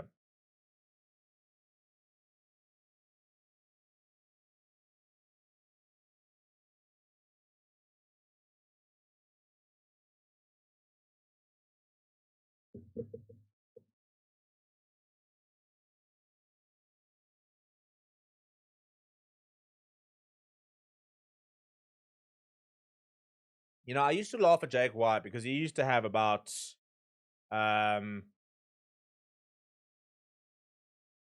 55 bottles of water on his on the bench when he used to basically do his coaching sessions, and he used to and I was like, this is ridiculous. He's like 5 years of water. But I have gone through 3 bottles of water since half time. So I'm actually starting to, well, to be fair, I have to speak a lot more than he does. You know, actually, not sure I back that. Off the back of the scrum, Morning from the back. 100 Pollard puts in the grab, and Caden Mooney, John just can't get there before British Cantelli. And out wide, and in comes in front of Merva. He's been so good today in front of Merva. He's read the game really, really well. Nice idea from Pollard. Grab it in behind. Just doesn't quite set up for Caden Mooney. Now Carreras puts it downfield, and he sees a bit of space. Bounce of the ball will favor Ethan Hooker, is going back. Pops it up to Sasha. Sasha puts to the boot. And again, it's just staying right there. And he's going to have to go. And, well, he does claim it himself. So then fair enough. Pops it up for Marco van Staden. Morning from the back. Goes to Gerst Dennekamp. 13 minutes left on the clock. 17 points to 10. Not a high-scoring game. Could be the first time we don't get to the likes of a 40 points. I've actually been dreadful with my predictions this weekend. I don't think too many people, though, to be fair, expected such a poor performance from the box. Right, and off we go. Swirling around, and Ethan Hooker goes to compete and knocked backwards from Eben. Brought down there, and Argentina turnover ball here. Now probably Mateus kicking over the ball, and it's a bizarre decision to do that. Uplead Fussy goes across to Sash Famigoma Zulu, Kanan Moody. He gets caught to Sash, so gets caught on the ball, though. And Andre Pollard goes and does secure it. So ball available for him from the back, directing for a bit of traffic. He wants a pod to pop up to.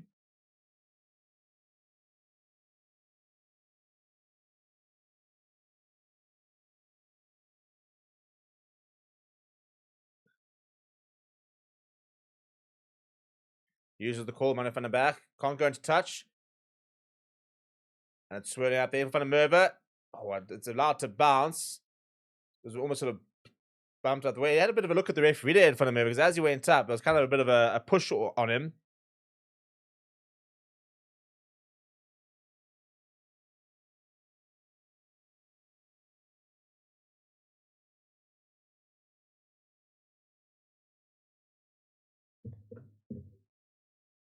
Bit of a messy line on that, and that's going to be a turnover ball, I think. Skew throw, says the ref. So we'll have a scrum, and we'll take the scrum because at the moment we're getting lots of scrum penalties from our reserve front rows. Come on, and really at a big impact. K380 said Jake White was single-handedly keeping Thirsty and Biswa. I think I need to make a call out to Thirsty and say I need a stock. I need a fridge in the corner, and I need to really like my bottles of water because this is only the Argentina game. When we get to the All Blacks, it's gonna get tense. It's gonna get tense. A reminder, if you would like to stand a chance to win some tickets to go watch the Boks versus the All Blacks, join the Members Club. We've got a draw happening for the first test against Ellis Park. We might even be having a draw for the second test in Johannesburg, the third test officially at the FNB Stadium. So to be eligible to get into that competition and potentially win those tickets, you got to join the Members Club. So it is the link in the pinned comment. Go and get involved over there. Go and join the Members Club and get yourself a chance to go and watch the Boks in the flesh. It's definitely the cheapest way to go and watch Bok Rugby.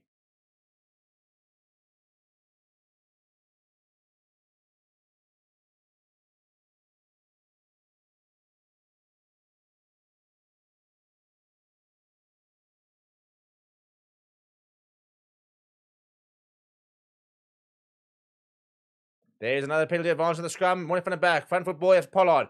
He pushes out to Sasha. Sasha goes out to Fassi. This is good work. Fassi straightens. Sasha bumps off at one. Still there is Fassi. One from the back. A quick ball there to the left-hand side. Cameron Honeycomb arriving. Good work this year. Presents well to one from the back as well. To the right-hand side. Corbus Visas makes a good run. Now Janja Vessel's getting involved. Looking for options to the right. Looking for options to the left. One from the back side. So you go to the right-hand side, yeah. Back to Sasha. Sasha. Pollard. Long pass out wide. To Ben Jason Dixon. Throws it back inside. Good good hands there for Middle van der Merwe, but unfortunately Ben Jason Dixon was out.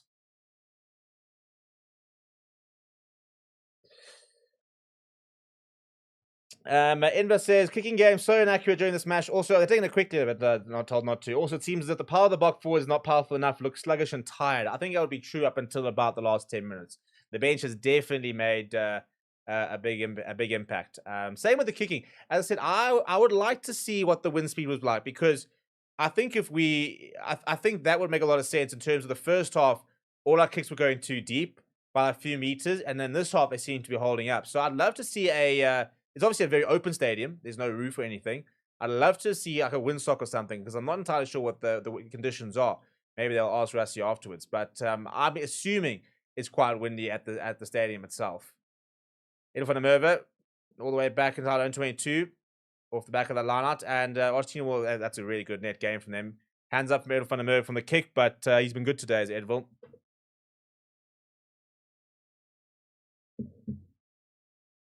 Well, there we go. And he's confirming that you can hear the wind in the mic at the moment. Yes, so I've got no reference. I can't hear the mic. And I said there's like no flags or anything. So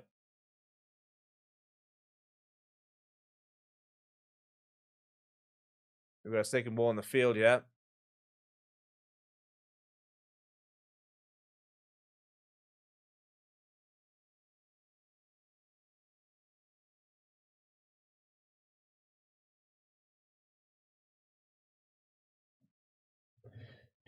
Right, people, we are going to be you're moving into our player rating show, by the way, afterwards, so you can come and join that. That's a pretty dreadful line for the Argentina, and that's been kicked into the boot and having to go back as Lucio Sinti, but on it, that's a very good tackle there from Marco Verstappen. Sasha trying to get onto the ball here. Quickly removed off it. But right now, the My Picks player ratings, that's a good tackle there from Eben Etzebeth, and throwing the offload away, but Cameron Honeycomb, more from the back, all over the defense line there.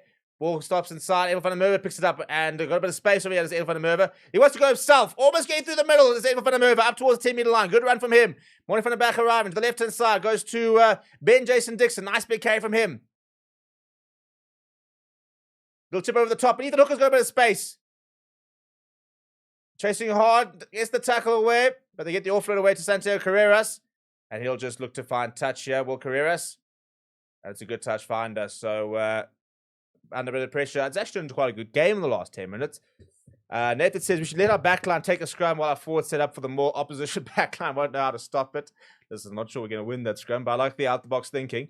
Illicit says box by 7 was not on my bingo card. I said box by 30, so what do I know? We have been uncharacteristically bad. And credit to Argentina because it's not a particularly experienced side. They've been good.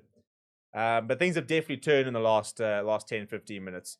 Territory-wise, we've really flipped the switch a bit, as well as with possession.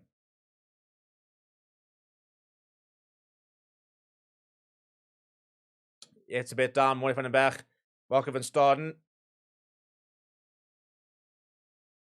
Shaping up for the box kick now.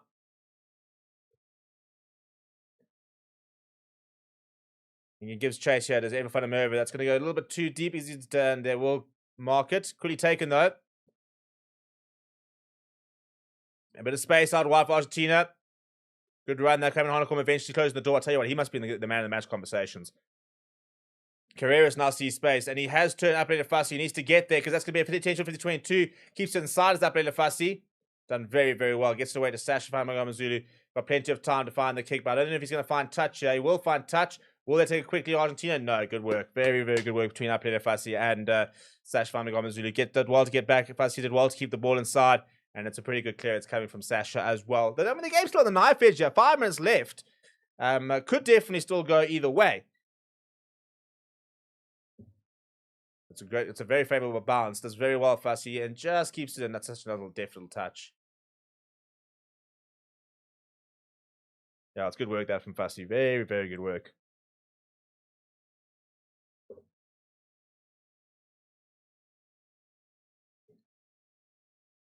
Oh, another messy line there from Argentina. And onto the ball comes Cameron Hanekom. He gets away from one. Been absolutely everywhere today, has the number 8. Yeah, a reminder, after this, we're going to go straight into our player rating show. So do hang around. It is live there on mypicks.app. Go there. You can start rating the players. Get them a rating between 1 and 10. Kick just going a bit too far. And been marked by Argentina as we're into the last 4 minutes, basically. Thorn Ranger says, Fuss just played well second half. I feel like it's been a bit like Pollard when he came back against Scotland, where like the first stint was not great. Then he came back after being taken off, very shortly after being taken off. And since then, he's been very good. Inside ball here to Sasha. Sasha wants to kick and chase himself. And he's nowhere near it. So he's going to regather. And, oh, jeepers. Then he kicks it straight into the hands of Santiago Carreras.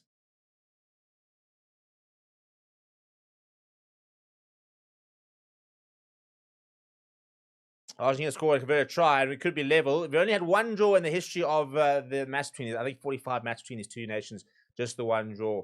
We've lost only 4 times, I think, actually, Argentina. They've been quite recently. Carreras ships over the top. As Sasha is there. Doesn't quite gather it, though. And Ethan Hooker needs to make a good tackle here. Ball back inside. Locked on. Oh, gee, it's messy now. Very, very, very messy. We'll go back for the scrum.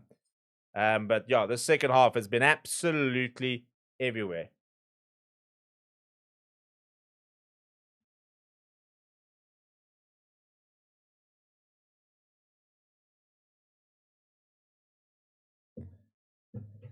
Well, he's down to receive a bit of treatment as Cameron Hanekom. It's been a big shift from him today. Very, very big shift. But now this game's really opening up. Might actually have to go look at that and see if it might not be initial early knock-on yet from Sasha, to be honest. I think that's what the TV director's trying to show. I mean, I wouldn't say it's been a classic match for the ages, but neither was last night, I suppose, to a certain degree.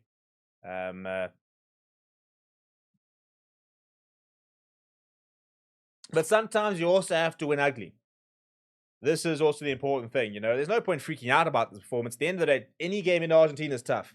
So at the end, we've had to go over. We've had to scrap. I've been impressed with Argentina because what I saw against England, what I saw against Scotland was the best and the worst of Argentina, especially against England. They were really poor, were Argentina. So the Boks haven't been phenomenal, but sometimes... Oh, this is not looking good, though. Cameron Hanekom. Oh, no, I thought he was being walked off with between 2 players, but he's going to walk off by himself. And Graham says, can't help but feel Boks should have done more on the silverboard, especially in the last 15 minutes. Or we've definitely had the dominance. I think that's the frustrating thing. And I suppose that's been a bit of a worrying trend at some points. Where people have been worried about our accuracy, you know, where we've had the possession, had the ball, had the territory, but not been able to convert to points all the time.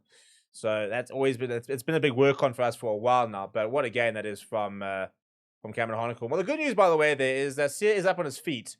So he's going to go down the tunnel here, I think, Cameron, and have an HIA. He's got an ice pack on his head and the back of his neck. Good thing for him is he's got 2 weeks to recover and get ready because maybe he's played his way into that potential Bok 23 for the first test against the All Blacks because it's been a terrific game for him. Albert Lowe, by the way, on, and we'll go to the back of the scrum. 2.5 minutes on the clock over here for the Boks to defend and get the victory. Hopefully maybe even score some more points. But what can Argentina conjure up from deep? The switch. And a long pass out wide. And everyone knows going to have to get across here. Does and tackles brilliantly. And managed to turn over the ball. And this time, now the touch judge can see it. It's going to be another Argentina line back towards the 10-meter line. Craig Evans getting involved there. Look at you, Craig. I mean, you can't see anything because I don't know how you missed Marco for starting in touch earlier, but quick to get himself between the two players. It's a great tackle from Edel van der Merwe.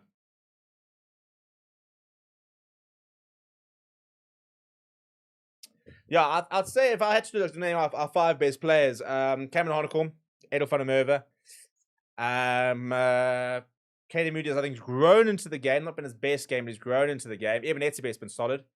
Good to see. And then the bench has been very good. Most of the bench. I actually can't think of anybody on the bench who's not been good since coming on.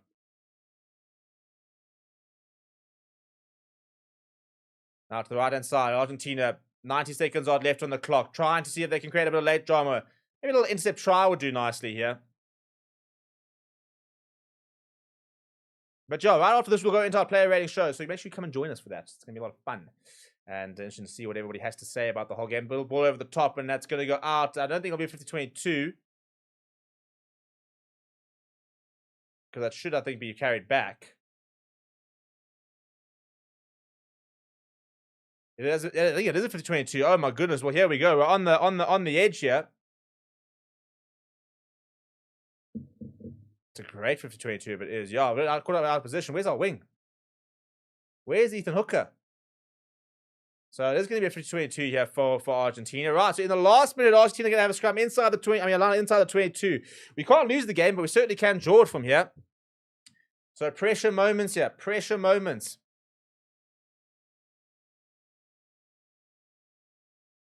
Big defense needed from the Boks. They've had to fight really hard for this, but they're not quite there yet. Isgro. Nice tackle there. Morten van den Berg and Albert Lowe. Front foot ball though. Almost getting through. Oh, they bought that right in front of the poles at the time. You're not going to take the points. What does it matter? They'll just go to the line here. But a free roll of the dice, really, for Argentina. And ball out wide. And that's an obstruction. We'll go back for the penalty. No, ref! How's it not obstruction? And a little dab through, and Ethan Hooker comes away with it. I still can't understand how that wasn't. I think if they had scored there, they would have gone back and looked at that obstruction. But a penalty right in front of the poles.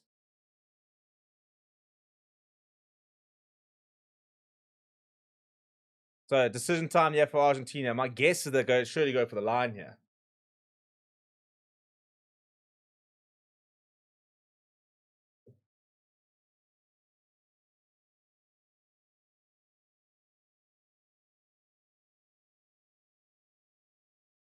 Well, I said, not an all-timer, not a phenomenal performance from the Boks. But again, if you can grind a win out, I mean, I think that would be All Blacks Argentina times 2. That's 3, 7, 10. I think this will be our 11th test win in a row.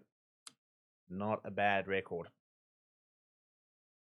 They're going to go for the tap and go here, Argentina. The clock has gone red, by the way, as you can see on the screen. So, do or die for Argentina. Big hit over there. Now, quick ball over there. One steal, one mistake from Argentina, and the game is done. One defensive mistake from the Boks, and there could yet be a draw, and that's getting a bit close. Moyano now. Big defensive set here from the Boks, as the songs echo around the stadium. Nice big tackle there. 6 phases already. No penalty advantage or anything. So far, the Boks done very, very well here.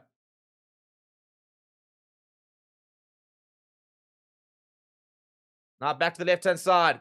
That's a nice big tackle as well. I think we've actually got a head injury there. No, it was just ducking cover. Was Ben Jason Dix trying to stay out the way. He does look a bit ginger, though, does. Now back to the right-hand side. Back to his feet is Ben Jason Dixon. Etzebeth completes the tackle. Good defense, though.